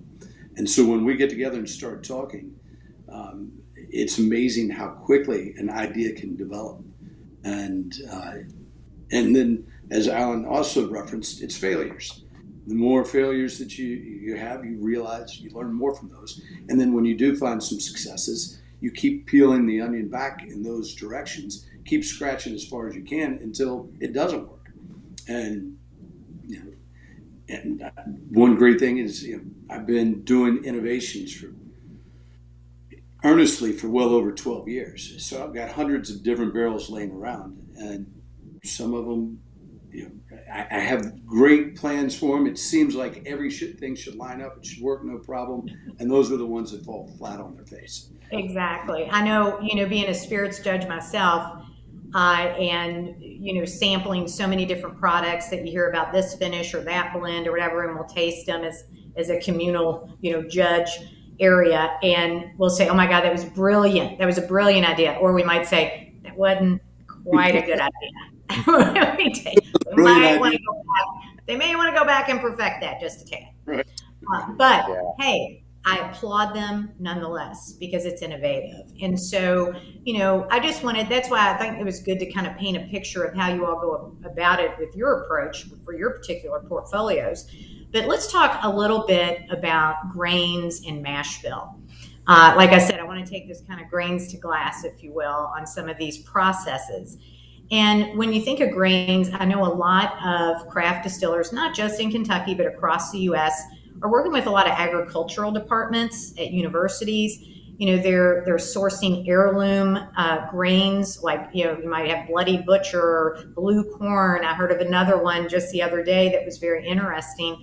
Do you think that we're going to be seeing other types of grains, whether it be millet or bluegrass seed or, really funky things coming down the road, more artisanal-like, just from your perspective, or if you are doing some type of innovation in that area? Alan? Yeah, I think you're going to see a lot more of that. So, and this is the fun part of the industry, right? And we'll just take bourbon as an example. Obviously, all the other spirits included in this as well. But what we think of as bourbon, nowadays is this very small spectrum of what bourbon used to be, right? So we have these ideas that all these things are new, innovative ideas. They're not. If you were to go back to 1850, you'd find farm distillers doing almost the exact same things that craft distillers are doing now, based on their local food shed, based on what was available to them at the time, what they could get a hold of, what was practical to use, what the local culinary flavor of the place was, right? You get into industrialization in the 1870s, that spectrum shrinks a little bit. You hit Prohibition, and that spectrum shrinks to 6-7 big companies using very similar methodology, all making great stuff. Nothing wrong with anything that those guys have done over the years, obviously. They paved the way for all of us to get to play around with these things. So for me, it's super exciting, having come from that historical background and coming from a farming background, growing up on a tobacco farm that I converted to an organic produce farm, and used for years to actually breed open pollinated crops for the wider Ohio Valley, including corns, one named Amanda Palmer that is now being used by multiple distillers, including Iron Root Republic and several others out there, and Spirits of French Lick. This whole idea is incredibly enthralling to me, because that's what really, threw me into distillation in my mid-20s.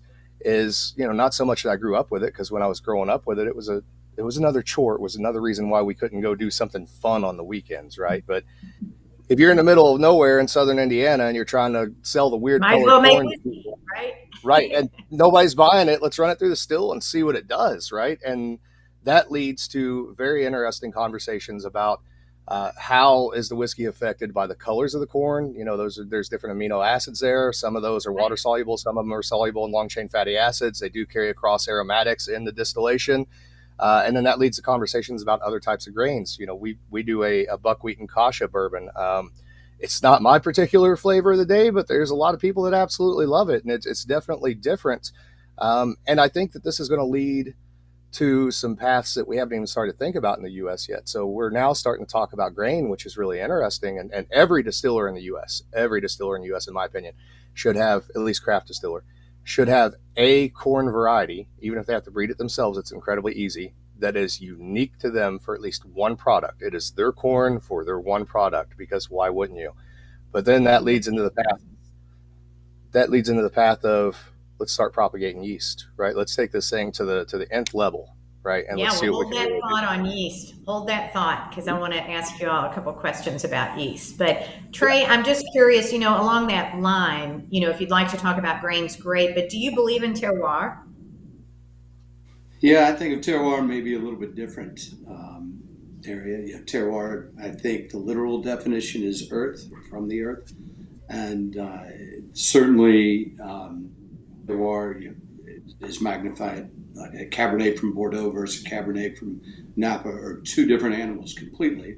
Right. Just because certainly terroirs make a difference, and I think that's why you're seeing different, for a number of different reasons, but you're seeing Indiana whiskeys pick up speed. You're seeing Texas whiskeys pick up speed. They're Colorado whiskeys. They are all different, and if they're using indigenous grains, basically, there's going to be some terroir differences.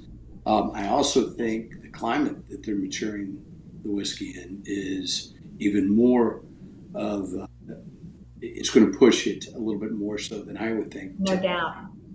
But that's me. I play more in maturation than I do with the grains themselves. Yeah. I just think there's more and more research studies on grains and terroir of making whiskey, where you've always seen that with grape growing, right, and wines. And so now you're seeing more and more on the whiskey front. So I think there's going to be a lot more use of that word going forward.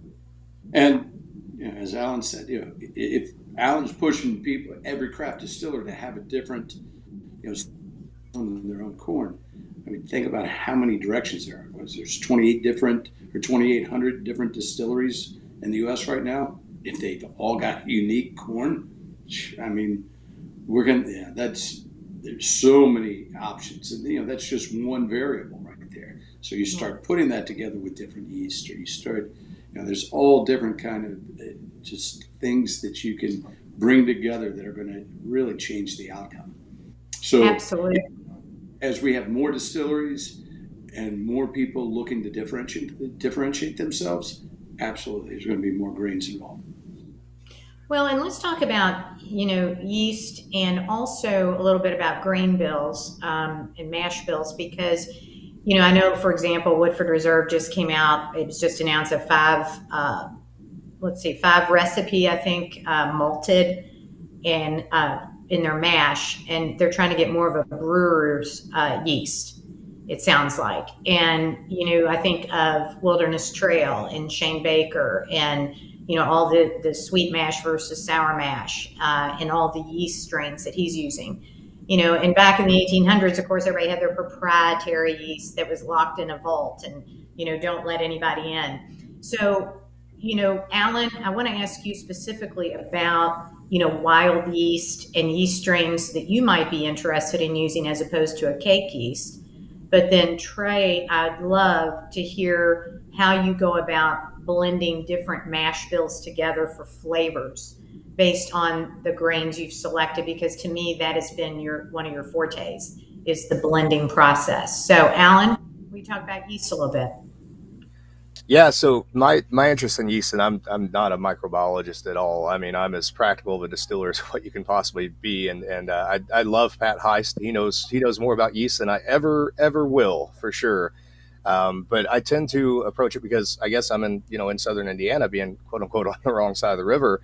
A lot of those old school Kentucky yeast strains, they were very closely related to one another. So you had a complex of distillers here in southern Indiana who would have had their own unique yeast varieties, and we're lucky enough to have a couple of old standing still houses from pre-Prohibition here in southern Indiana, complete with some of the original fermentation vessels that we were able to actually capture yeast strains from and use. That's awesome. And in the new make alone, sometimes it can be just night and day difference between the two yeast strains, everything else being exactly the same. And then we do a lot of co-pitching, even like on the everyday stuff. So we'll split a fermentation into two halves, and day one we'll pitch a yeast that we propagated. We call our house yeast. It's literally just whatever the Saccharomyces yeast was that was in the distillery. It probably started off as Fleischmann's bread yeast, honestly, but we've kept it going now for about 3 years. We'll pitch that day one, and then day two we'll actually throw one of 3 different brandy yeast in there, and those brandy yeast really do some interesting things to the grains that I can't get from some of the more commercial distillers yeast that are out there. Now, I don't know, long term what the greater impact is over past a 5-year period, perhaps, right? But we tend to approach our maturation a little differently, anyways, where we're going for a little younger product. But I do think that there's probably going to be 5 to 10% influence even after 10 years off of a pot still at the very least, but we'll see. Well, and I'm curious, just for the audience, I think yeast is an unsung hero. It doesn't ever get the credit that the barrel does, as far as contributing, I should say, to the flavor palette. And I think it does. I think that yeast adds, and correct me if you see otherwise, but to me, yeast is always a very nutty flavor component. You can actually get fruit notes from a yeast, in my opinion. And so I was just curious if those are some of the notes that you find with yeast strains or different. Yeah, absolutely. So one of the interesting ones that we have was actually the old Daisy Spring Mill distillery yeast from Spring Mill State Park. And it has even the yeast itself, just the starter, has like a Ceylon cinnamon or like cinnamon toast crunch sort of aroma to it, right? Very cool. Very apparent. There's another sour yeast that we have that came from Cave River Valley, which was an old distillery in the 1800s here in Washington County, Indiana. We presume it was probably related to the yeast that was used there, but we don't know for sure. We caught it off an apple blossom where the distillery was at. And it has this funky, on the new make, is super funky. It's like almost honey mustard sort of thing happening, but it just ages into these beautiful, almost peach apple characteristics. So there's huge differences. And yeast, wild yeast grows everywhere. I mean, it could be in your beard for all we know, but we just don't want Fred Minnick's beard involved, right? Any kind of yeast strain at all. Or maybe that's a marketing idea for him. I don't know. But anyway, Trey, tell me your thoughts. Well, first, I want to ask Alan a question. That brandy yeast, what kind of influence is that giving, and how detectable is that after it's hitting the wood? Oh, very much so. So, like let's take, for example, every barrel's a little bit different, even if you make them the same. But I can always tell if the house yeast is taken over top of one of the brandy yeast, because the house yeast tends to have a little like eucalyptus or a little even menthol sort of characteristic. The brandy yeast that we use sometimes give us a little of that cinnamon characteristic, but they also give us a lot of jasmine floral characteristics that we pull out. And then occasionally, especially in like Lee Sinclair, which is a 4-grain, and then which doesn't have any rye in it, ironically, and then Matty Gladden, which is a high rye, we do get these interesting candied black cherry sort of notes out of it, and some of these more like apricot, fruity, stone fruit sort of characteristics, even after 4 and 5 years, that are hanging around. Now, not every barrel gets that, and again, those yeast, I'm sure every time we co-pitch, they're fighting back and forth for who's going to be in charge and what's going to happen, and who knows who wins ultimately. But we definitely, and it's familiar. People are, I think, the easy way to talk about this to bourbon drinkers is people are familiar with high rye bourbons and rye whiskeys. And almost always, if you open a high rye bourbon or a rye whiskey, you're going to get like a banana nut bread sort of aroma, or you're going to get like a little persimmon pudding sort of aroma. All grains have the ability to give those fruity sort of esters. It's just a matter of finding the right combination to pull them out.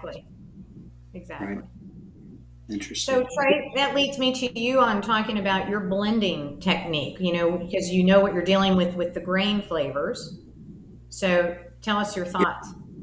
And, so I guess it's just, I'll go about it, just goes back to where I started, which was 25 years ago, sourcing from those that were making bourbon back then. And there were only 8 distilleries back then. And so, as Alan said, to just the mash bills at the time, they're all very similar at that point in time. There was Absolutely.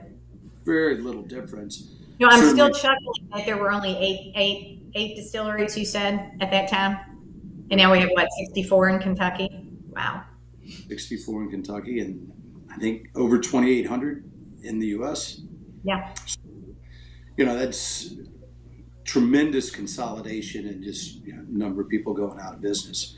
So it did get narrowed down quite a bit, and there wasn't a lot of variation as far as mash bill was considered. There was certainly age and proof were the one differences that you would see on the shelf at that time. But when I started blending together like our very small batch of reserve, which has 3 to 4 different recipes of different ages, I was looking for different combinations to put together to achieve what I was looking for. With our very small batch, I was looking for something that was more approachable and more blended out. So you weren't going to get one dominant flavor up front, but you were going to get a myriad of flavors throughout. And one of the things that I started doing early on was going with very light char barrels. They were typically char 2 barrels, which would allow more of those fruit flavors and floral flavors to come out that weren't so dominated by the char, which really helped bring up a lot of flavors up front and even on the end that you just wouldn't get with a heavier char. So it was kind of a combination of, at first I started collecting small esoteric batches of bourbon, typically that have quite a bit of age on them.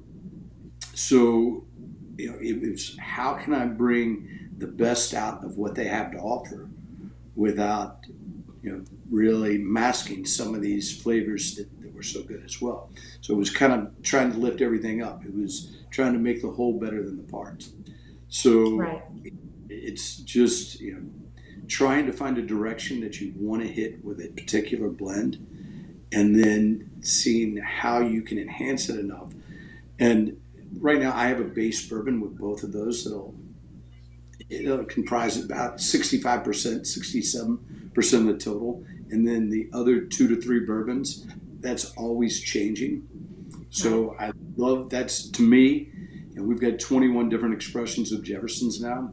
Those 2, it goes back to, it's blending Tuesdays. So I've got to blend those out, try them each time, try to get as close to the control as I can get.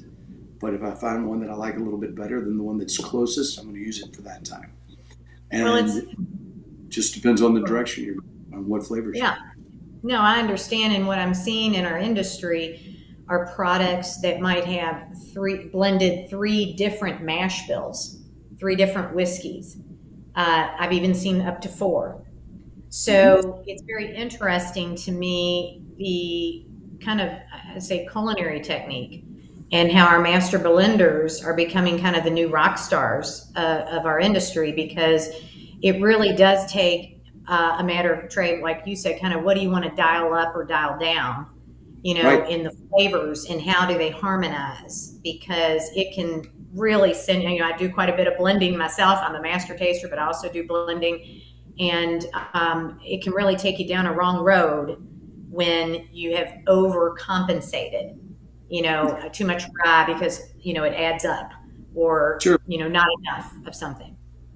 So why controls help a lot when you've got something that you can target to, that you've always got something to go back and check yourself against. And, I really started looking into that. I was over in McAllen for the first time, I don't know, a dozen years ago or so. And I noticed that on top of the whiskey maker's door, or the blender's door, it was whiskey maker. And the distiller, it was production manager. And that's really how they looked at it. And it was, you know, taking what's been produced and then putting it into the hands of the blender to really enhance it and come out with, you know, a sculpted product at the end. So that's, you know, again, out of the 21 different products that we put together over time, the most challenging for me day in and day out, and the ones that I probably am most proud of, are the ones that I blend together, because that's, you know, each time you're just going back, that's all there is to it. Yeah, absolutely. That's not an easy job at all either, and that's one of the interesting things, Trey, kind of between you and I as well, is, you know, running a little small pot still distillery, right? You don't get consistency from pot stills, right? Because you come in on a Monday and you're in a really bad mood, and maybe you make one style of whiskey, and you come in on Wednesday and, you know, everything goes differently and you make a different style of whiskey. So, you know, being able to make those blends and to maintain that consistency for our bottled and bond products, that I probably struggle with that as much as I do anything.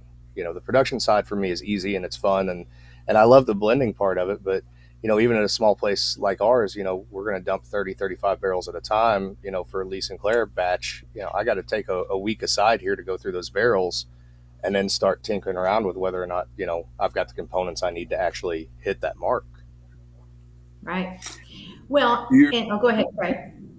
Your taste buds, and not only your taste buds, but psychologically, what you like today and what I liked 25 years ago, they're not the same thing necessarily. So you develop a style and you want to stay true to it, but you also want to enhance it as you're going along. And, you know, it's kind of an evolution like anything else. So you got to keep yourself mentally in check of, okay, how are you being true to that product?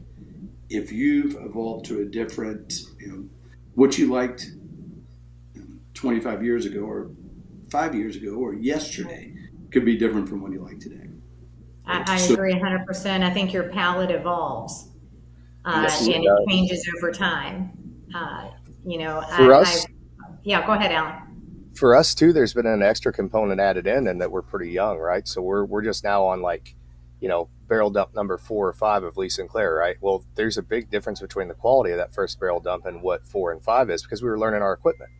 You know, we were trying to figure out exactly what we were doing, what yeast strains we wanted to use, what everything that we were wanting to use and do. And so we actually just blended the last batch a couple of days ago, and it was the most consistent set of barrels that we've had so far, and there were actually none that we kicked out, which you know, I rested a little easier after that, because usually there's 3 or 4 that I'm like, no, these are not, you know, it's not going to work. So, well, I understand that. And, you know, our industry as a whole, it's an evolution.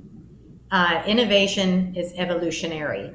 It's trial and error, like you all had said very clearly, and you learn as you go, and flavors can change, and the focus of the flavor that you wish to have or in the future. Just like Alan, I think you're making single malts now, and, you know, I mean, everything can evolve as you do. But let's move a little bit to what I call the star of the show, which is the barrel. And I know that I have always learned from all my cooperage friends that 85% of barrel flavors are really used on that first use of that barrel. And, you know, that's a huge advantage, of course, for bourbon. And that's why we sell our barrels to other places. But at the same time, the barrel is so important. And I've never seen so much innovation as I have, like I said, in the last 10 years, whether it's, you know, rapid aging, barrel effects, you know, steeping of pecans in a barrel, steeping of other, you know, wood chips in a barrel, you know, trying to do more oxygenation so that it age again. Its barrel finishes are on fire. So I just want to pull back a little bit, because, you know, there's so many flavor influencers within a barrel, you know, from clove, you know, to savory bacon, to cherry, the vanillin in the wood, you know, all of these things. So talk to me a little bit of what you're seeing now, or what you're trying to do. And this time I think I'd like to start with Trey just because I think what you have done in maturation was mind blowing, taking it to the ocean. Well, right around the same time I took it to the ocean, I was invited back to Independent Stave Company's home office in Missouri. And I'd been to their cooperage in Lebanon, Kentucky, I don't know how many times, where they make bourbon barrels. And when I went back, and I think it was for their 100th year anniversary, in 2012, I was invited to spend a couple days as a barrel chef. And that was really a time that I looked at, they've been in business for 100 years, I think 5 or 6 generations, and all the knowledge that they had picked up and all the techniques that they were utilizing in barrels for other spirits around the world and wineries all over the world. I thought, why are we being so rudimentary? Certainly back then, nobody was really doing anything. Nobody. 3 and 4 char barrels dominated. That's what everybody was doing. As I said, we started doing mainly char 2 prior to that, but that was it. And I was like, why not utilize everything that they picked up? Time and temperature, and following a computer graph and seeing what those different time and temperature combinations would do to evoke these different flavors. It seemed like a natural to go ahead and start playing around with them. And that's really, as you said, kind of really what was going on in the 90s. That was really before anything else was really starting to turn so much. And then finishing, I think it was, you talked about Beam and the small batch, but actually Booker's had a master's, I can't even remember the name, Master Collection or Master Collection. It was a 16-year-old bourbon that was finished in one port and then I think a sherry barrel later. So it was an 18-year-old finish that was $200 a bottle in 1988, which was way, nobody could imagine paying $200 a bottle, not barrel, excuse me. And that was the first blend first finish that was certainly going on in American whiskey. And that was so much ahead of its time. I don't think anything really caught up in 15 years afterwards. So, that was the first time I really looked at, gosh, not only can we do so much different things with the barrel and still keep the integrity of what bourbon is, where you can't add anything to it. And then with the combination of, I was just taking barrels off the ships and seeing what the different climates, environments did to them. And those combinations together, I was like, this just opens a whole new world. Well, not to mention the agitation of barrels rocking back and forth, forcing the whiskey in and out of the wood, expanding and contracting. I mean, it was just like a washing machine almost, right? I mean, just completely agitating. Right, which obviously gives flavor to it, but it's amazing how much of the astringency of the alcohol is stripped away through the filter of the wood when you're agitating it like that. Wow. So, you just had a whole number of things that were coming together for me. And I was like, this is great. There are so many different combinations that we can put together that should produce bourbon that's certainly different than what we did in Kentucky. And then we went back and kind of substantiated that when we recreated how to take bourbon from Louisville through the waterways, floating down the Ohio, down to New Orleans, putting on ships and sailing it around Florida and back up, and seeing how different the bourbon, because really whiskey before it touched the wood there, how different that whiskey that went on that journey was at the end of it compared to whiskey that was distilled and aged in Kentucky for the same amount of time. They were night and day. And that just kind of proved, one, it wasn't just the grains that we had or the climate or the water that we had here that really changed it, but what happened when you go on a journey like that. So, it was kind of 2012, which is a lot of these things that I've already been in the business for 14 years before those lights really kind of went on, and they all kind of went on at the same time. Alan, how about you? What's your thoughts on, really manipulating what's in the barrel and different elements that you can do? So ironically, I think I have to probably thank Trey here for paving the road on something else as well, because all of our mainline barrels, and I picked this up when I was at Copper and Kings from Joe Heron, who I suspect picked it up from Trey, but number 2 charred oak barrels for all of my bourbons, medium plus toast heads on everything, all 53 gallon and larger. Right. So we work with Zach Cooperage and Kelvin Cooperage. We do some groove staves, which are kind of fun for us because I really like to get that toast layer to play off of, and again get some more of those kind of toasted coconut, toasted hazelnut sort of aromas and flavors going along inside of our whiskey that's already got some of that fruity profile to it, and kind of approach it more as a blend and a balance for maturation, to where a typical Kentucky distiller is going to say, 60-70% of the flavor is going to come from the barrel. For us, I really want to approach it as close as possible, and it's never going to be exact, but I want 50% of what you taste, even after 4 or 5 years, to be, the grain itself, the fermentation, and the distillation, and then 50% maturation as much as possible. And so everything we do, we very much approach all the way down to the types of barrel houses that we have, which are very different from what you'll see most places. So we have a barrel house that is a chai cellar, essentially, that is actually located on the distillery itself. It's not actively heated. It's not actively cooled. It just works off the passive heating and cooling. It gets a crazy amount of angel share. I'm pretty sure I'd probably get fired from anywhere else for what I lose, but we lose about 7% a year out of that thing, which is pretty high for the Ohio Valley, I think. But that gives us a lot of retention and concentration of those flavors that we're after. And then the other warehouse is they call it a barrel barn. I tend to think of it more like a Scottish style dunnage. The barrels are only stacked 4 high, great ventilation all the way around. It actually loses proof. So we'll drop from, our entry proof is 105 on almost all the bourbons and the rye, and we'll drop to 103, 102, sometimes 99, 98. Whereas in the other warehouse, we'll drive up from 105 upwards of 114 or so. But I'm a big fan of playing around with, I like wine barrels. They take longer, right? We've got several of them that, again, probably would have gotten in trouble at any other company out there for putting Lee Sinclair in these 64-gallon Bordeaux barrels that we had charred to a number 2. Because I knew it was going to take a few more years. But we've got these barrels that are just now becoming really beautiful because they are in a larger container, and we're going to see what they do next year and try to do something interesting with that. Maybe it's 6 or 7 years old.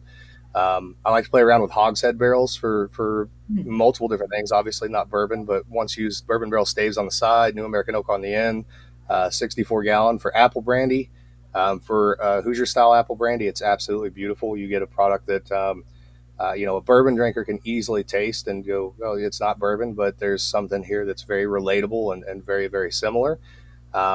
We don't do a ton of finishing. We did do a little bit of finishing this year because we got some barrels.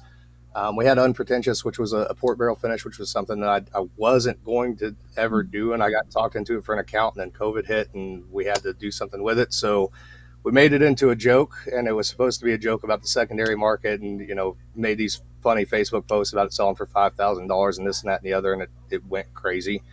So now I get bothered to do that all the time, but we do what I like to call a lot of like co-maturation. So instead of finishing, my preference is give me a barrel that had something interesting and cool in it, but that barrel is now pretty much dry. I don't want any liquid left in it whatsoever.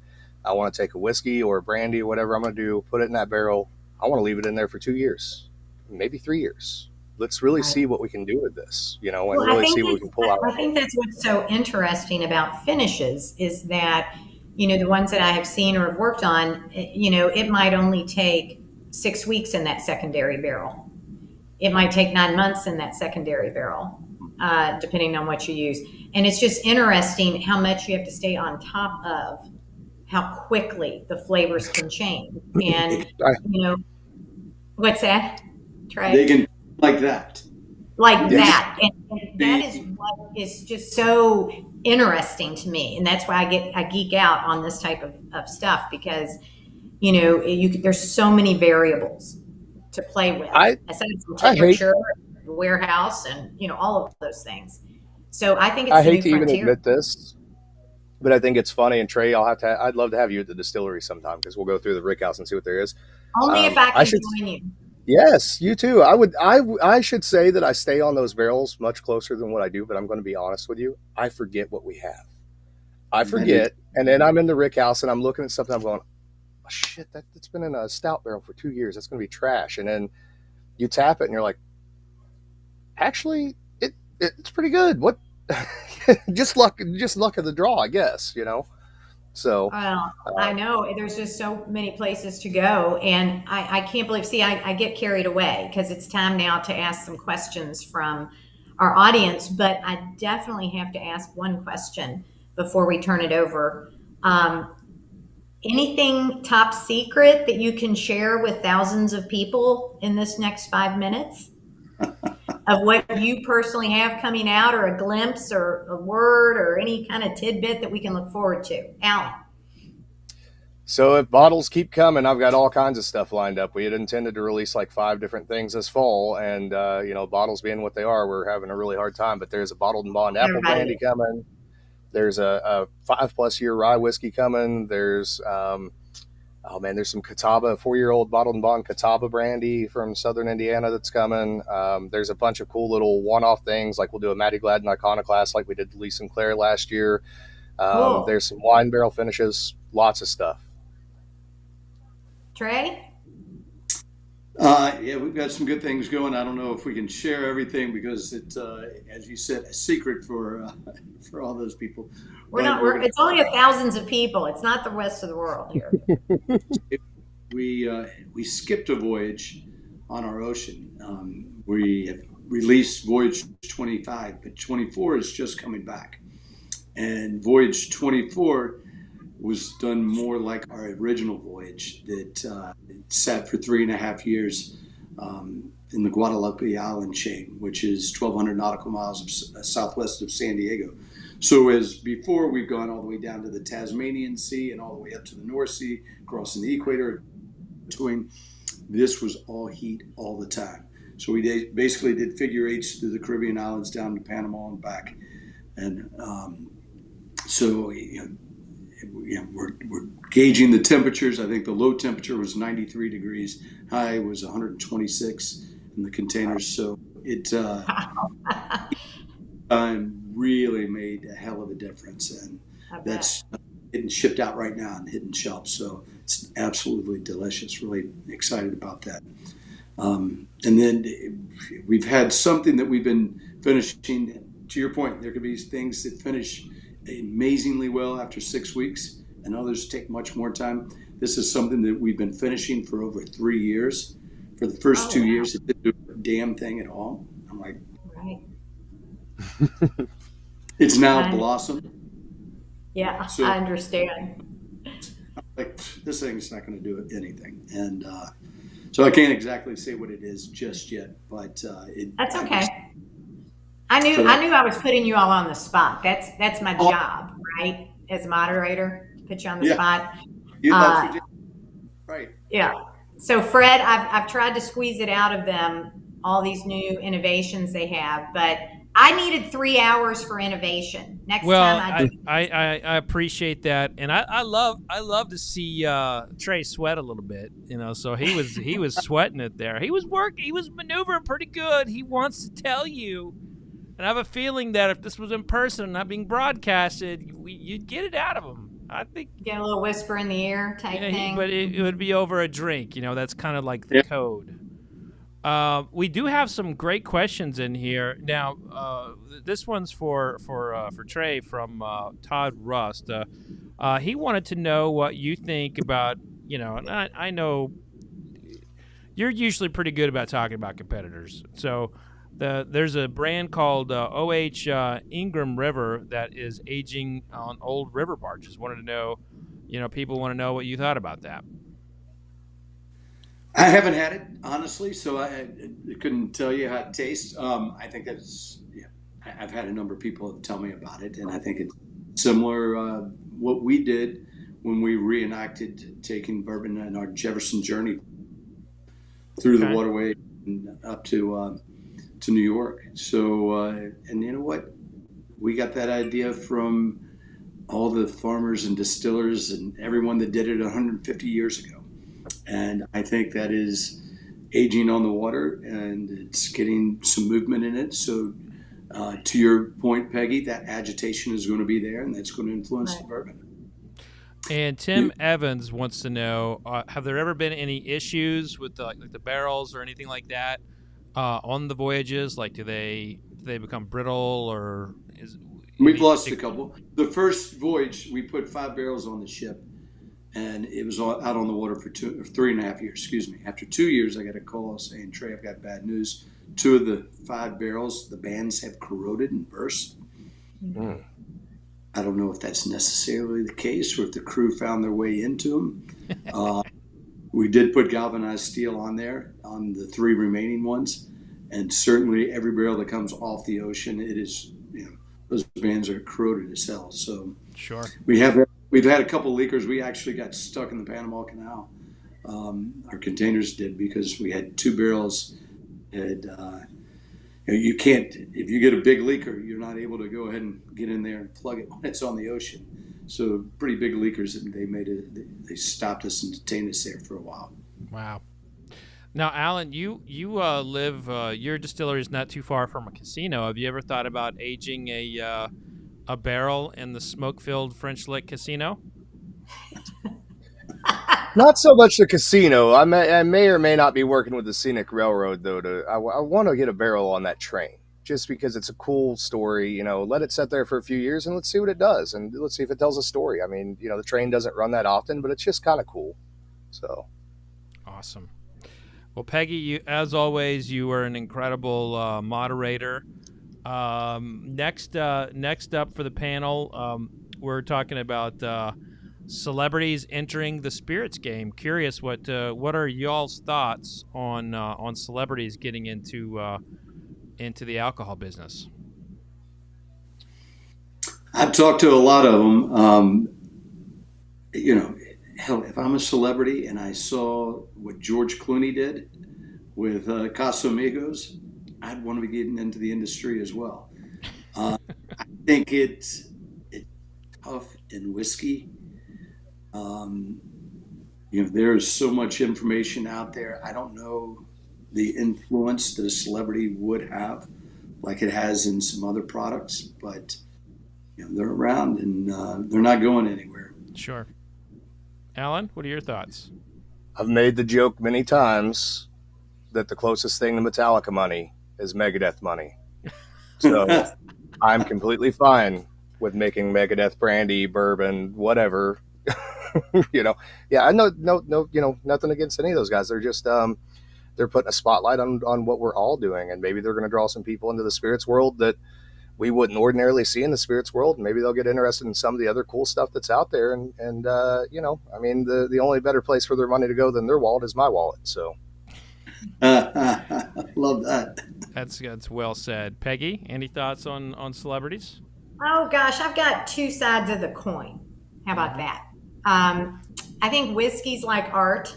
Spirits are like art. It's in the eye of the beholder. That's why we buy very expensive Pappy Van Winkle and all of those things. Mm-hmm. And so if someone as a consumer wants to purchase because a celebrity is tied to that brand and they love that celebrity, that's their art, right? That they want to purchase. However, on the other side of the coin, I guess my production spirit side of the business about authenticity and quality, I hope it's good juice. I hope it's good juice, right? And doesn't dumb down our business just because they've slapped a name on top. And I'll say one more thing on that topic. Just, it's the same thing about flavored whiskeys. Believe it, those were the best things that happened to our industry. It introduced so many people to the category that would have never have come in. I won't say it's the best, but I don't knock it like other people do. I don't drink it. And if it's a celebrity that brings in, to what Alan just said, if that brings people in that wouldn't have sniffed the bourbon category before, then God bless it. That's, it's exposure. Yeah. That's great. And so, I have worked. Oh, I'm sorry. Go ahead. That's reinforcing it. Things are going to continue to evolve, as they have for the last, 15 years, very rapidly. And I think that it probably will be more prevalent. And anything that we can do, it's hard to say that now that we're in a situation right now where it sounds like Alan doesn't have enough bourbon to sell. I don't have enough bourbon to sell. I mean, what a freak! That's hard to comprehend anybody that's been in this industry for a while. Mm-hmm. If we can do whatever we can to perpetuate that. Right. One other thing I wanted to throw in there, because we were talking innovation, and this is I'm always an advocate for home distillers, obviously coming from that background. So a lot of this innovation that we're seeing. Alan, do you mean moonshiners, or are you talking legit like home distillers?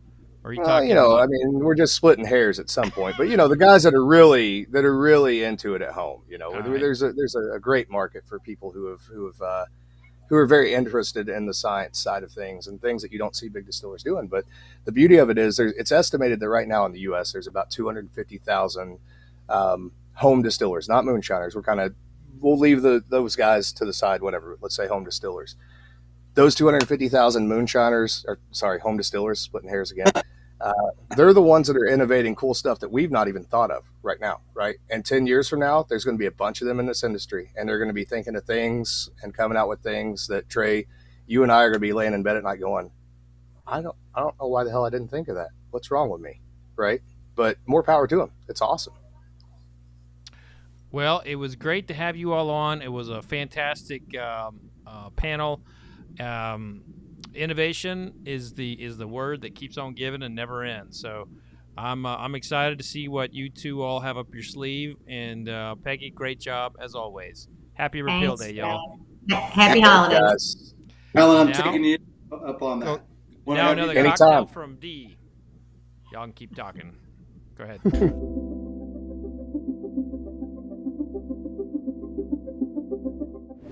Our next cocktail, we are on the roll here, is going to be called the Untitled Number 10. And you can probably guess it is because I have a lot of cocktails that I just don't come up with names for, and this is one of them. It's delicious though, so bear with me. This is going to be with Gentleman Jack. And my fun little secret ingredient, which is a Banana Foster balsamic vinegar, which is going to be that element that really pops in this. So I'm using half an ounce of my Banana Foster balsamic vinegar. It gives just enough sweet, just enough of that little tinge, kind of tartness that you get from balsamic vinegar. I am using a 1/4 ounce of B&B, which is brandy and Benedictine.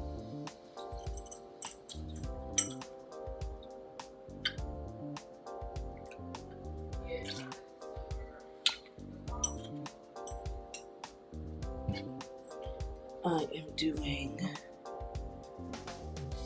half an ounce of lemon juice. Sorry, 3/4 ounce of lemon juice. Make sure that's balanced. And we are doing 2 ounces of our lovely Gentleman Jack.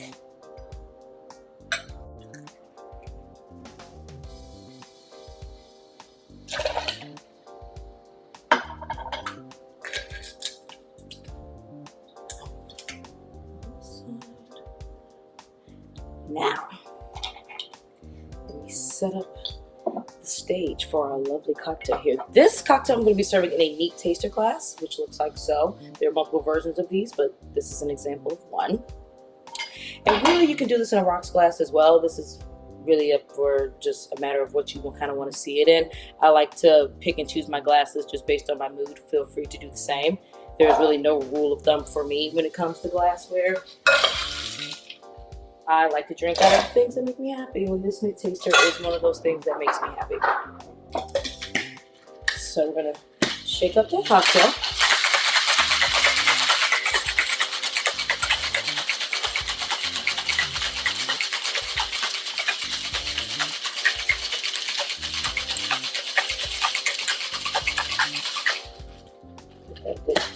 Give it a second shake, get all those flavors in there.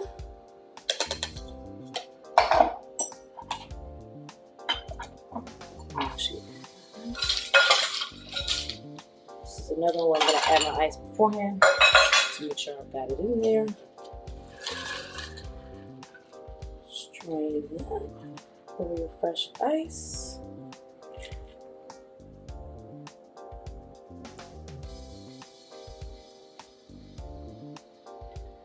Now the garnish for this cocktail is really fun. So you may not be able to fully see, but I'm going to show you. I've got a setup here. Got my cloche, got my cutting board, and inside I've got a cinnamon stick. And we are going to add some cinnamon smoke to this cocktail. So I've got my glass and my cloche, and I'm going to set this nice little cinnamon stick right on fire.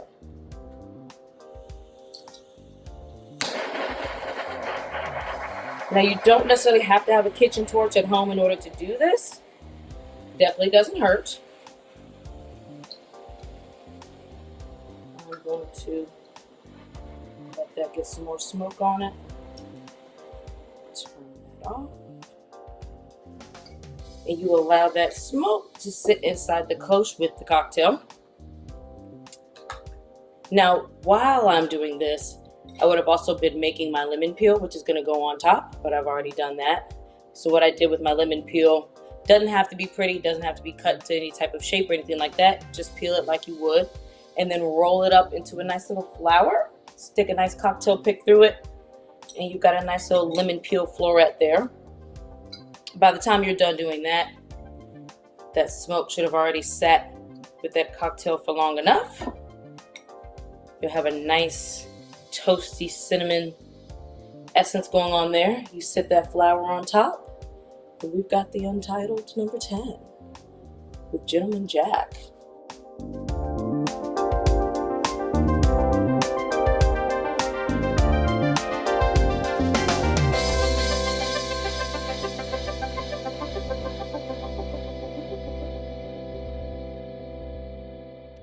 Well, y'all, I'm going to be solo here for about 20-30 minutes. I actually did an interview with E40.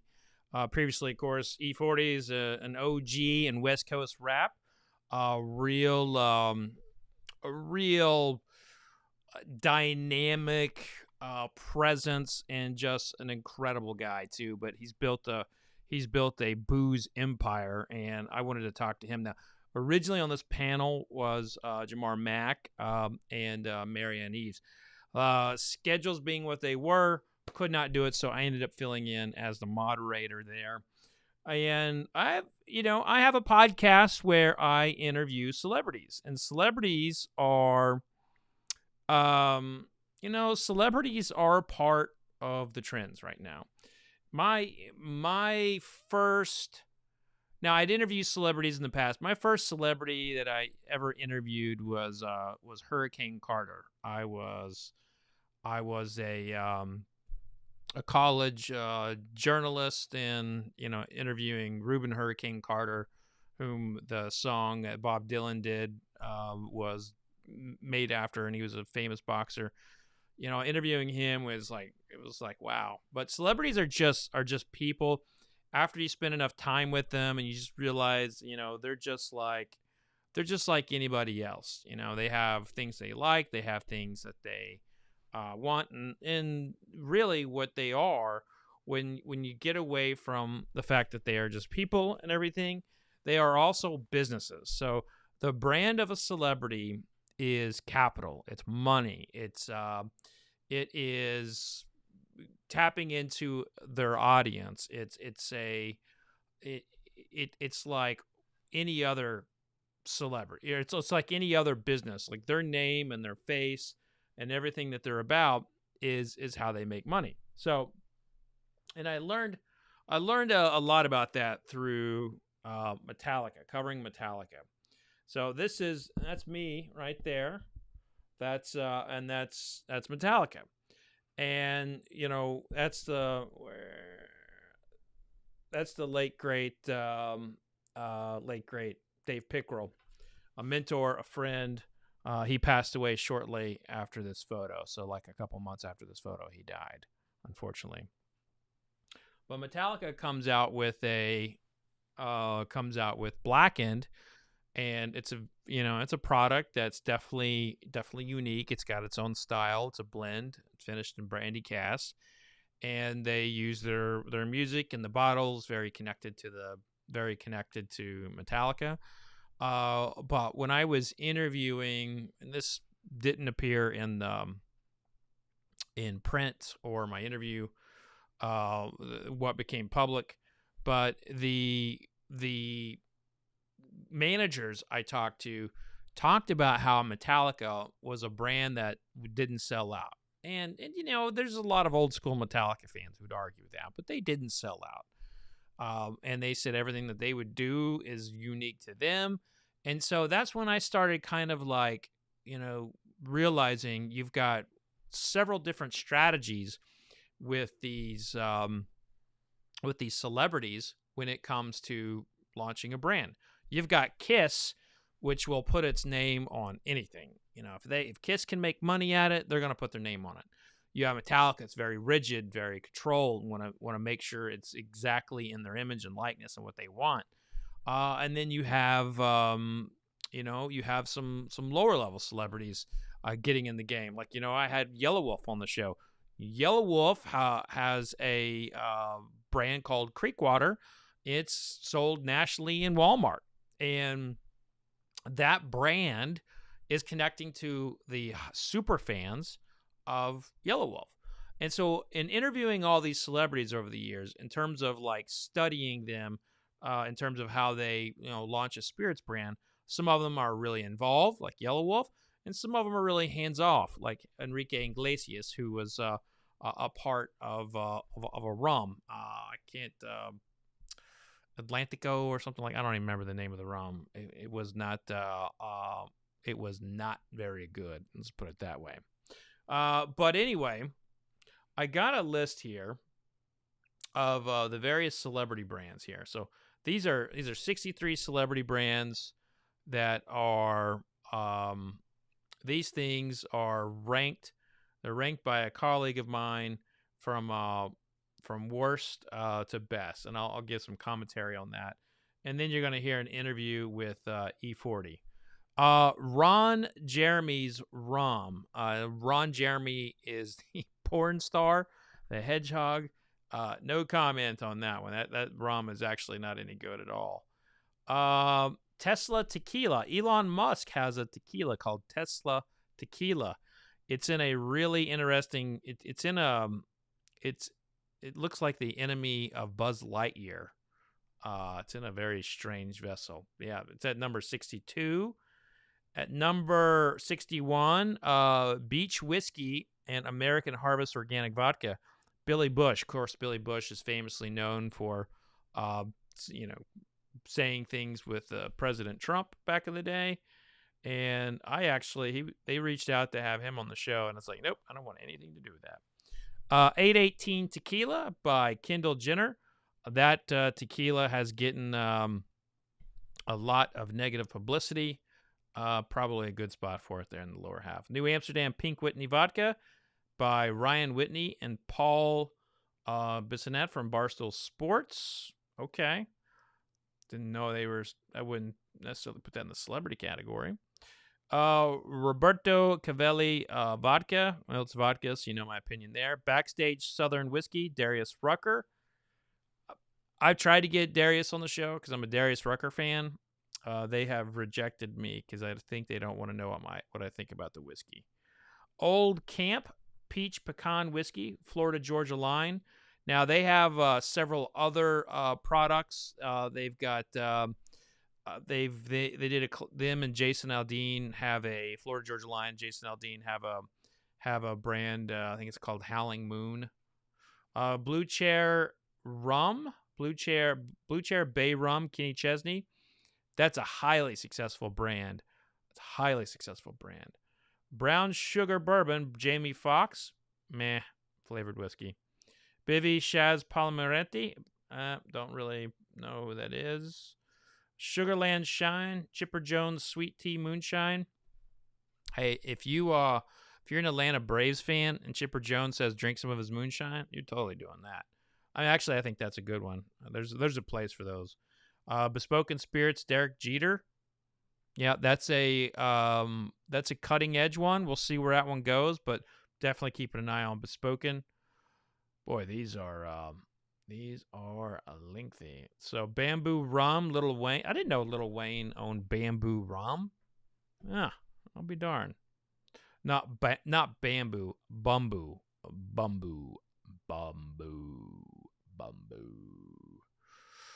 I can't pronounce that guy's name. Proper 12, Conor McGregor.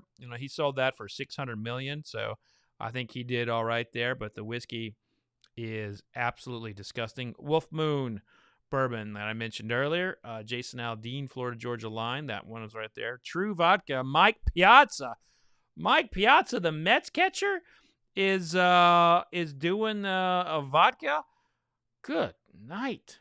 What was wrong? I loved him. Now, it's a nice bottle though. It says True. Hey, I see Dusty Dan's joining us here. Welcome to day 2 of the Repeal Day Expo. We are on the celebrity panel at the moment. I am just kind of going through some celebrity brands, and E40 has I have E40 on for a recorded session, and hope you enjoy that Volley vodka. That's Pitbull. I was hanging out with Pitbull not too long ago, and he got a real kick out of my slogan, "Vodka sucks," and he just. Who knows? I might end up on a Pitbull track one day saying vodka sucks. Smithworks American-made vodka. Blake Shelton. Okay. King Street vodka. Kate Hutton's. Okay. Good God. How many vodkas can these people make? Robert De Niro. Channing Tatum. Okay, here we go. Charles Woodson. Woodson whiskey. Hey, I'm down with that one. Skinny Girl. Bethany Frankel. Is Bethany Frankel a celebrity? I think she became a celebrity because of Skinny Girl. Ciroc. Okay, Ciroc, period. Sean, Diddy, Combs.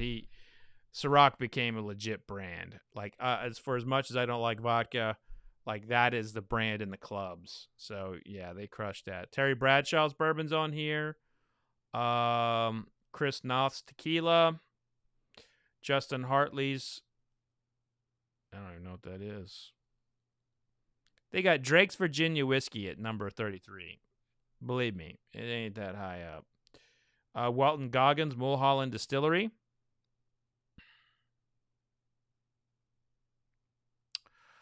Let's see. Dos Primos Tequila. Thomas Rhett. Casamigos Tequila. This brand is why all celebrities are getting into it. George Clooney owned this, sold it for $1 billion, so he's got a fat bank account not because of his acting career, but because of the tequila. Sasquatch Scotch from Sam Hugan.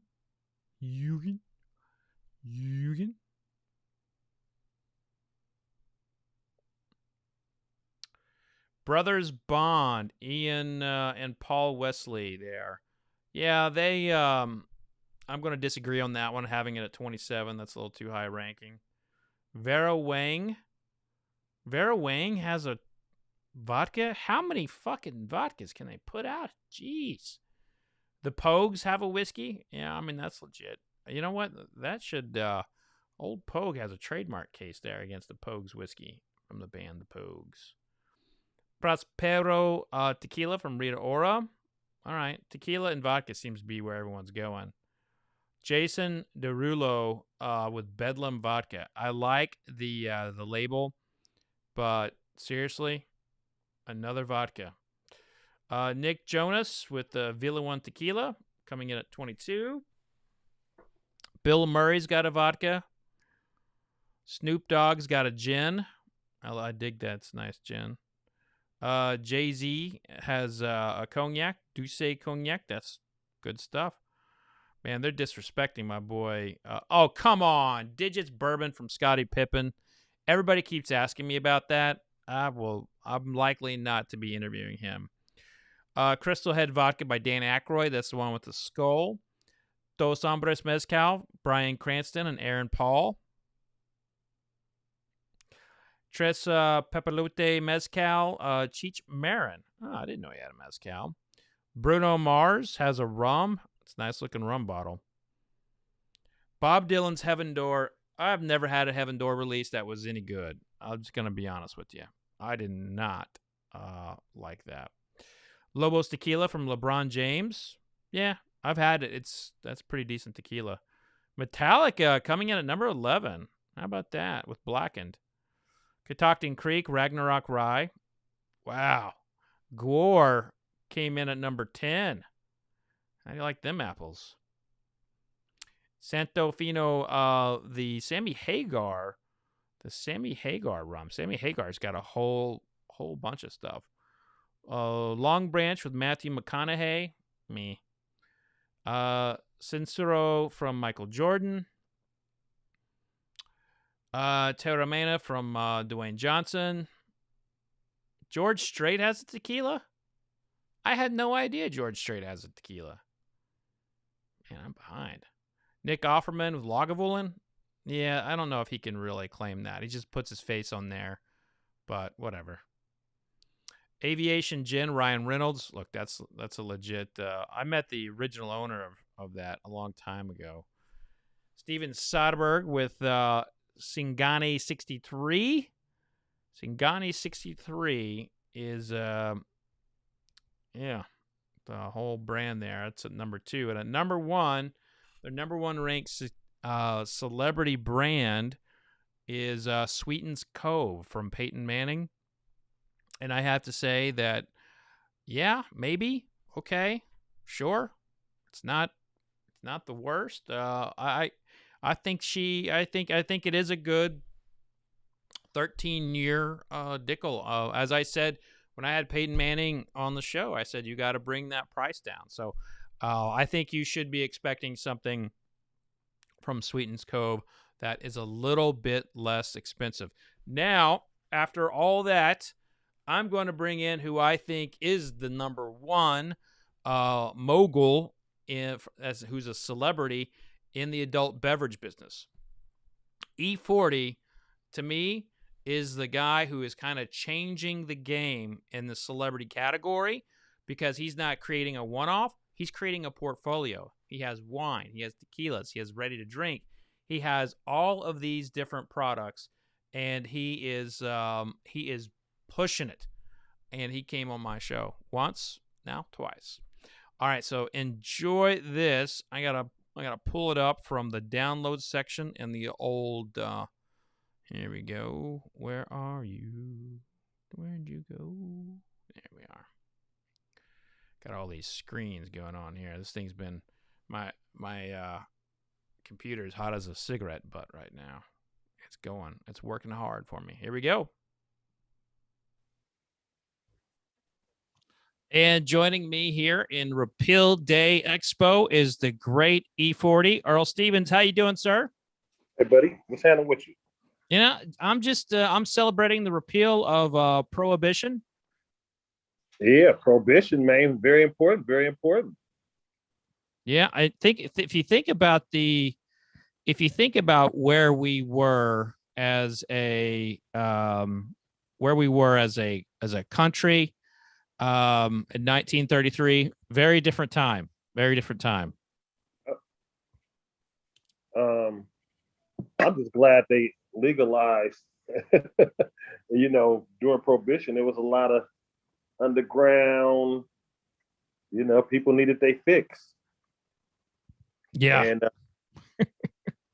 that they legalized it, like marijuana. You dig? I know, and that should be that we should definitely take a look at that as a country to get that to get that repealed as well. But back then there was also not people who were celebrities with brands of booze, if you will. Now they're everywhere. Yeah, it is. Everywhere, like air. It's almost like someone, George Clooney had success, and then everybody started with their own brand, and it's gotten really crazy in the last 5 years. And you're obviously a celebrity in the space. Just, what do you think about like everybody getting into it right now? It's good. It's good. I mean, if you got a passion for it, if it's just, I feel like it's, hey, business is business. But if you're actually, if you actually love your product and and it makes sense, like people like myself, it really makes sense. I love booze. You know what I mean? And I'm sure it's other people out there that a lot more. But if you're not passionate about it, if it's not really your thing, and you're doing, and your name is on a brand, and ain't nothing wrong with that as well. But at the same time, it makes it better when the celebrity is really engaged with this product, like me. Right. With it. I mean, that's Khyber Belts. That's some good bourbon right there.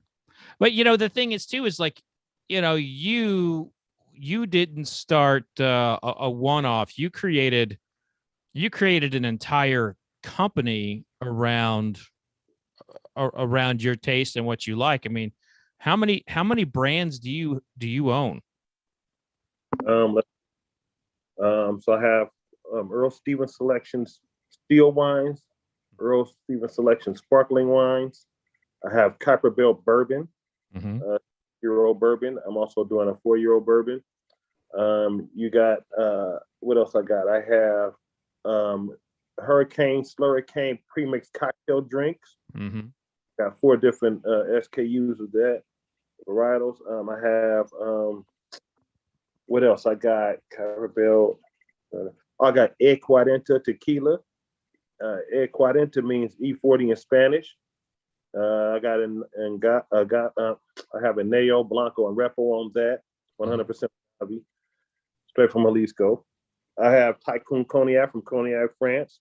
Tycoon Cognac. I got vodka coming under Tycoon Cognac. Also some French gins and some French products coming under Tycoon as well, and a champagne called Tycoon Champagne.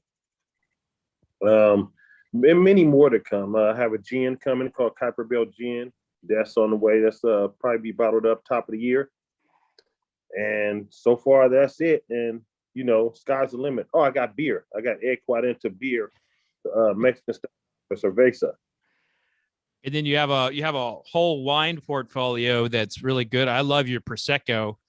That Prosecco is fantastic. Thank you. Yeah. Earl Stevens Prosecco. And when did you start this empire? 2013. Late. Wow. I sold wine online. The first varietals I had was Earl Stevens Selections Function Red Blend, which is a Zen and a Cab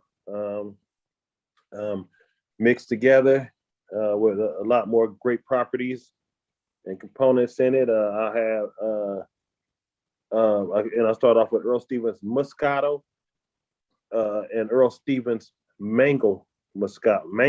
I call it Mango. 18% alcohol, that Mango Scott. Very, very unique, very tasty, very delicious. It's the people's choice, my number one seller to this day. And it'll get you right, not wrong. As soon as you take your first, it's gonna be like, oh shoot, this is kind of potent, but at the same time delicious. I need more. Take another sip. Next thing you know, it's like you done drunk the whole bottle. Now you own like a light switch. Yeah. So and Moscato is really sweet. So right. So it's like it's not sweet like that. It's like it's different. Like that's why it's the number one seller. The Mango Scott at 36. Most celebrities, they get approached by parent companies, large companies, to do like a collaboration, but you started like your own thing from scratch. Did you ever consider doing a collaboration with the bigger brand or like a larger company as like a kind of like a one-off? I haven't I haven't did that yet, and that haven't came across me yet. But if it do, that's something to think about. My whole thing is to just keep going. Everything that I do is from start to finish. It's really grassroots, 100% owned by me. The Stevens estate, me and my wife. You know what I'm saying? And I've built an empire with this liquor. This is great. I can't complain. Great income is something I'm really passionate about. I'm trying to build generational wealth, trying to, supply a security blanket and a safety net for the future. Yeah. So this is like, this is a company though. It's not like you have a PR firm, you have people out there working for you on this. It's not just your face and you're endorsing something. You're building an actual company. The fact that you are an OG, famous rapper, celebrity, always at, the Golden State games, all that stuff aside, you could have been anybody, and what you've created would be considered successful. Like you've taken a very, very different approach than other celebrities. That is very true. Being from the Bay Area, this reminds me, I always tell people, they say, well, what do you think about, what do you call your hustle? What do you call, selling adult beverages now? I say, man, it's the same. I say it's the same hustle, different product. And that's what it is. It's the same as my independent, me selling tapes out the trunk of the car in 1987, 88, up to now, still being independent and still, you see many plats in the background, so many of those and so many years of, hit records and just, providing, great music for my fan base along with myself, because I do this for me too, for myself, and I also just feel like, and being from the Bay Area, we had to get out there and get it on our own. We always knew nobody was they never gave us anything. Nothing for Bay Area people's laps. It's very rare. And when it does, especially people that look like me, and that's why we learned to go get it on our own. Like we had to go work for it and go and make a way out of no way. And that's why I'm a mogul. That's why I'm the entrepreneur, the independent guru. I've been doing it for many moons, and to sell 200, 300,000 records out the trunk of your car, using a one-stop store, also doing consignments, starting off very small, doing consignments, going to liquor stores, putting 50 tapes in the store, coming back 3-4 days later, give them another 50, dealing with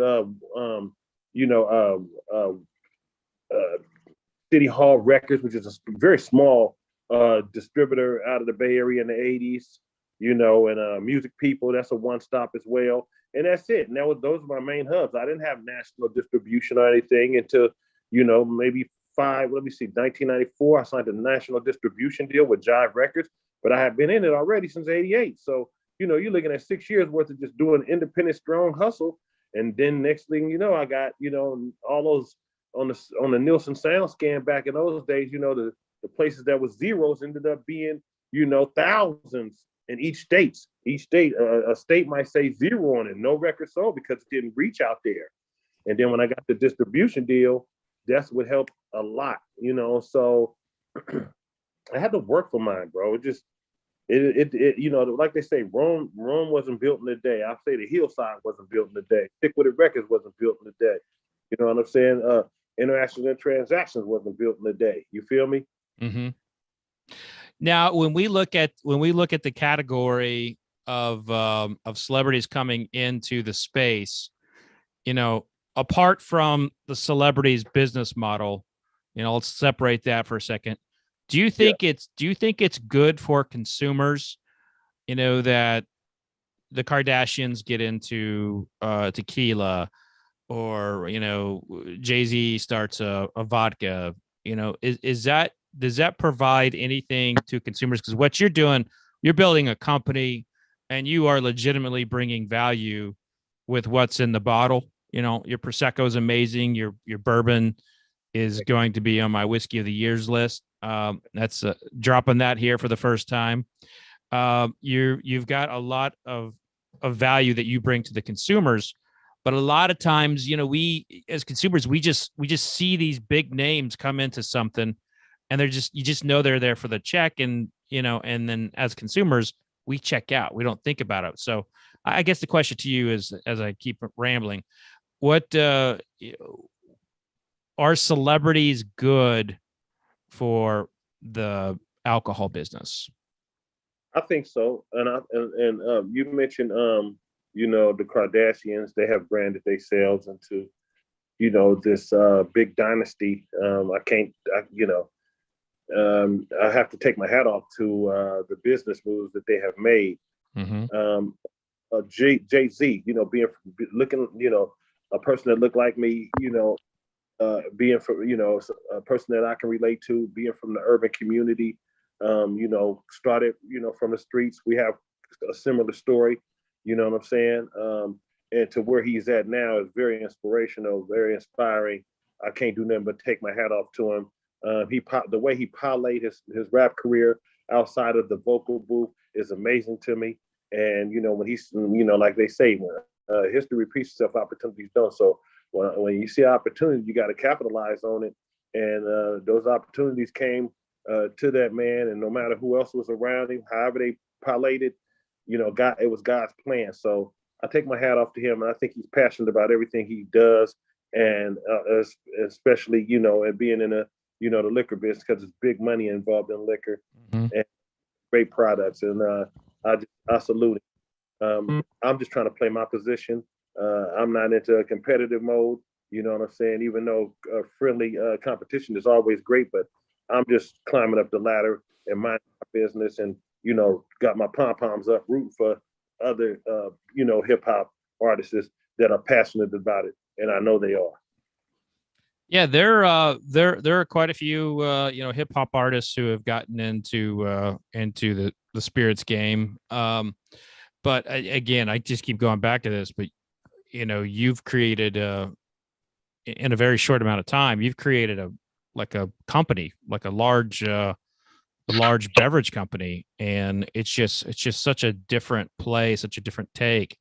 You know, do you think other people in your arena will follow that model, or do you think that more people will just kind of stay with the, you know, the one brand at a time approach? I don't think everybody's built to do what I'm doing, man. It's probably not even a handful, man. You know, to be the vendor of record, you know, to start off my brand, like coming with an ideal, taking that ideal of the name of whatever brand I'm going to, whatever alcohol category I'm going to come into, and taking that name and trademarking it, and then taking it from there, getting that trademark, then get the artwork started with professional package developers to, you know, preparing the you know, the liquid, preparing the formula, and, you know, doing my taste testing and all this stuff from start to finish, and just being 100% involved in the paperwork, you know, hiring my lawyers to get brands registered in each state. Like, it's not a regular thing that ain't nothing regular about me. It's never happened. Everything that I've done has always been difficult. I might make it look easy, but it's not easy.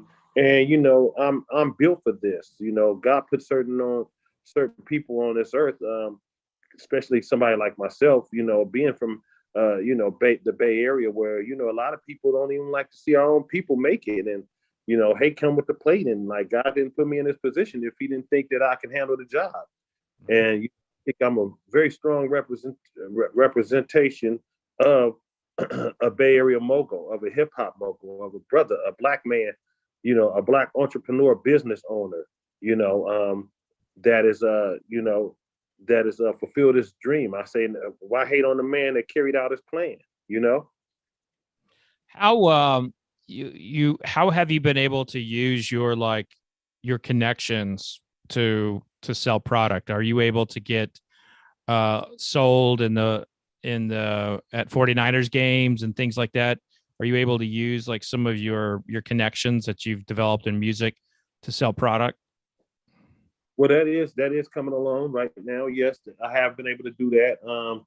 I mean, it's always been an advantage of being a celebrity because more people know you. You know, you're not, you know, you got to work hard, but you don't have to work as hard as, you don't have to spend the money that the average Joe that just wants to come with his product have to spend, because the average Joe is not known. The celebrity, with the push of a button, let them know you got something coming. Your fan base gonna come. They're gonna want to support. They're gonna want to be. They want to be right there by your side. They want to be still continue to participate in your journey. You know, especially when they've been there from the beginning. And those who just getting on, they want to be on all the way through and support. Right on. So you have you've named your wine portfolio Earl Stevens, but your spirits portfolio is named differently.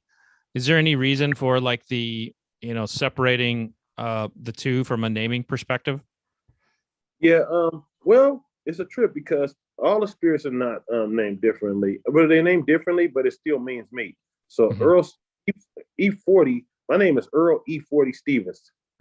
Earl Stevens, TKA, tycoon known as the goon with the spoon, E40, the factor with the spatula, you know, Fonzarelli, Efeasible, Belafonte, Bellaggiano, Bellwether, just all kind of different, Charlie Hustle. They call me all kind of different names. Water, 40 Water. You know what I'm saying? So with like say for instance, let's go with Ed Cuarenta Tequila. That you know, Ed Cuarenta is E40 in Spanish, right? That's my rap name. And you got E40 Slurricane Hurricane. You got E40 Slurricane.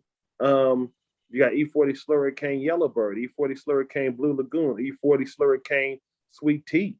You know what I'm saying? You got Kuiper Bell Bourbon. Kuiper Bell, the way I came with Kuiper Bell, you got Kuiper Bell Bourbon, Kuiper Bell Gin, Kuiper Bell Rum, all that stuff is in motion. The Kuiper Bell Bourbon is right here. That's already in stores, small batch. Just getting my feet wet in the bourbon game. But those, I came up with that name just by thinking of, you know, when you drink bourbon, you kind of want to float. You want to sip it and you want to float and there's no limit to how high you float. So I was like, So I did my research and I just looked at some names like in the, you know, universe. One of them was Kuiper Belt. Kuiper Belt is in the solar system surrounded by dwarf planets and what have you know. So I'm like, ain't sky's the limit, you know. I'm gonna call it Kuiper Belt, Kuiper Belt Gin, Kuiper Belt rum, Kuiper Belt whatever. You know what I mean? So that's a whole line. Then I got Tycoon. You know, me being a rapper, first rapper ever screaming Tycoon on wax. Reason why is because I've always felt like I was a mini tycoon, and if I'm not one at the time, I'm going to be one. I'm going to be a tycoon, you know. And I spoke it into existence, you know, slowly but surely is unfolding the real way, you know. And I just want to, you know, everyone wants to, you know, showcase in a VIP. They want to be a, you know, bottle service. They want to, you know, everybody want to be a tycoon. You know, you want high end stuff. You want exotic, everything designer. We boss it. You know what I'm saying? You know, this is for the pillars and fixtures. You know what I'm saying? So I was like, let me do Tycoon Cognac. You know, everybody drink cognac. So I'm gonna do Tycoon Cognac VS and VSOP with XO coming on this way. You know what I'm saying? Tycoon Vodka, Tycoon Champagne. That's a whole nother line of things. I can do Tycoon Wine if I wanted to. You know, 5 bottles of wine. Tycoon Wine, take it to a whole nother page. Like, these are all the things that I've thought about.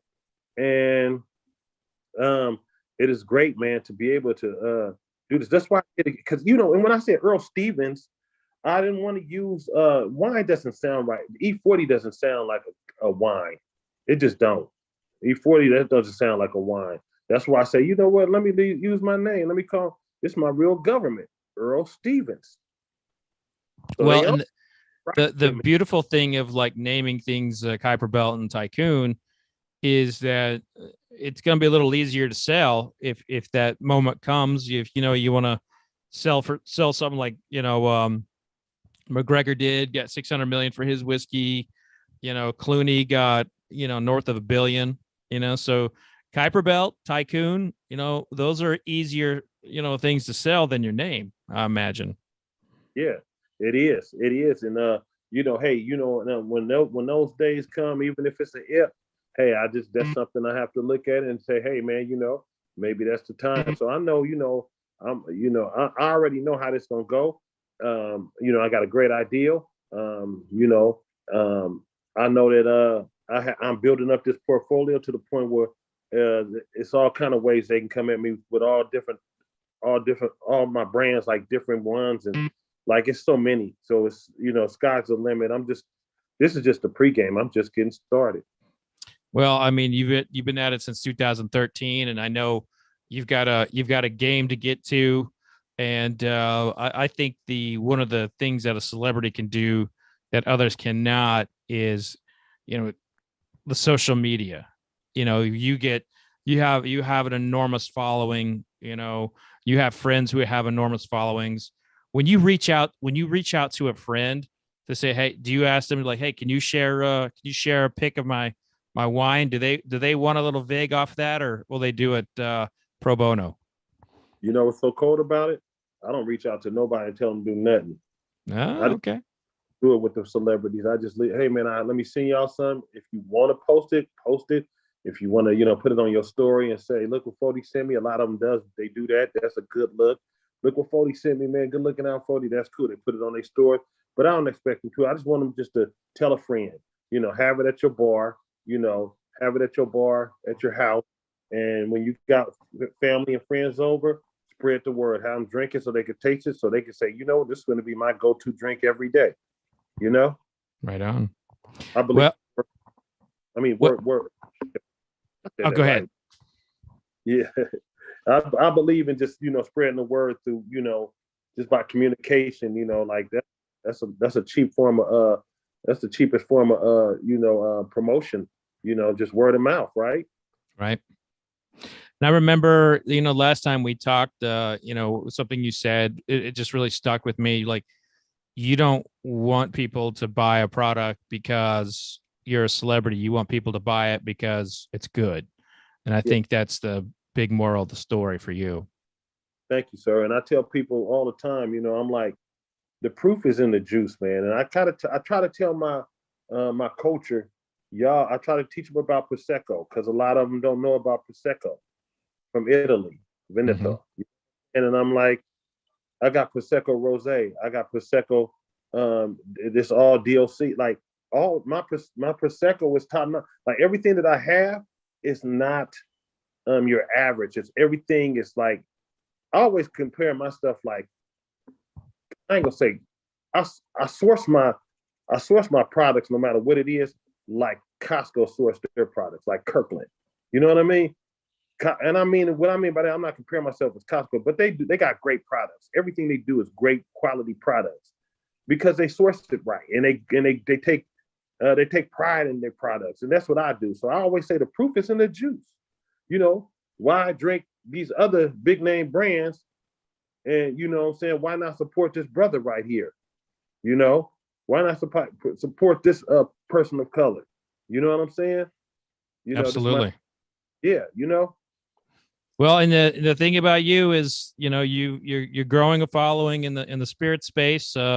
Your bourbon is excellent, and when someone's walking through the liquor store, they may not necessarily know that it's yours, but it's moving because it's good. So I think that whatever you're doing, from picking your products, whatever process you have, you're ahead of the curve on that one, my friend.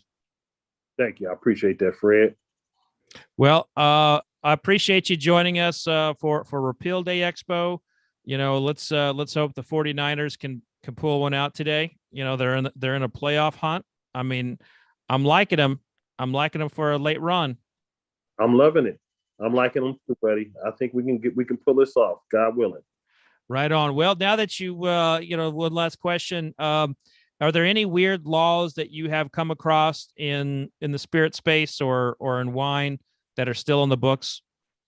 Yeah, Georgia, they the toughest. I mean, they want your family background. The state of Georgia, it was hard getting my license out there. That's what took me so long. I mean, they want personal, but they want all kind of they want a full background check, and they want to know who your skin is, everything. But I asked a few fixtures and pillars and staples in the wine industry in the adult beverage game about Georgia. And they said that's one of the states. That's the only state that do it like that. And they say you just got to go through with it. And so this is all people that's top shelf people that's really been in this game, that's rooted in it for years. And so I was like, okay, I'll take your opinion, folks. And so they say, nah, that's just how I go with just Georgia mainly. So that's it. But I got it. And I'm grateful, and my products are just now getting in Georgia, and we're making there's great movement going on right now. Right on, my friend. Well, everybody, make sure you're checking out Kuiper Belt's products and looking for a Tycoon and Earl Stevens products in liquor stores everywhere. So thank you for coming on. Happy Repeal Day, Earl. Hey, back at you, buddy. Be safe. Enjoy the game. Right on. Thank you. Cheers. Well, that was my interview that I did earlier today while I was producing the live stream at the time. I can't even, let's see what live stream was it that was going on. Oh, it was the Susan Reigler, Eric Gregory, and Ben Jones one. I was in the middle of producing that. So that session was, we had some juggling around, and I ended up having to record that while producing. So if you saw me looking left, looking right, I was multitasking. So some big news there from that. A couple things. Number one, Earl E40 Stevens is awesome. I just love that guy. I don't understand how that Esquire story snubbed him, because to me, he's epic in the space, and he's like growing at an incredible rate.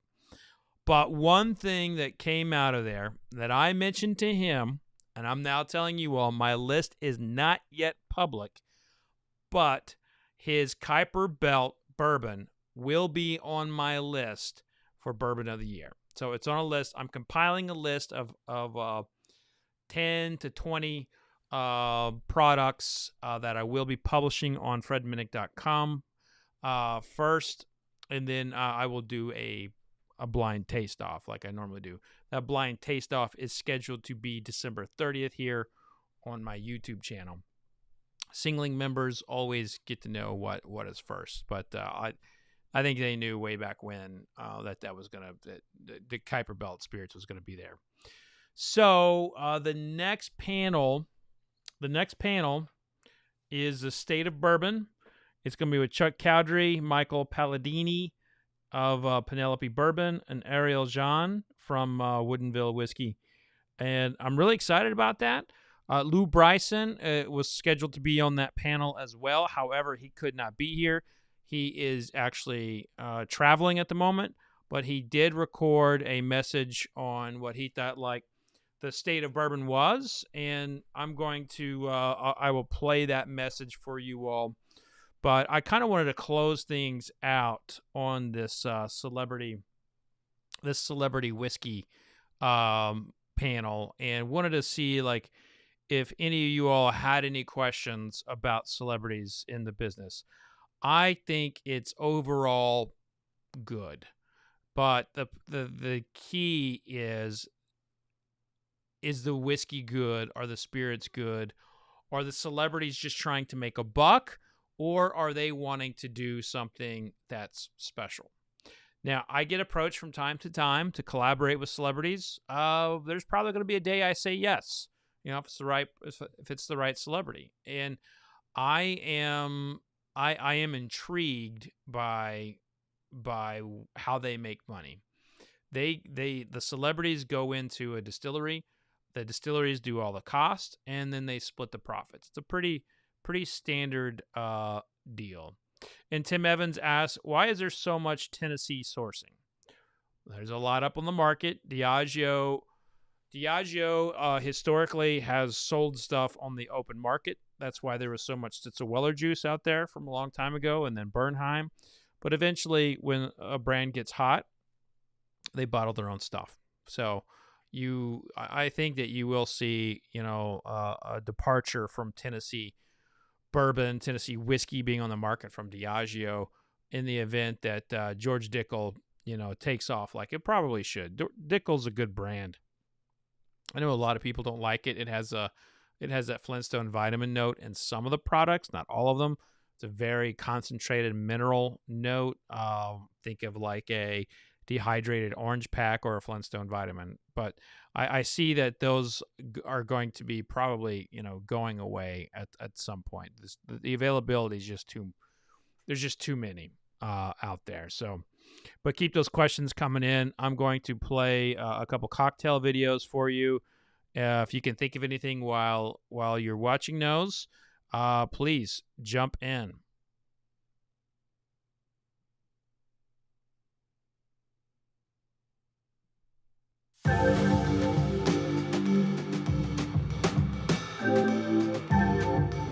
Oh, hey guys, it's Greg here again with one more cocktail for you.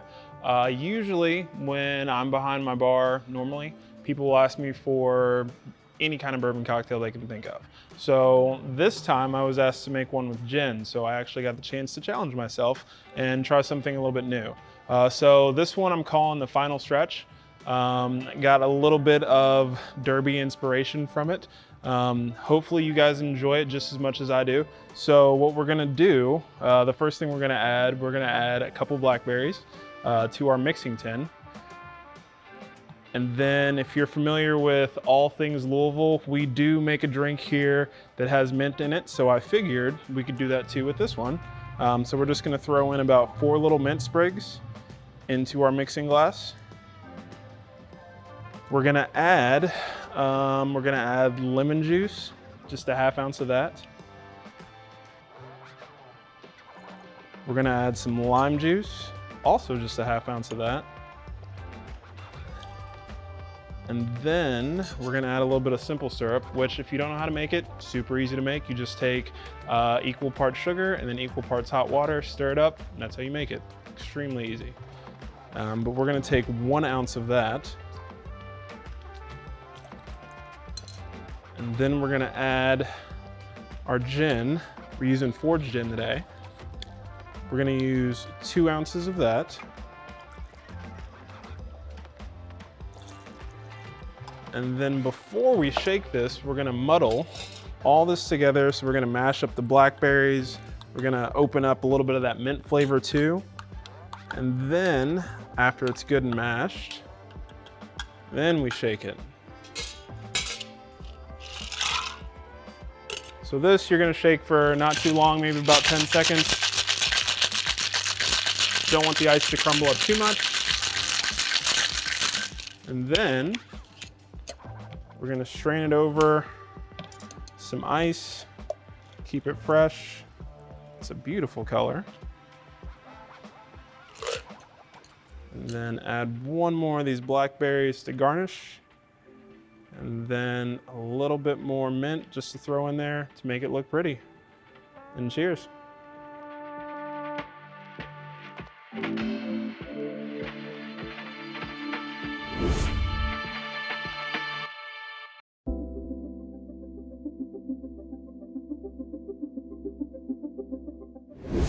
Hello, everyone. Hope you're having a great Repeal Day. I am Danae Jones, owner of cocktail catering company Distilled and operations director for spirits retailer Seelbach. And I'll be making 5 fabulous cocktails for you all today with the lovely people at Brown Foreman. Shout out to y'all. Yeah, so let's get started. I'm going to start with my cocktail with forged gin, which I'm calling the Palm Rick-ish. It's my spin on a Ricky with some pomegranate involved. Now, the classic Ricky cocktail is going to be gin, lime, club soda. That's actually a native cocktail to Washington, D.C. Shout out to us.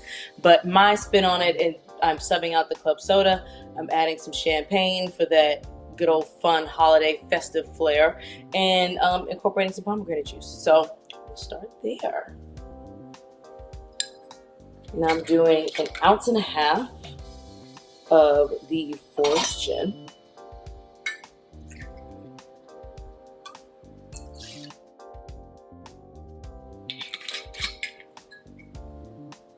Shockingly enough, this is the first time I ever had gin, not gin, but had foraged gin in my whole career. Can't believe that one.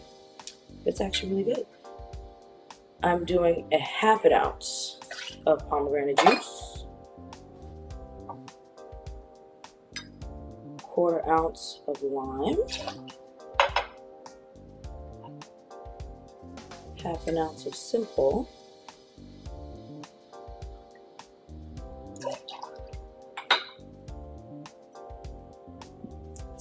ice,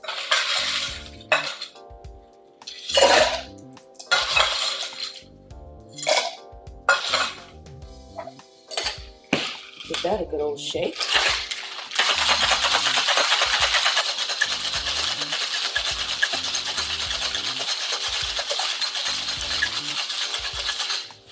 Just want to give that a shake till it's nice and ice cold. There we go. And in terms of glassware, because we are going to be topping this with bubbles, I am serving this in a nice tall glass. You can use your favorite highball.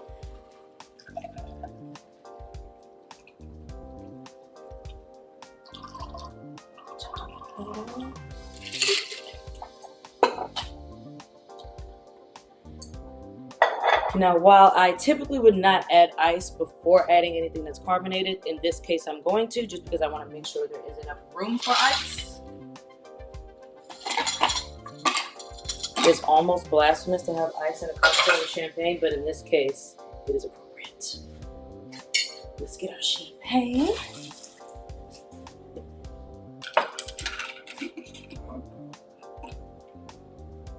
And what I'm doing is using my stir as a means to get the carbonation all the way through the cocktail, instead of having it all sit directly on top. This is a nice little trick to use at home. And just pull that stir out.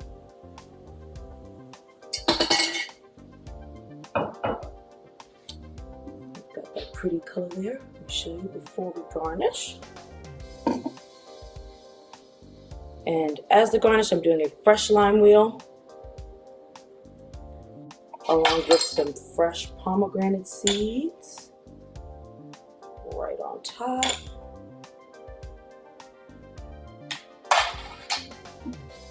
And that is the Palm Rick-ish with foraged gin.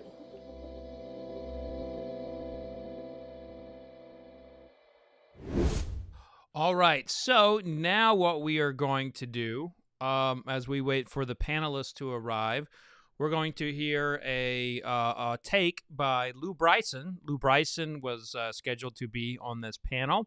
However, due to travel, he could not make it. So he recorded us a video on what his opinion was on the state of bourbon. And so if you don't know who Lou Bryson is, he's the author of Whiskey Masterclass, Tasting Whiskey. He was my editor at Whiskey Advocate, and just an overall great guy. Today he writes for the Daily Beast, so he is a regular contributor to the Daily Beast. Actually, I think he might even be the contributing editor over there. But I want you to take a look at what he has to say, because you can always guarantee that whatever he has to say, Lou Bryson, is going to be close to the facts. So here we go with a take from Lou Bryson. Hi, I'm Lou Bryson. I've been writing about bourbon for 25 years, and I'd like to talk to you today about the future of bourbon. And I thank my friend Fred Minnick for giving me the opportunity. Cheers, brother. Bourbon has made a huge comeback. When I first started writing about bourbon in the late 90s, sales were declining, a glide path that bourbon had been on since the 1970s. Distillers were hanging on by their fingernails, hoping to hang on until whatever it was that had happened to Scotch happened for bourbon. And you know, it did. I like to think that writers helped, that the presence of whiskey magazines helped, but it was a combination of things. And maybe the thing that had the most to do with building bourbon's comeback from a ripple into the roaring wave that it is now was the community. And I'm not just talking about you drinkers, but bartenders, brand ambassadors, and yes, the writers and the YouTubers, all of us, all the people who made bourbon more than just a drink. Now we're here at the end of 2021, and I can walk into almost any bar and see at least 10 different bourbons, compared to the 2 or 3 I would have seen 20 years ago. There are bourbon YouTube channels, bourbon magazines, bourbon clubs, bourbon societies with thousands of members. Barrel picks, private bottlings are going nuts. I'm starting to think I'm the only one who hasn't done a barrel pick. Bourbon distillers are thriving. The old ones are expanding and experimenting, new ones are opening, and the money is pretty easy to find for all of them to do that. Bourbon sales are great. Yes, prices are rising, but it doesn't seem to be slowing the sales down. And there are still very good bourbons to be had for under $30 a bottle. And believe me when I say this is well-deserved. The distillers were giving away the house back in the 90s, selling really good bourbon for under $15 a bottle. And I have no problem with them making plenty of money now. They're putting lots of it back into the business anyway, most of them. So, you gotta know where I'm headed with this. You've probably thought about it yourself once or twice. When is it all gonna end? Is this a bubble? Are we inevitably going back to the 1970s? Well, I don't know that it is, at least not anytime soon, and not as catastrophically as it did in the 1970s. Here's my thing. Take cigars. There was a cigar boom in the early 90s. Cigar sales doubled in only a few years. Then they peaked and dropped off, and everyone said, oh, well, cigars are dead. That was just a fad. But actually, sales leveled off way above what they were before, and they've continued to grow since then. That's not what I'd call dead. Maybe a market correction. Consider bourbon's 1960s sales figures. Big as bourbon sales are today, they still aren't what they were in the 1960s. And I'm not talking adjusted for population either. Raw numbers, bottle for bottle, more bourbon was selling back in the 1960s. Face it, you can't drink bourbon like your grandparents did. The only reason bourbon can't be that big again is that we have even more choices on what to put in our glass and our bellies than we did in 1960. But bourbon's still a strong contender, and I don't see any reason why we can't get back there. Then there's the export market. Before the tariffs came along, bourbon was expanding into largely virgin markets around the world, Europe, Asia, Australia. And that's only slowed down temporarily. All that's still in place. Take the tariffs off, and bourbon's export sales are going to grow again. Of course they will. It's great whiskey. That indirectly affects bourbon here, too, because it pumps money into that infrastructure of bourbon. More expansion, more new bourbons, more educational promotional budget, less conservative decision-making on the part of the distilleries. And while we're at it, why not take the internal tariffs off of bourbon? U.S. spirit taxes are much higher than the taxes on wine and beer, so much higher. Equalize them, encourage states to follow suit, and watch bourbon sales increase. And won't they just take share from beer and wine? Yeah, of course they will. The unfair tax structure has been stealing that share from bourbon for decades. It's time to level up. And actually, rye whiskey's success is a good sign for bourbon as well. Expanding rye sales actually help bourbon sales. They support each other, because when one moves into a bar or an area or a whole national market, it creates an opening for the others to follow. And can I say one more thing? Canned cocktails are just so much better than hard seltzer. Now, that's not just a personal preference, that's a business statement. Canned cocktails with a known spirits brand on the label, like Beam or Jack Daniel or Wild Turkey, are much more appealing to consumers. So much so that they pay the higher prices that those spirits taxes impose.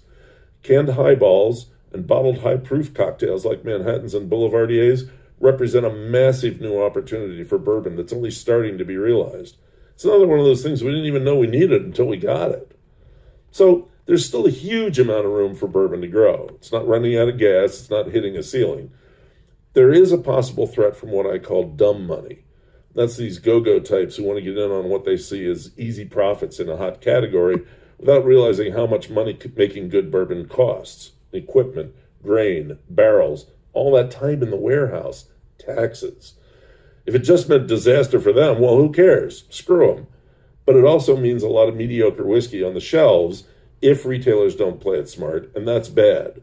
New drinkers try this crap and think, that's bourbon? Big deal. They also crowd out better bourbons that have less intense promotional campaigns. And eventually, they start discounting, and that's when it gets really ugly and everyone loses. I hope retailers tell these guys to take their crap whiskey and get lost. The only other thing I see that could be a problem is if bourbon starts to parody itself, like the milkshake sour bullshit fruit bomb IPAs that are doing it to craft beer. Keep bourbon bourbon, I say. Respect the boundaries. Don't fiddle too much with the regulations on how it's made.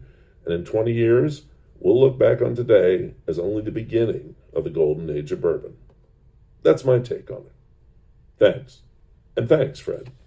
Take care. Have a good bourbon. It was awesome. Lou Bryson, of course, one of the great voices in all of spirits, opening us up there. I am now joined by Bourbon Hall of Famer Chuck Cowdery, Ariel Jan, and Michael Palladini. How are you all doing? Doing well. Fantastic. It is so good to see you all and to see you, Chuck. It's great to see you, my friend. You too. I feel like sort of see you. I'm not sure I'm doing this right, but you got it. We can see you. I will say this, Chuck. People are always talking about, is the bourbon boom going to bust? And that is, I think that's a question that Lou put his opinion on it. He's like, we're still going, but if anybody knows who's got the genie in the bottle, it's going to be you, Chuck. Where are we right now with the big bourbon boom? Are we headed for glut, or are we still we got rosy days ahead? Well, I heard some of what Lou had to say, and we pretty much agree. I don't think, 10 years ago when I was inducted in the Bourbon Hall of Fame, I made a little speech, and I said then, to quote a famous person here in Chicago, make no little plans. People were talking about, wow, could we increase by 10%? Could we increase it? We can increase by 100%. We can increase by 200%. There really is no ceiling. And we've been talking about this. Heck, people have been saying, gee, can this boom last? They've been saying that since it started. And that was, 15 years ago? Yeah. So I think that it looks pretty solid, like things are going to keep going. And what has been said, I said it, lots of people said it, even 15 years ago, was that a lot of that was going to depend on export. Export really hasn't happened like it was being predicted. Bourbon hasn't made much inroad in China. It hasn't made much inroad in India. And those were always the two huge markets that were being predicted. And that hasn't really materialized.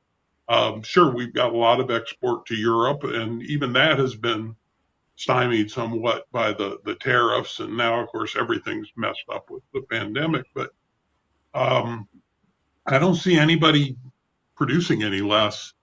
Everybody in the industry certainly is filling as many barrels as they can and Absolutely. Putting away as many barrels as they can. And it was probably 10 years ago when I noticed that the very careful calculations that people would do every 6 months or so to try to project their future needs so that they would have enough inventory, they kind of threw those out the window about 10 years ago and just said, full steam ahead, damn the torpedoes, make as much as we can. And pretty much all the distilleries have been going hell-bent leather ever since, if I can, throw in all my old colloquialisms. That's that's really been what's been going on. Well, and we have, Michael, you've jumped in head first with the brand Penelope, and you better hope that the boom keeps going on, because you're gonna be in trouble if it's not. I already quit my day job, so I hope it doesn't. I hope it doesn't tank. That's for sure. And yeah, no, I mean, it's interesting. I mean, I'm up here in the Northeast. I'm based out of New Jersey, and Penelope, our company's based out of New Jersey. And one of the things I just found fascinating, and this is over just the course of 2 years, is when we first started, a lot of the big bourbon clubs and groups, predominantly, from my perspective, we're down south, Tennessee, Kentucky, obviously, Georgia, Florida. There was one, there might have been smaller ones, but there was like predominantly one major bourbon club out of New Jersey, and it was outside of Philadelphia. And you fast forward, this is like early 2020. You fast forward today, and there's like 25, and they all have 400, 500, 600 members, and it's just a little microcosm, but it's definitely something interesting, at least coming out of the Northeast. And do you feel? You look at go ahead, what Chuck. we're looking at right now. I mean, the number of people that Fred's got on his YouTube is just incredible. Well, that's I'm only on YouTube because you can't make money as a writer anymore, Chuck. So tell me about it. Luckily, I'm pretty much retired. Yeah, you've been. Well, people would always say to me. People People would always say to me, "Gee, I wish I could make a living writing about bourbon." And I'd always say back, "Yeah, I wish I do too. I wish that too." So Penelope, though, when we look at Penelope, Michael, you are, you're a rising star brand. A lot of interest in you all, especially in the bourbon geek world. And the state of bourbon really is. You all have been built around those groups. It's kind of like a special core. It's like its own community. Do you feel like that this bourbon boom might be going into another gear because of kind of like what you're saying, the microcosm that you saw in New Jersey with these little groups being formed all over the place? Yeah, no, I mean, absolutely. I mean, I only have a couple. I mean, we're just wrapping up our second full year in business. So we don't have a long history to kind of compare it against, but really looking at a pre-COVID and post-COVID type of scenario for us. I think I came from the tech world before this, so we always kind of viewed a lot of folks as like early adopters. And I think there's that early adopter demographic has exploded, which kind of, goes to exactly what we were talking about before with the groups as well. But also it's like also the younger generation, the younger folks going into, bars in Manhattan and drinking old fashions and Manhattans.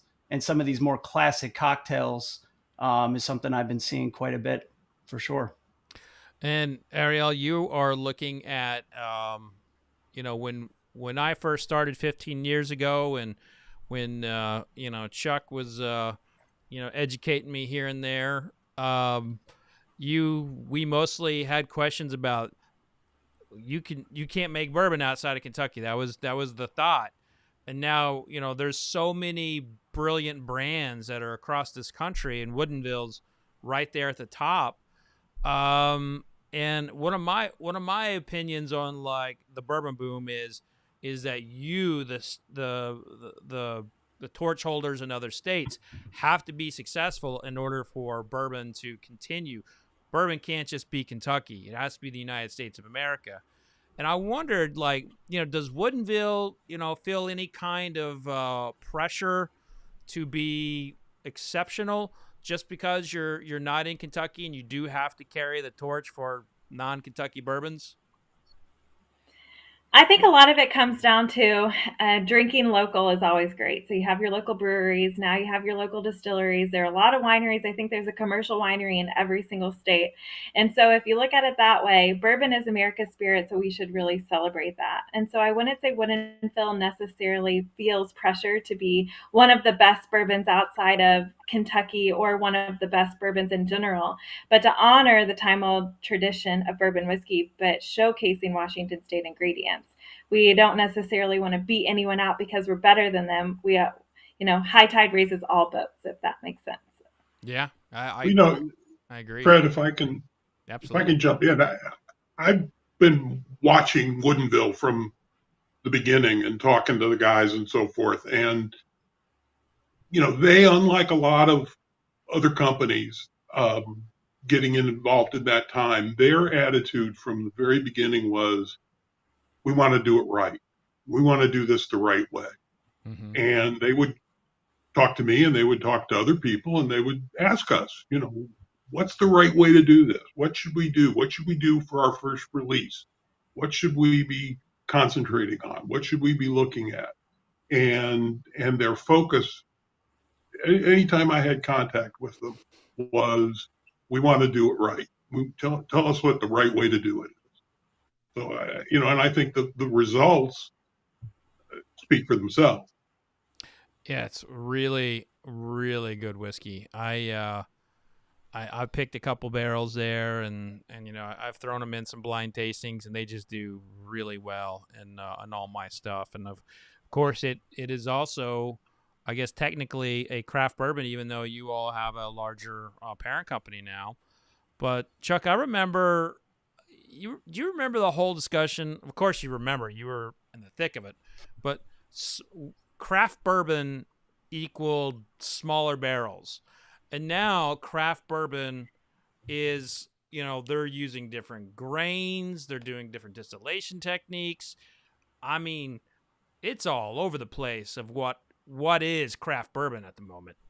You know what the problem was, though, years ago? I mean, it was people struggling to put a product out that was palatable, that was affordable, and was, reproducible. And the biggest thing they were struggling with was they didn't have any money. They didn't have any money available. They didn't have any financing available. As soon as financing became available, all these things became possible. And nobody really wanted to use small barrels. I mean, there's still a couple of people who use little barrels as a accent, to create a taste that you can then blend in with some other things. But back then they were using the small barrels. Small barrels were actually more expensive, but they did enable them to get a product that they could do something with and that they could be creative with and so forth. And basically now that there's enough money available and there's enough sales happening, everybody pretty much wants to be in 53-gallon barrels unless they've got, there's some people, and I think we found that the 25, 30-gallon barrels function pretty much the same way the 53s do. So people who are using those slightly smaller barrels, not a problem. But you don't see very many people using 5-gallon barrels anymore. And there were quite a few people doing that 15 years ago. So, yeah, I think that certainly the industry has grown up. I think one of the biggest changes, though, has been the availability of financing. And the two producers can speak to that probably much better than I can. Yeah, Michael, talk about that part of it. Yeah. I mean, you can't do a brand if you don't got the money. No, I mean, it's actually really very, very, very timely. I mean, so we bootstrapped this entire business. We started out, we purchased 6 barrels from MGP. We got a really good low rent place in New Jersey to warehouse our finished products.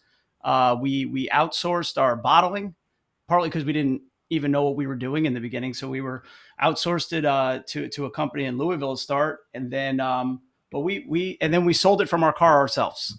So we got a finished product to New Jersey legally, and then we had our wholesaler license here in New Jersey, and we just went store to store, restaurant to restaurant. Started with 6 barrels. We said, okay, well, if we sell it and people like it and they want more of it, we'll go from 6 barrels to 12 barrels. And because we were self-distributing it, we had that extra margin to then go and purchase, say, 15 barrels.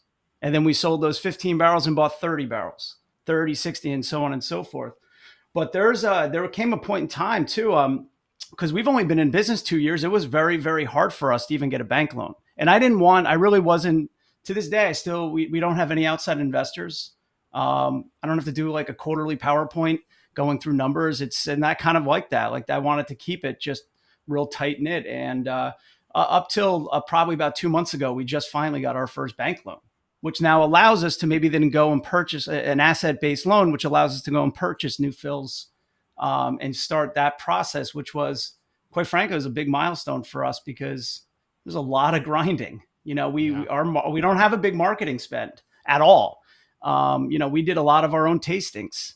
I think my wife, she's probably still not happy about it, but I probably broke the record for most in-store tastings in like 2020 or 2019. I mean, we were doing quite a few of them, but that was just kind of how we had to do. You had to stay scrappy. And Ariel, you are you're part of a company that is now owned. Y'all started out as like craft, and then you got acquired by Moet Hennessy. Did that take some of the pressure off a little bit? Absolutely. So we, in the beginning, sold White Dog and Your Favorite vodka. And then we moved into those micro barrel, 8-gallon barrels, a little under 2 years, just like you were talking about. So I like to joke we were paycheck to paycheck. When I started, we had just released the 5-year-old bourbon in full-size 53-gallon barrels. Yeah. So I was there for the first full-size rye release and every release since, opening every other state outside of Washington. And there was some pressure taken off by Moet Hennessy, and I would say mostly in the distribution front. We didn't have to go to a small distributor in every state that we were in. We followed their distribution footprint, and so we could just lock in where they already had partners, go along with that scheme. And then, of course, we asked for more money to do an expansion, so they gave us some capital, CapEx, so we could expand from 7 barrels a day that we were doing on our own as an independent distillery to now 25 barrels a day. So a big jump if you look at it percentage-wise that way, but still drops in the bucket compared to a lot of Kentucky, Indiana, and Tennessee distilleries. So when we talk about, there's a lot of infrastructure too. I mean, personal infrastructure that you need. I mean, Chuck, you hit the nail on the head. It's all about it. You do need that finance. You got to have that infrastructure, the backbone, but they also got to stand out. Like, craft brands, smaller brands are doing things so different that 15, 20 years ago they would have fallen dead in the water. I'm talking about using oats in their mash bills, doing barrel, 15 different barrel finishes. To me, it's like at some point we got to put a lid on all the weird stuff going on with craft bourbon. Michael, I mean, you all keep it pretty straight laced, but there's some weird shit going on out there. Where do you stand on what is like, what's the limit with what you can do with a bourbon? Yeah, I mean, we've actually been very, very simple. I mean, I think partly because we've been trying to just refine. I mean, this is a new world for us, right? I mean, this is so for us, we've always done a 3 bourbon mash bill blend. We source, corn bourbon, a rye bourbon, and a wheat bourbon from MGP. And, by default, because they all have malted barley, that you've got this kind of unorthodox 4-grain that we've done. And every one of our products has been that process. So we have a 4-grain 80 proof. We have a cast strength. We have, we did a rosé cast finish. We've done a couple LTOs on the cast finishing side, some custom blends, but they've all used are the same 3 mash bills. And, for us, I think to answer your question, I think there's got to be some sort of check and balance. I mean, it's interesting when you guys brought up craft before. It's funny. I don't think there's ever been a clear answer. I always just view craft as like the 100,000 gallons because of the taxes. So I'm like, once you cross over that 100,000 gallons and you're paying $13 a gallon in excise tax, I'm like, technically, legally, I guess you're not craft anymore just because you're paying a higher amount. But yeah, no, there's no shortage of cast finishes and kind of different experimental avenues you can go down for sure. Ariel, what's the limit for craft bourbon? 3 finishes, 15 different grain types. What do you think here?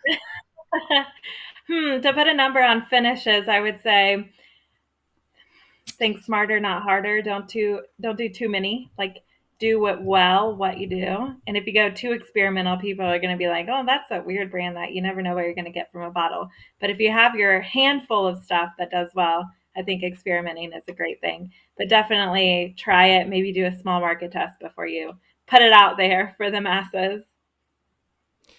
And this is posed in the chat, Chuck. You and I are, we've been known to be curmudgeons from time to time. In fact, when we did that fun little project at Maker's Mark, we called the barrel release the curmudgeons, because we bitch a lot about things in American whiskey. And a question was posed by Rarebird 101. If you're doing everything within the rules, is there really an issue with craft bourbons or regular distillers putting out a 15-grain mash bill and 35 different finishes? What do you think? Well, I think Ariel touched on it, which is the consumer will tell you when it's too much. I mean, the consumer will not buy it, and you won't sell it, or you'll get feedback that your line is confusing, and they don't know what you really are. The consumer will put the limits on that. I'm not too worried about that. I think when we started seeing a lot of the flavored products and stuff, I think the only really reservation I had about that stuff was I didn't want somebody to drink Fireball and think they were drinking bourbon and think that was a bourbon experience. Right. And it concerned me that young people, new people to the category would think they're drinking whiskey, and they're not really drinking whiskey. They're drinking a liqueur that by some legal shenanigans is able to call itself a whiskey, but it's not really a whiskey. Now I'm not really so concerned about those things, because I think the consumer does figure it out. They don't necessarily understand right away, but they know what they're looking for. And I guess my question I would have for the rest of the panel is, what are they looking for? What are the young consumers today looking for, the new consumers? Not necessarily all young, but people who are entering the category. Because being the old curmudgeon that I am, I'm not always sure what it is that they really look for. The issue I get into a lot, Fred, is this sort of beanie babyization thing that the collectors and the people who've got to chase the unicorns and all that stuff. That's the stuff that kind of rubs me the wrong way. But even there, I feel like, it's a free country. That's how they want to play. God bless them. I mean, that's fine. But I'd sure love to hear the other people to tell me what is it that this consumer is looking for. Ariel, you want to start us off? Sure. You guys are a lot younger than I am.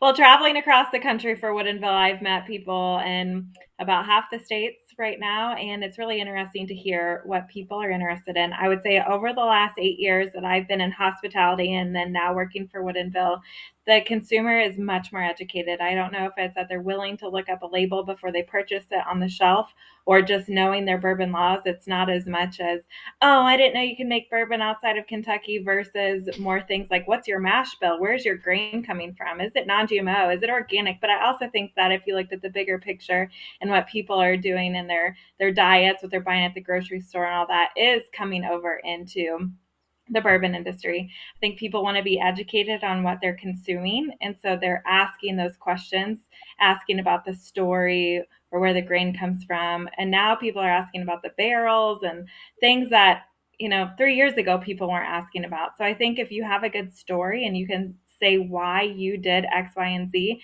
people are going to be more interested in it than putting a flavor on it or selling it by just branding.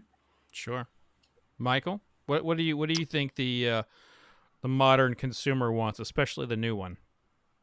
Yeah, it's a good question. I mean, I try to ask myself and Danny and our team. We talk about this every day. I mean, that's like the kind of the golden question. For me, I hear this is a couple terms I hear quite a bit. Folks want something that's readily accessible, good quality, readily accessible, affordable. Not going to break the bank. You're not paying crazy secondary prices for it. So I think that's kind of part one. I think to kind of follow up too, I think you're right. I think you nailed it there too, is that they do their research. They kind of want to understand what's the narrative behind the brand. Who are they? What do they stand for certain? But having, kind of a combination of that with having something that's good quality, maybe a little bit of a different profile, very simple kind of approach to branding and product portfolio, I think is also very important. But I think ultimately at the end of the day, if it's not on the shelves, they can't buy it. So to me, it comes down to the accessibility of it and the price point. I think there's so many different tiers of what is the kind of new, bourbon consumer. And I just did an interview with a magazine that wanted to know about bourbon collectors and spirits collectors. And I put a lot of thought into it. And I think, there's this new form of collector that is genuinely buying product right now for investment purposes.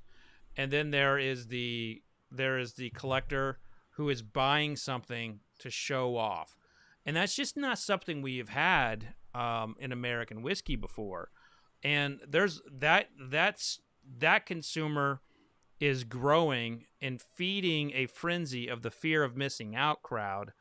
And so you have this circle of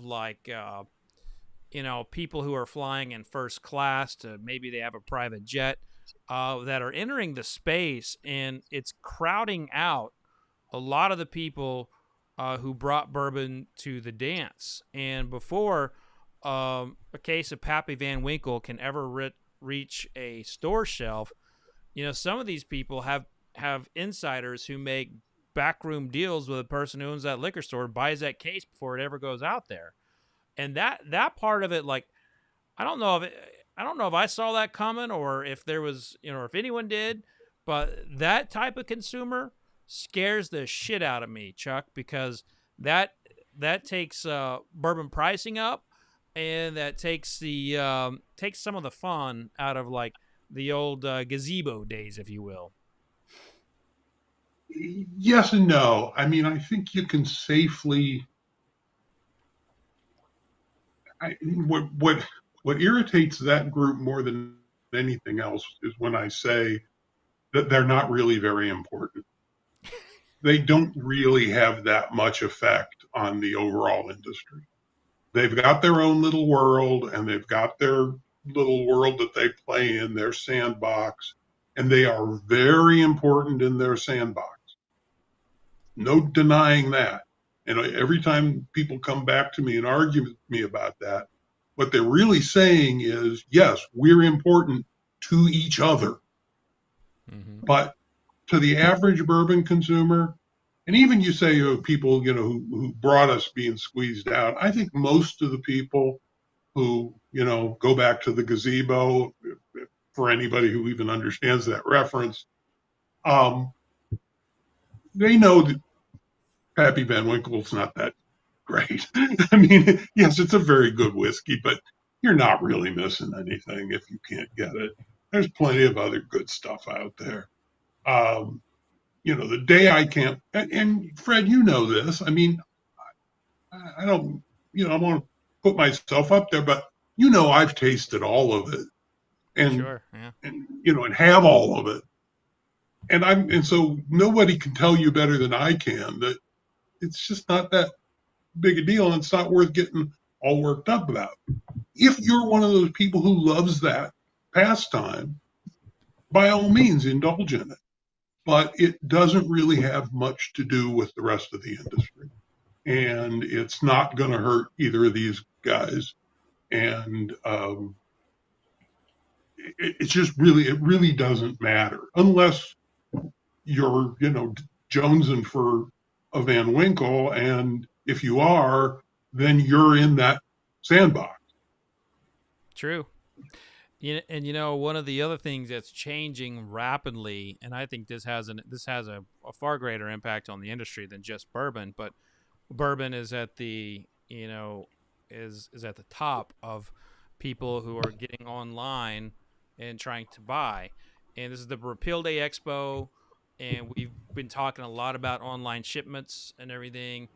And I was just curious what you thought about online shipping, Chuck, and where you think the future of that is. Direct to consumer as a concept, I've always said that distributors have a role to play and are very valuable and very important, and many of them do extremely good work. My only contention is I don't see any reason why it's mandatory. I don't see why people can't, within the law, self-distribute. Just like talking about selling it right, selling them out of your trunk.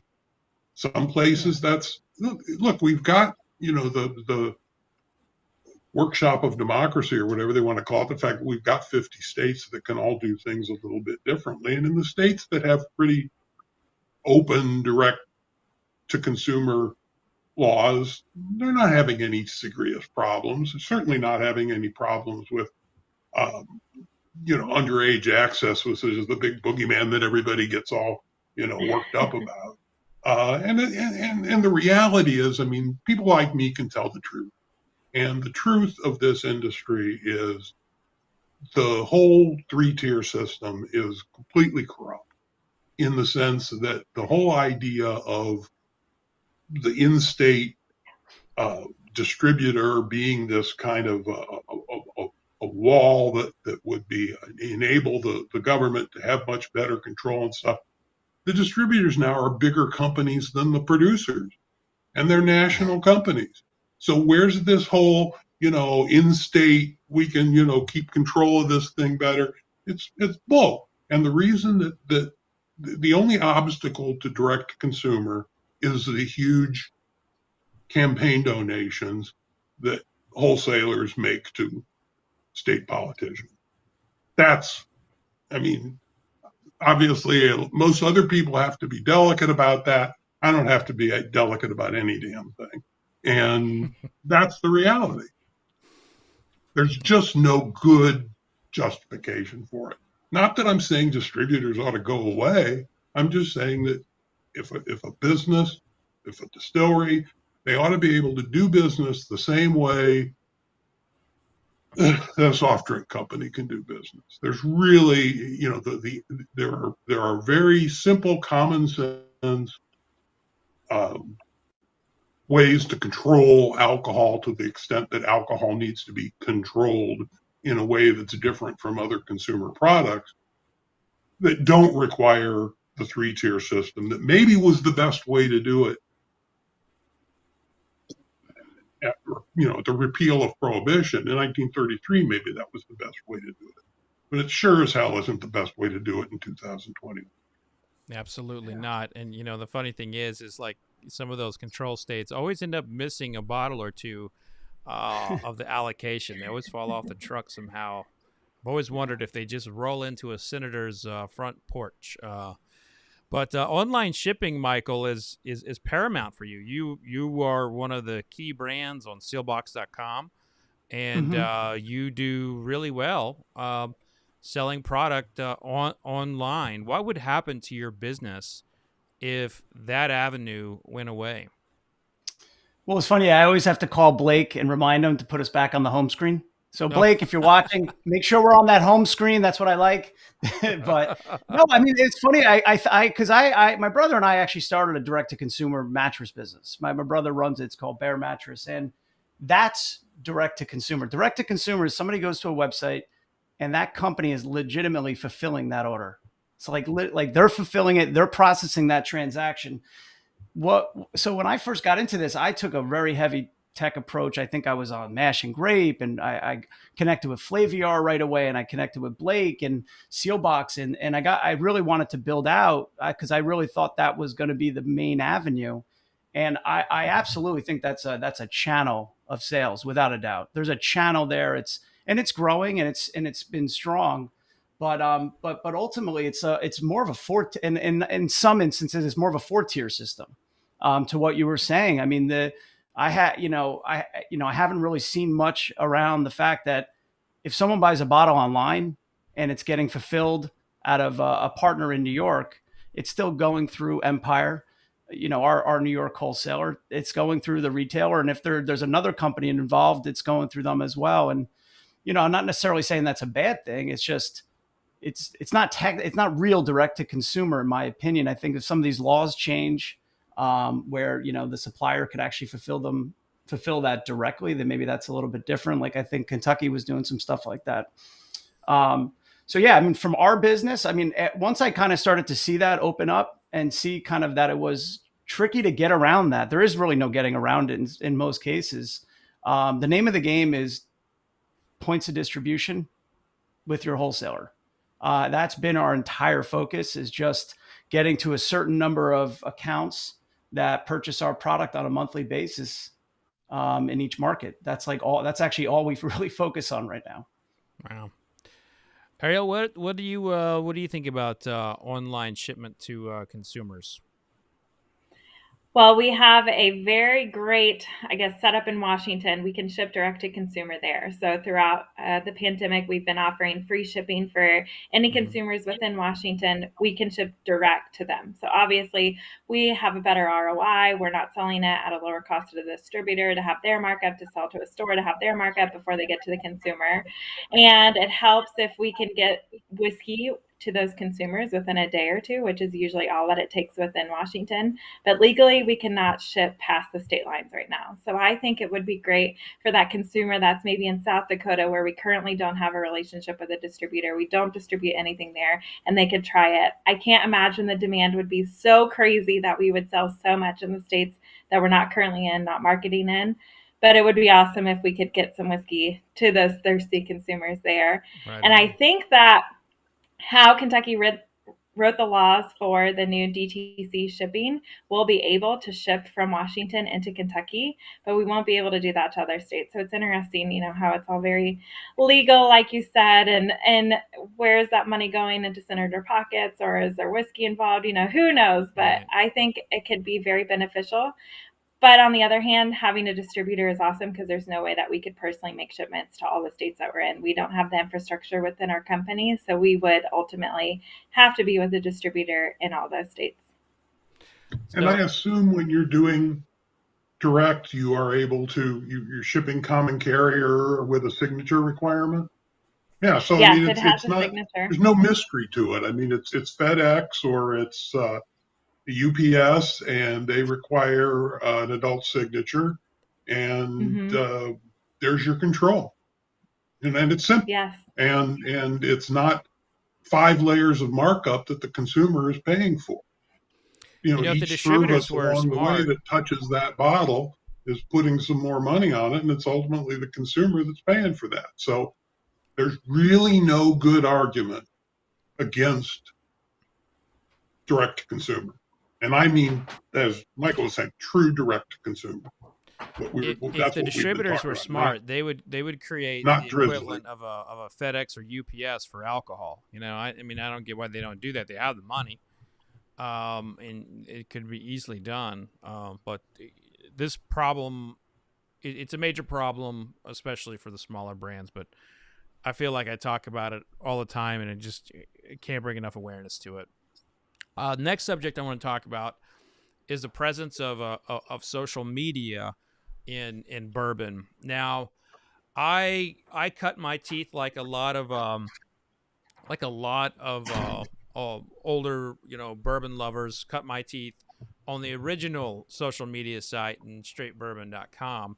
That's a forum, and before there was Facebook and even AOL chat rooms.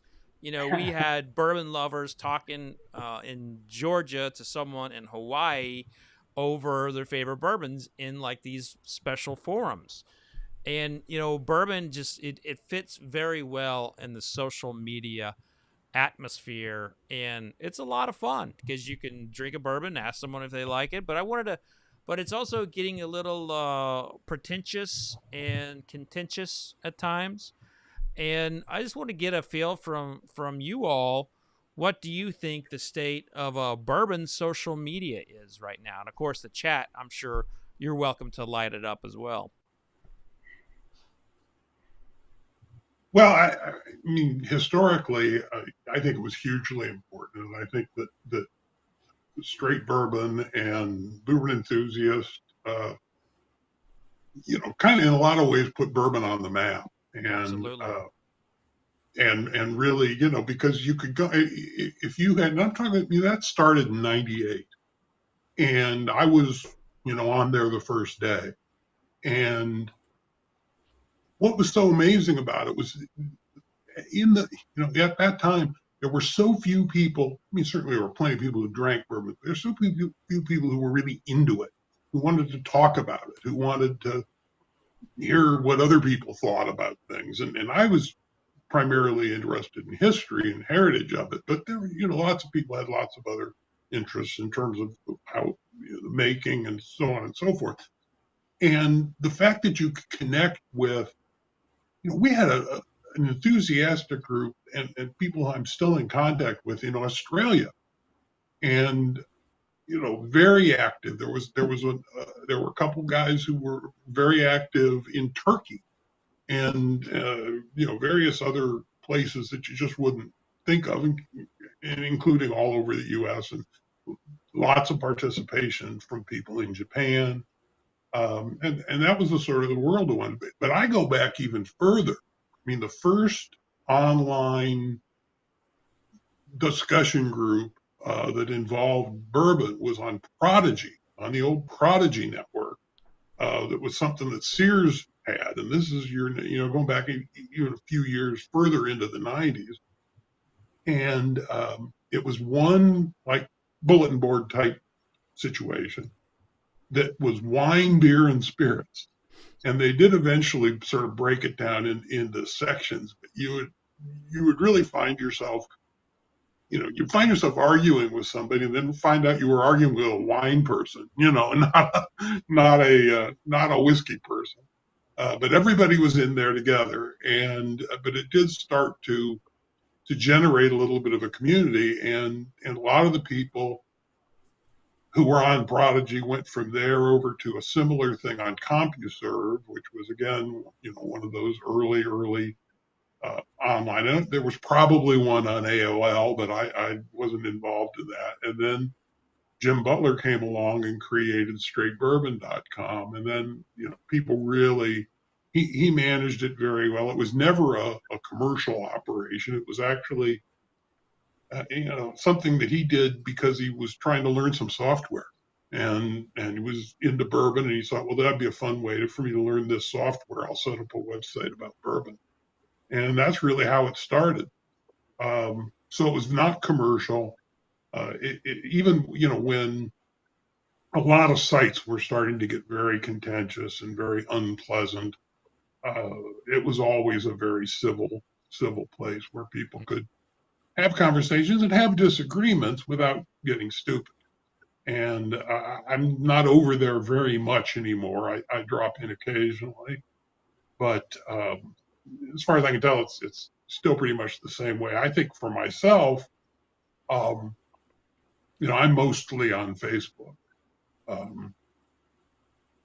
but that's me. And I don't do this sort of thing. You do have an epic Twitter often. account. Chuck, you do have an epic Twitter account where you did one tweet and then went away. Shut it down after that. So, Yeah. Michael, you're in some Facebook groups. What do you think the state is there? Yeah, I mean, I just in social in general, I think anytime a brand can connect with their consumers, their partners, their retailers, their wholesalers directly one-to-one, I think it's a missed opportunity if you're not doing that. I think there's got to be a level of, it's got to be genuine. I mean, for us, like I myself and, my wife from time to time manages our social media account. So it's coming direct from us. I think that's where it works well if people know that it's authentic and it's real what we're saying. But it's been immensely valuable for us. I mean, it's when you're connecting and like having conversations with people, whether it's on a comment or in direct message, it could be good or bad, and saying like maybe someone had an issue. And it's just and I kind of always viewed it as like a customer response kind of channel where someone has an issue, we can take an action and maybe try to resolve that, which comes up on a weekly basis. So I to me, it's all about the engagement. And I think that, that's been a huge, huge part of how we've kind of catapulted this brand with very, very little marketing budget. Yeah, and Tim Evans mentions in the chat that whiskey tube channels have a global reach and a great community. I will say that I wasn't really doing much on YouTube until like the pandemic hit, and I lost all my revenue streams, and so I had to really rush and fight and do something else. And actually, I found a community. I say it all the time, but my YouTube community like saved me in the pandemic. And I've seen this the community on social media influence brands and like change things. And Ariel, I'm curious, has there ever been a moment where you all are in a meeting and you're making a decision based on intel or data that you harnessed or you got from a social media post or a video? Well, I would say your videos, absolutely, people bring up all the time, which is amazing. I'll be in a liquor store in Wisconsin and I'll be like, I saw your brand on Fred Minnick. And I'm like, this is amazing. So thank you for that. So I would say absolutely. People are out there, they're listening. They want to know the story behind it, but they also want to know what experts in the industry think about it. There are a lot of new consumers out there trying to get educated, which in general, I think they are more educated than ever before because of the YouTube channels that are out there, because they're looking at brand social media pages, and even looking at pages that review it and tell a lot about the brand, like the mash bills and the age statement, all that may not necessarily be on the bottle. But in a meeting wise, I would say we definitely look at feedback from what people have said. Anything that can be authentic, like Michael was saying, and tell the story, really get what the brand wants to be out there. I would say that is what we think about. So our campaign, I guess, next year is having people drinking whiskey together. We're outdoors more than ever, and so we want to showcase that and kind of tell a story through that. Maybe it's in the streets of Manhattan, maybe it's in a fireplace in your backyard, but people want that connection. And so I would say throughout the pandemic, that is what we came up with in a meeting, and that's what we were seeing on social media. So it kind of turned into, I guess, an idea from that point.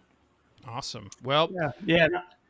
Oh, I was going to add one more quick thing to that too. I mean, like a good example is something like our Toasted series product, right?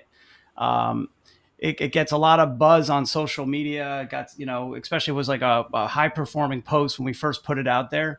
But you use that information in combination with other things that you see. You're like, because we always kind of ask this, like, we're like, well, is this a product that's going to be always on? So we're not doing this as a seasonal release. Do we make it always on? And then you take kind of that information with like, well, Basil Hayden Toasted. I mean, that's a regular SKU. So, and I don't have that market intelligence, but I'm assuming whoever made that call probably had some pretty good research behind it. And I think it's a combination of looking at it's just another important data point, I guess is a good way to put it. Very interesting. So, I mean, I've been streaming here for 7 hours. So this thing has been going for 7 hours, and we're down to like the final 8-10 minutes. And probably the most important question I've asked all day: what is the next trend in bourbon? I'm hoping Chuck's going to go. Yeah. I mean, I think I don't see anything, I guess what stumped me there with the question was I don't really foresee anything that we haven't already seen. I think what we will see coming forward is more of this, more of that. I mean, Ariel just touched on one aspect of it that I think is a good thing to focus on. outdoor entertaining is a bigger thing than it certainly has been in the past. Small group entertaining, I think, certainly fitting into social situations. As we've been talking, I've been thinking about the fact that, back in the old days, when I was first starting out, it was pretty simple. You wanted to start a new brand, you took it to the bars, and that's where brands started. And if you started to get some traction in the bars, then you started to work the retail, the off-market channel. But that was the way. And now, gosh, it can just go anywhere. And I think the next trend is everything. Wow. So 15 grains finished in a triple toasted sherry barrel. Well, not just everything in terms of product, but everything in terms of how you position it, how you market it, how you introduce consumers to it, how you guide consumers through it. There's a magazine that calls itself the Magazine of the Bourbon Lifestyle. And I've often asked those publishers, what the hell is the bourbon lifestyle? But I think we are starting to, I think what we see now and what the smaller brands, the newer brands, the smaller companies are really tapping into is every lifestyle possibility. And that is what is great about having 3,000 producers instead of 10, is that you can really explore every possibility. And, there's a niche for everybody. There's a market for everybody. And that's exciting. That's fun. That's great. That's what keeps me interested. Well, I know that you all are tracking trends. So I'm curious as to what is next for Woodinville and what is next for Penelope. Ariel, why don't you tell us what's coming up with Woodinville? Yes, well, hopefully next year, fingers crossed, we're going to start rolling out our harvest release nationally.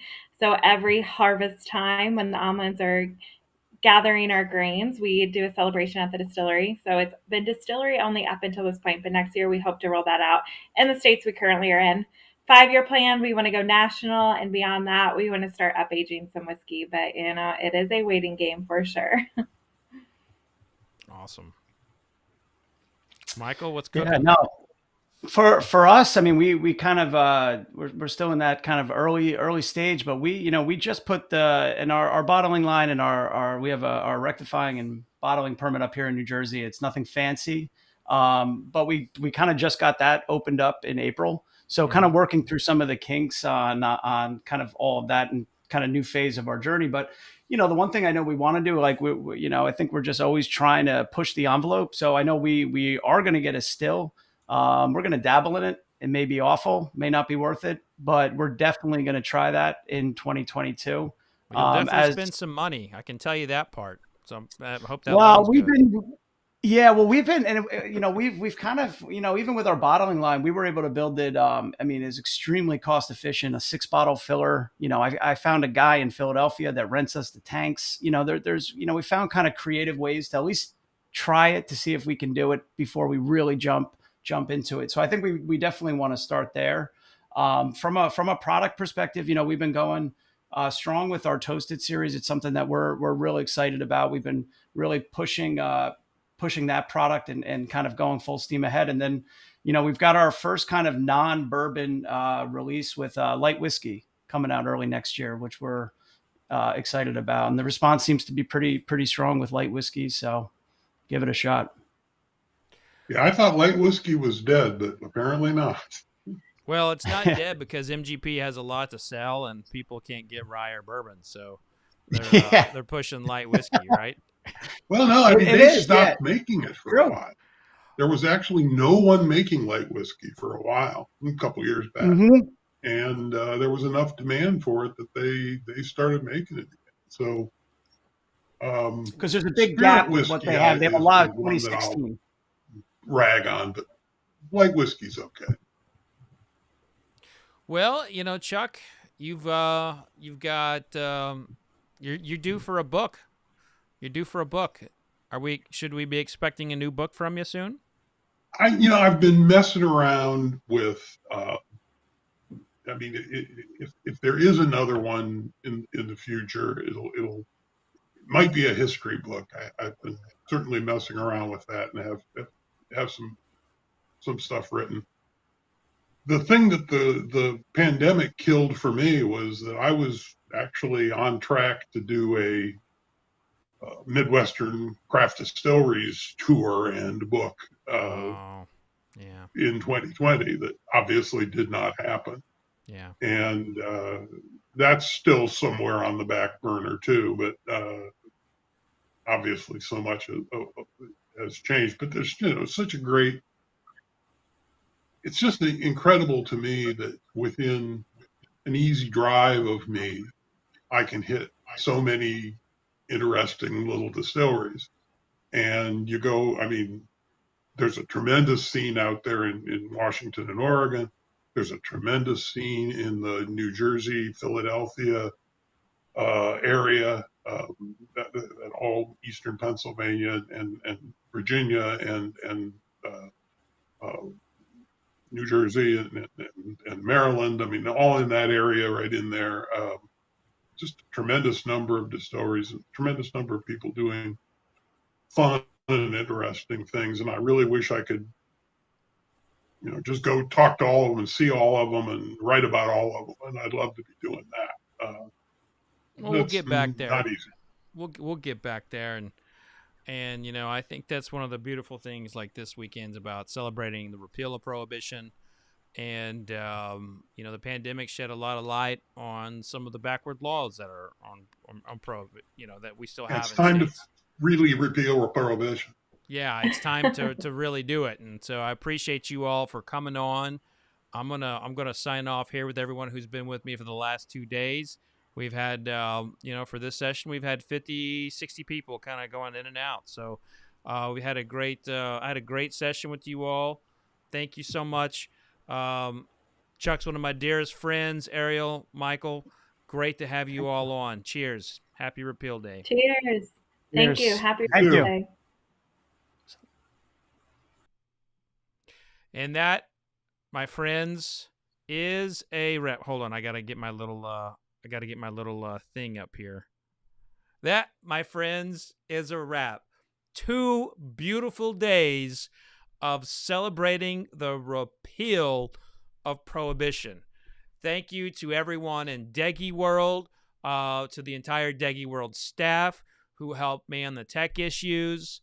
A big thank you to Justin Zweig, who helped manage and recruit and get sponsors to help make this possible and keep the tickets down low for everyone. Thank you to all the ticket holders. But the MVP of this Repeal Day Expo, and I'm telling you folks that this could not have happened without her, Allison DeLand, who is my newly hired. She's been with me as a contractor for the past year. I successfully hired her full time. She is now my director of operations. But I'm telling you all, none of this would have happened if not for Allison. She managed all this. I just sort of showed up, but she's the one, the brains and everything behind Repeal Day Expo. Also, a big shout out to Keith Koenig, who did all of our graphics. He does a great job. But overall, we had 500-600 people attend at least one thing of Repeal Day. It's funny, like people will buy a ticket and they'll just show up for one thing and they won't go. So it's a lot like a concert. Like there's a festival going on, you're there to see one band and then you go. It's kind of we saw some of that. But thank you to all the panelists. Thank you. And remember, we learned something very big here today. We learned that while we have the prohibitions repealed, we learned that are still some weird laws on the books that are hurting us right now as enthusiasts. One of them is set to hit April 15th. And the state of Kentucky, the Commonwealth of Kentucky, on April 15th, if the laws about barrel picks are not written to the satisfaction of the governing body of alcohol in Kentucky, barrel picks are going to go away. We learned that here from Senator Damon Thayer this morning, or I guess it was afternoon. And then Kentucky Distillers Association, Eric Gregory, further discussed it. So absolutely incredible that we learned that here, but we also learned that we got some things to do. So be thinking about that as you cast your ballots. How will these politicians, these elected officials, impact my ability to have a good drink? So remember that when you go to the polls. But thank you so much for joining me. Cheers, cheers, cheers. Happy Repeal Day. Be safe out there. Remember, vodka sucks unless it's actually being used in like a cream sauce. Vodka in a cream sauce is pretty good. Cheers.